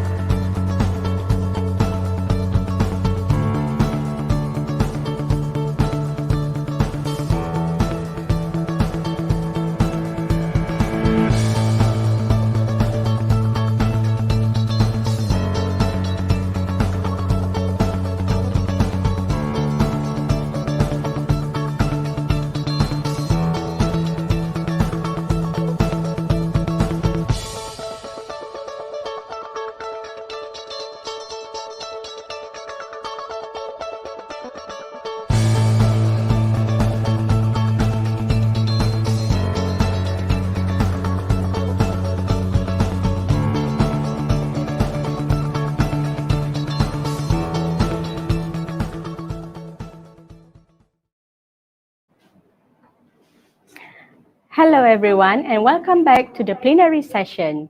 Okay, unfortunately we cannot continue our session with Professor Insinyur Dr. Nur Hayati due to some technical problems.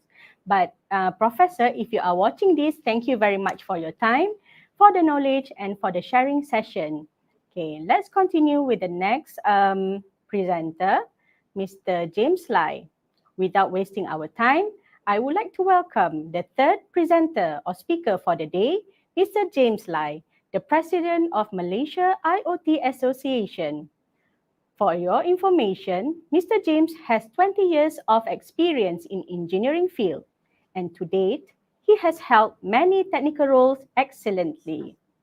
Mr. James is the founder and principal consultant for IoT Labs, which is an IoT consultancy and integration services firm. The title of Mr. James' presentation today is The Hypernet of Things, Empowering the Fourth Industrial Revolution. I believe we can learn a lot from his presentation. Just a little reminder, don't forget to use the Q&A box to ask any question to the speaker. Again, we will address your question accordingly at the end of the presentation if the time and line permits. Now, without further delay, please welcome Mr. James Lai. Hello, everyone. Very good morning. Mr. James, we cannot hear you. Yeah. Hello? Hello. Yeah, I am. Yeah, okay. Can you hear me? I can hear you, but can you turn your volume a little bit louder? Okay, If you it's can. If you, quite loud. Quite loud. Can you hear me? Okay. All right. Can you hear me? It's good now. Thank Yeah. you. The floor is yours. Again, very good morning, good afternoon, and good evening, depending on where you are logging in from to view this live event.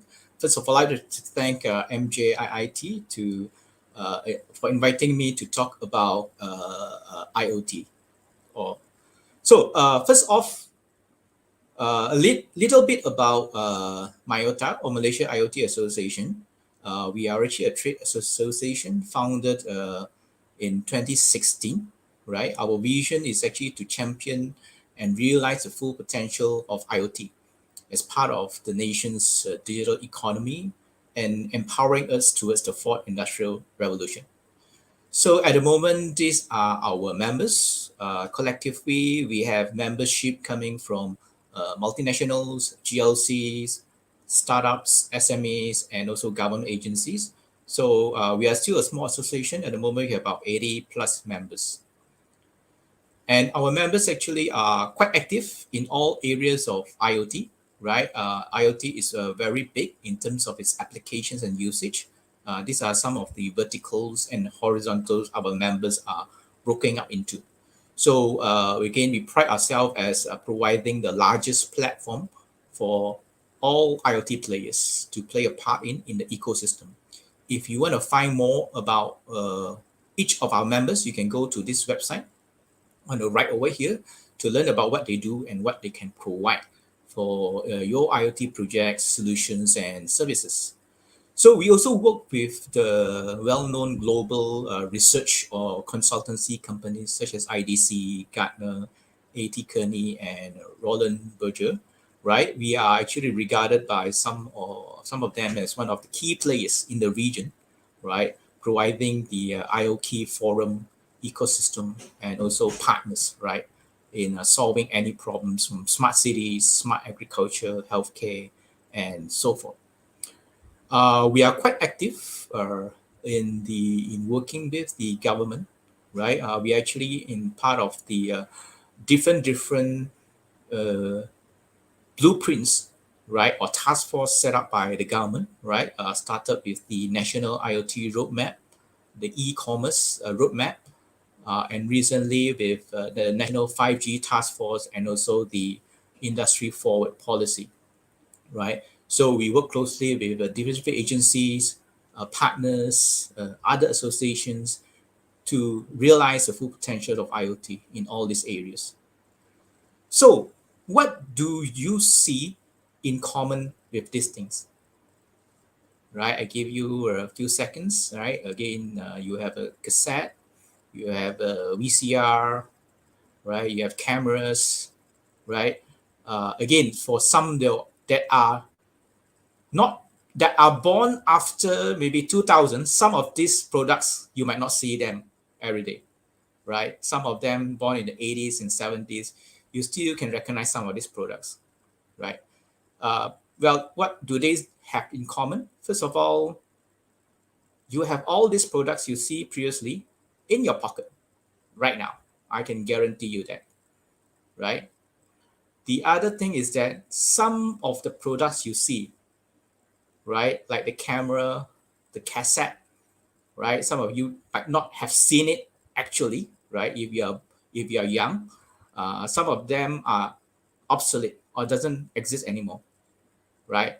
Again, I think most logging in, I don't think any one of you own a analog camera, right? A camera, right? Everyone owns a smartphone, but not a camera. Last but not least, what's in common is that those things that still exist, your watch, your sneakers, right, your everyday appliances, right, will have an embedded PC, or what I call a microcontroller, right? It comes with an app that you can connect to the device or smart things, and usually it's connected to the internet, right? That is what brought towards what I call IoT, or Internet of Things, right? So basically what I'm talking about is your smartphone.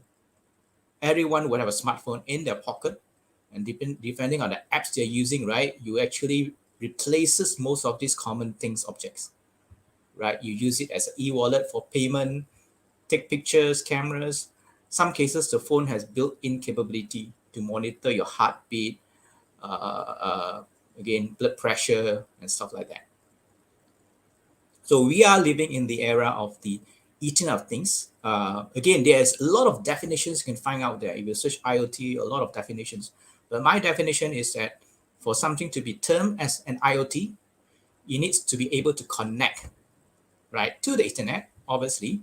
It needs to be able to collect data using the onboard sensors, right, on the device or on the thing itself, and is able to communicate, right, the data collected into something more meaningful, right? So for example, from the data collected from the machine, right, in smart manufacturing, you can actually use the data to derive what I call operational efficiency of the particular machine and so forth.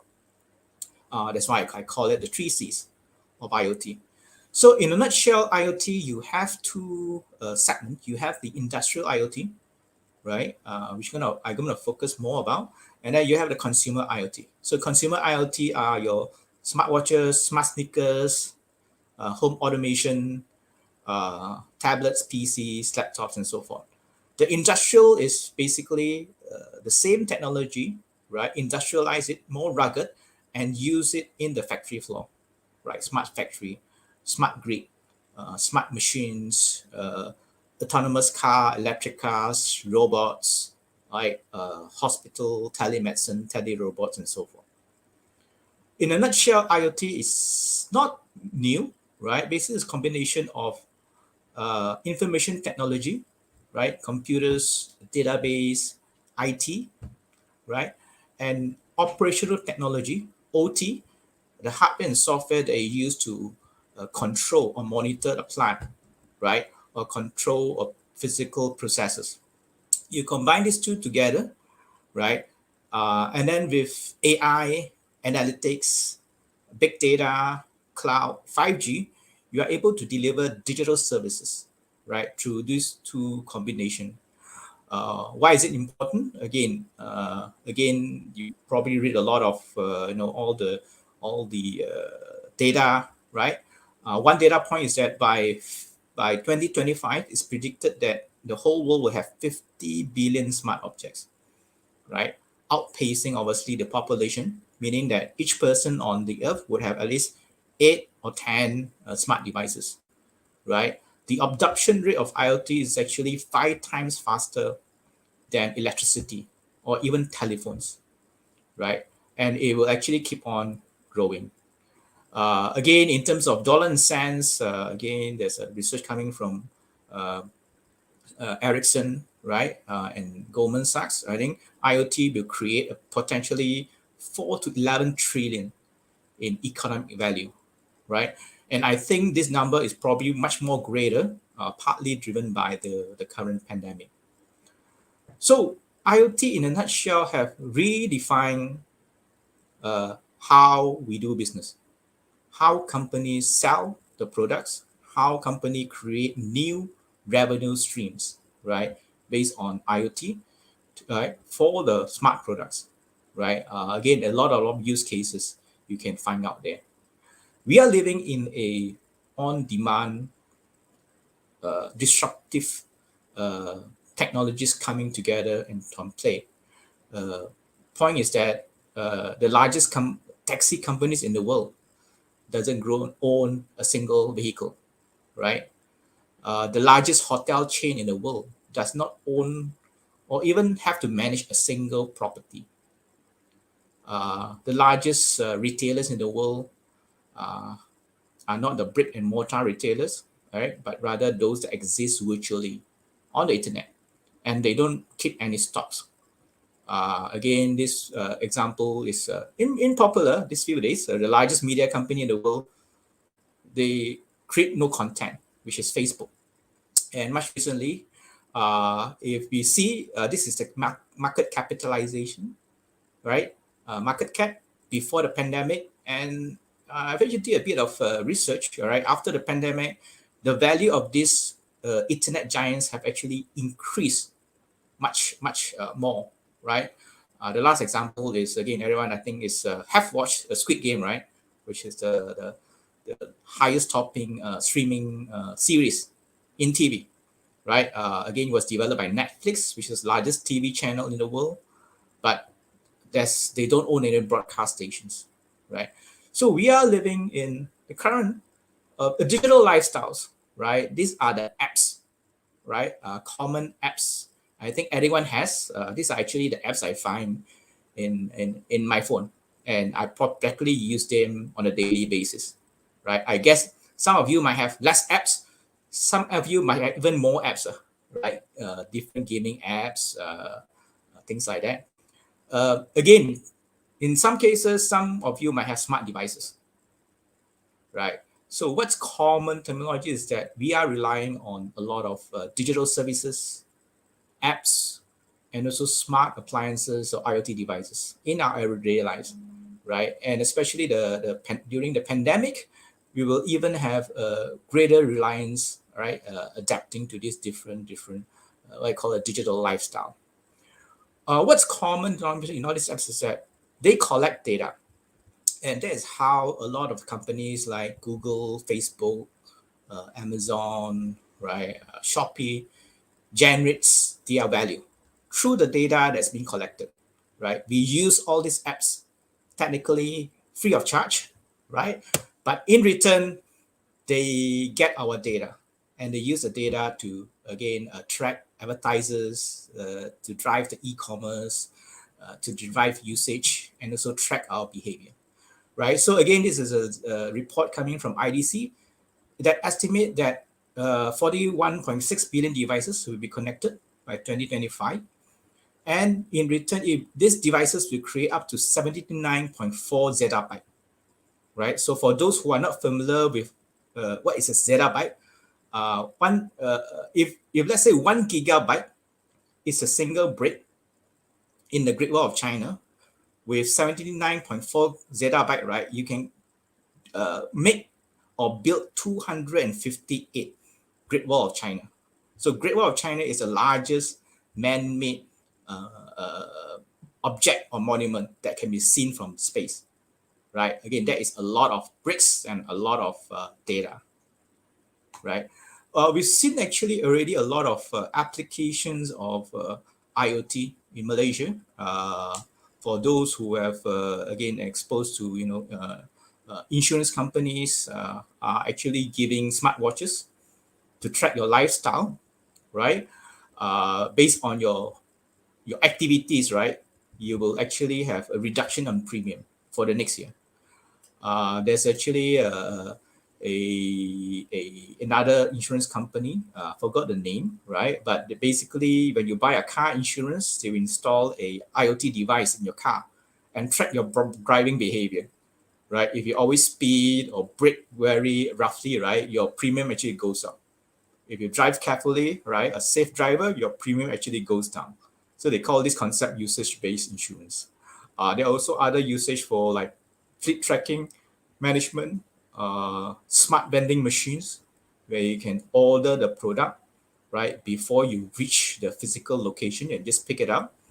Smart laundry systems, where you just leave your laundry into IoT-enabled compartments, right, and then you can pick it up and alert you when the laundry is ready, and so forth. So there are a lot of IoT applications already happening right now, right? One of the challenges with IoT is, again, the business model, right? One thing for you to take advantage of IoT is basically to own or buy the smart devices themselves, right? Things in your smart home, smart cameras, they are getting more and more affordable, right? But still not affordable for everyone. In some cases, the business model involves giving the product free, right, and extracting data through the IoT product, right, to generate the revenue, right. Again, this is business model is coming from one of our members. This is a startup. What they provide is a IoT AI based service, right, that will monitor the chiller performance and overrides the control system of the chiller to optimize savings. So on paper, they are able to save up to 30% of the electrical consumption of chillers, right? So they will install the sensors free of charge. They will sign a contract with the building owner, right? And then extract the savings, right? For example, if they are paying about 100 ringgit per month for the electricity bills, right? They're able to save 30 ringgit. So maybe they'll take 20 ringgit, right? And then the contract could be over 2 or 5 years. And if the customer wants to enjoy all the savings, they can outright buy over the contract, right? So this is a subscription-based model. The other model would be asset-based, meaning that, so this is coming from Amazon. So Amazon actually have this product called Amazon Button, right? It's actually an IoT device. It's a microcontroller with Wi-Fi, right? For example, if you put it onto your washing machine, once you run out of detergent, you press that button, it will order the detergent from Amazon automatically without going through any payment, e-wallet, e-payment, right? And then it will arrive. Another usage is that if you put it to your printer, once your printer runs out of ink, you press that button, it will automatically order and place order for toner or ink cartridges for your printer. So it removes the traction of going online, going to the app, and buying the product itself. Again, this product actually from Amazon actually is obsolete. I think since it's not because it's not popular, because a lot of the printers, the washing machines, the fridges already have the built-in intelligence, right? So now some smart fridges, it monitors the food you have in your compartment, and you will give it permission and settings, right? It will order food from Amazon directly and deliver to the house. Again, we are living in the future, right? For those who are noting and all the development, noticed lately, I think early this year, Elon Musk, everyone has heard Elon Musk, have a startup called Neuralink, right? Where it produces an IoT device that embeds into your brain, and it monitors your brainwave, right? And from the brainwave, they can predict your movement. They actually showed a pretty interesting YouTube. This is the link for the YouTube, where they put the brain sensor in the monkey here, and the monkey can use the thoughts to play Pong, right? Pong is a video game. So instead of moving the controllers using their fingers, right, they just use the brain, right? So again, sounds very science fiction, right? But it's a reality, right? So at the moment, they also design the robot that does the actual implant. So the implant is done by the robot, and it will have an app that communicates with the implant. So right now they're still doing the research. Probably will take a few more years to pass through the US FDA, right? But again, this technology is coming. So in a nutshell, we have seen a lot of interesting technologies coming together at a very fast pace, right? Brain sensors, you have drones, you have nanotech, you have 3D printing, blockchain, artificial intelligence, AR, VR, you name it. And again, you only hear of all this technology coming probably the last 5 to 10 years, right? They actually gave a term for this sort of like scenario. They call it the fourth industrial revolution, right? So with the fourth industrial revolution, we've seen a lot of massive innovation coming, a lot of new technologies, 5G, AR, VR, IoT coming at a fast pace, and this will greatly change the way we live, the way we do business, right? And also our society in general. You also heard of this term, Industry 4.0. So we have fourth industrial revolution, you have Industry 4.0, and again, we also have IoT, right? Again, most people use them interchangeably, right? They are related, but not identical. The term Industry 4.0 is actually originated from a high-tech project strategy of the German government. And then the fourth industrial revolution term came out from the World Economic Forum. So just to give you an idea, these terms are all interrelated, right? But again, they have different concepts, right? By Sir Cameron Ashton, way back in 1999. Industry 4.0, I think, came out in 2012, 2013. And the fourth industrial revolution actually came out from the World Economic Forum in 2016, right? Again, another term you've probably heard of is Society 5.0, right? And then it is trying to compare with Industry 4.0. So in a nutshell, Society 5.0 is technology-based, right? We're moving from hunter-gatherer, production, computers, now to a super smart society, right? As you can see, it's very parallel to some of these terms like Industry 4.0, which talk about mechanization, production, factory automation, and so forth. I think for those who are looking today, the last 2 years has been very challenging for a lot of people. In fact, I think in 2020 April, we did our first online webinar, right? Like what we're doing right now currently, actually covering how IoT can be used to fight the pandemic. So we actually have members showcasing and talk about things like indoor location tracking, right? How to do social distancing, sensors that monitor fever, temperature, humidity, infrared cameras, and UVC, or again, UVC sanitizer using ultraviolet rays, right? Okay, to kill viruses, right? If you're interested in how IoT can be used to fight the pandemic, you can actually go to our Facebook page and look for the live stream of this event. So it's an aggregation of different technologies, Industry 4.0, for industrial revolution, all right? Again, basically, technology stacks like IoT, AI, and 5G, we've seen new enhanced customer experiences being created, right? Digital services being created, a lot of startups, right? Doing AR, VR, IoT. And we will see eventually more and more business models being created, right? They will operate in a fully autonomous, context-aware environment, creating what I call the Hypernet of Things. Okay, so actually I gave the term Hypernet of Things is a new term actually from MyIoTA, right? Because IoT was developed way back in 1999. So in 1999, there's no such thing as 3G or 4G or Wi-Fi or Bluetooth, doesn't exist yet. The only thing is the Ethernet, our wired Ethernet. So with the existence of all these wireless technologies, sensors, 5Gs, and also sub-ecosystems or Hypernet, right? That's why we come up with this term, the Hypernet of Things, right? If you want to know more about, again, Hypernet of Things, you can go to my article on Medium, right? Last but not least, I think everyone heard of this term, the metaverse, right? This would be the next stage of, I would say, both IoT and also the internet, right? Again, a lot of players are spending a lot of things on this, right? So in a nutshell, I would see metaverse being created, leveraging of technologies that was developed previously, such as IoT, AI, VR, and so forth. Again, it will be interesting to see how this will take up moving forward, right? So with that, I've ended my presentation. I'll pass the floor back to the MC. Thank you.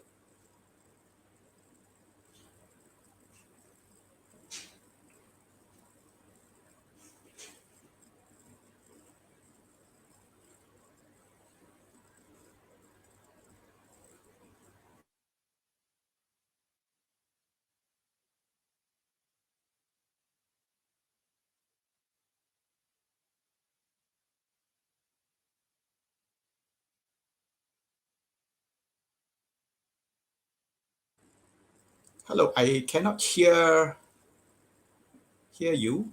Yeah, I cannot hear. Yes.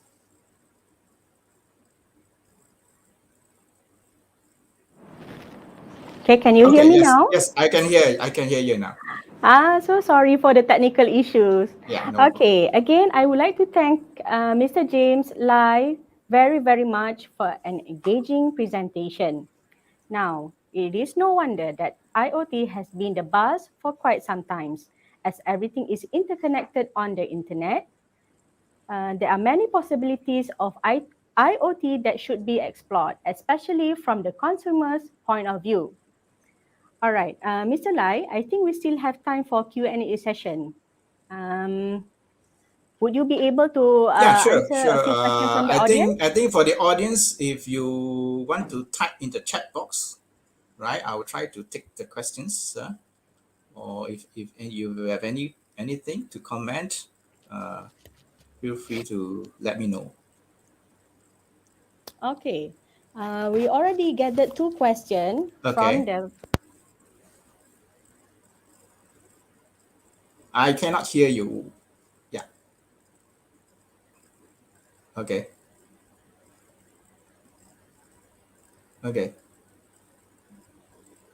So I mean, maybe you can type in, if you can hear me, you can type into the comment box. I can also take the questions from the comment box.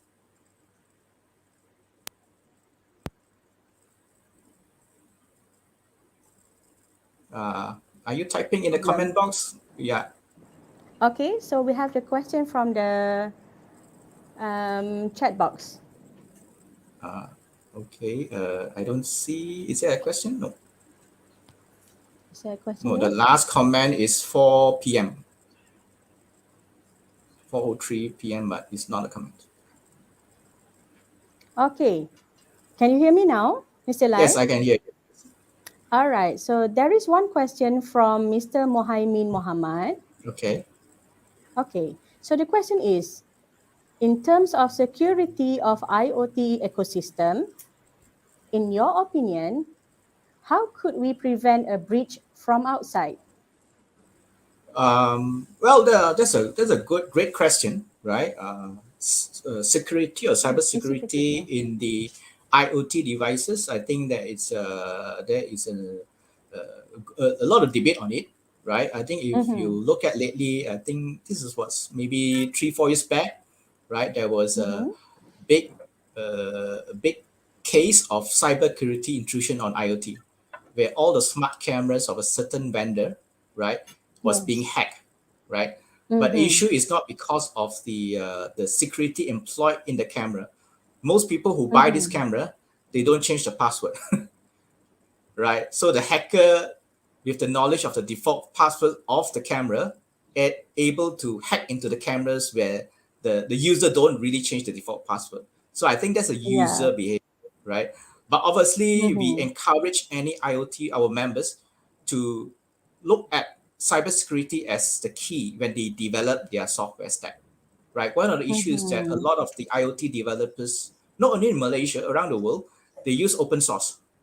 So when you use open source, you just copy the whole code, right? And that open source is not developed for industrial use, right? So they might have leave loophole into it, right? Mm-hmm. Basically, in the IoT space, you face the same challenges as when you write computer software, right? But in some cases, because IoT devices don't run Windows, right? They don't. Most of them don't run Android. Some of them don't have any operating system.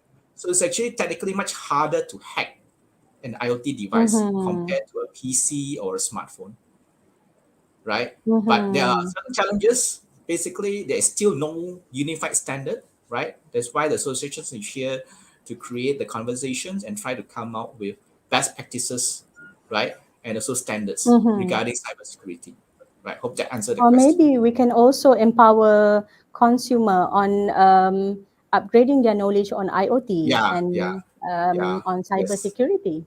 Yes. So basically, when you sign up for any apps, right, the app force you to put a password, right? Yes, maybe Right. that's the Again, reason we need to if change password if the app is frequently. is badly written, then it might not, have good security employed. So security should be the key, right? Because once if consumer buy a IoT service solution, it gets hacked, that is a worst scenario.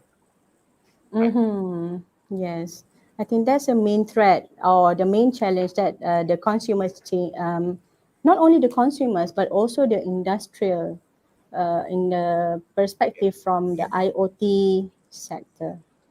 All right. Thank you, Mr. Lai, for your response. But we have another question. Can you address this question? Yeah, sure. All right, good. All right, the second question is from Mr. Zulhizam Dulaidi. All right, he is my best friend. So his question is, he is asking of your opinion. What do you think of Japan's transformation into Society 5.0 and the current Industrial Revolution 4.0? Okay, can you respond to that question? Okay, so if the question is on Society 5.0, released by a blueprint released by the Japanese government, and Industry 4.0, right? Not fourth Industrial Revolution, Industry 4.0, right? Which is released by the German government. I think both are very different in approach. So for the Industry 4.0, for Industry 4.0 by the German government, right? Germany is one of the most industrialized nation in the world, right? So that's why they created Industry 4.0, because again they are like very advanced in robotics, right? Basically in IoT in a way, right? So IoT is looked as a superset of Industry 4.0, how they can leverage off data. So Industry 4.0 also talk about cyber physical systems, the merging of physical, virtual, right, concepts such as twin engine and so forth, right? Whereas Society 5.0 is talking more about still technology, right? But they're talking about how technology affects society, right? How we leverage of technology. So for the Industry 4.0, let's focus on the humanity aspect. They talk about, in cases, robots replacing humans, right? Whereas Society 5.0 is talk about robot helping humans, right? So with a technological exoskeleton, maybe an elderly person, maybe 60 years old, can still perform labor-intensive job by wearing this exoskeleton. So it augments the performance of humans. A certain example, again, still science fiction, but I think it's becoming reality, is Iron Man. Iron Man don't have any superpowers. They rely on exoskeleton, rely on IoT, AR to become a superhero, right? That means with Society 5.0, the emphasis is how society can adapt, right? For example, leaving many manual, very labor jobs to robots, right? But the human concentrate on other things that the robots or AI cannot do, right? And how to augment their capability, right? So basically, both are similar in concept, but the focus is different, right? And this form very more on machines, processes, right? How to leverage of it. For the Society 5.0 is the Japanese government is trying to mitigate robots, for example, robot replacing humans, how to leverage of technology, improve their lives, right? But my thing is that one Yes. of the worrying factor is with technology, the gap, the digital divide is growing. The poor are becoming poorer, Yes. unfortunately. A The rich social are issue. becoming richer, right? Yes. And nowadays with technology like NFT, blockchain, cryptocurrency, I think the gap will be wider. Those who are not aware of such technology will be left behind, right? I think this is a very Yeah. concerning that we need to solve. Right. I agree. All right. So we can see that the change of trend is from the industrial based revolution to a more humanistic touch to IoT. Am I right? I think technology You're right. will be there, right? Okay. Regardless you want to adopt it or not, it will keep on improving and growing. Is rather you find again ways to adopt and take advantage of this technology improvement, right? So you need to I understand, agree. adapt it, change the skill set. Obviously, change the skill set. You need to pick up like Python programming, C# programming, IoT programming, and things like that, right? Otherwise, the future jobs will be not available to you, right? Yes, yes. We need to be sensitive to the changes around us, right? Yeah. All right. So thank you very much, Mr. James Lai, for your prompt response, and we really like your enthusiasm during your presentation. Well done. Thank you very much. Yeah, thank you for inviting me again, right? If you have any questions, feel free to visit our website, go to our page. Our website is www.my-iot.org. All right. Thank you for the additional information, Mr. James Lai. Thank you. All right. Ladies and gentlemen, now we have come to the end of the plenary session. Time passes by so fast. We hope that you have enjoyed and benefited from the plenary session presentations. On behalf of the organizer, I would like to thank everyone for your kind participation. A special thanks goes to all the speakers for your time, effort, and insights for this session. Okay, we would also like to apologize for any mishaps and technical hiccups that happened during the plenary session. A special thanks also goes to the technical team who have handled the session really well, and we hope that we will not encounter any problem in the upcoming sessions. As a last reminder, I would like to remind all of you to scan the QR code if you haven't done already for your attendance. Lastly, don't forget to join us tomorrow in the parallel sessions for more interesting discussions. We hope to see you there. Thank you. Assalamualaikum warahmatullahi wabarakatuh. Bye-bye.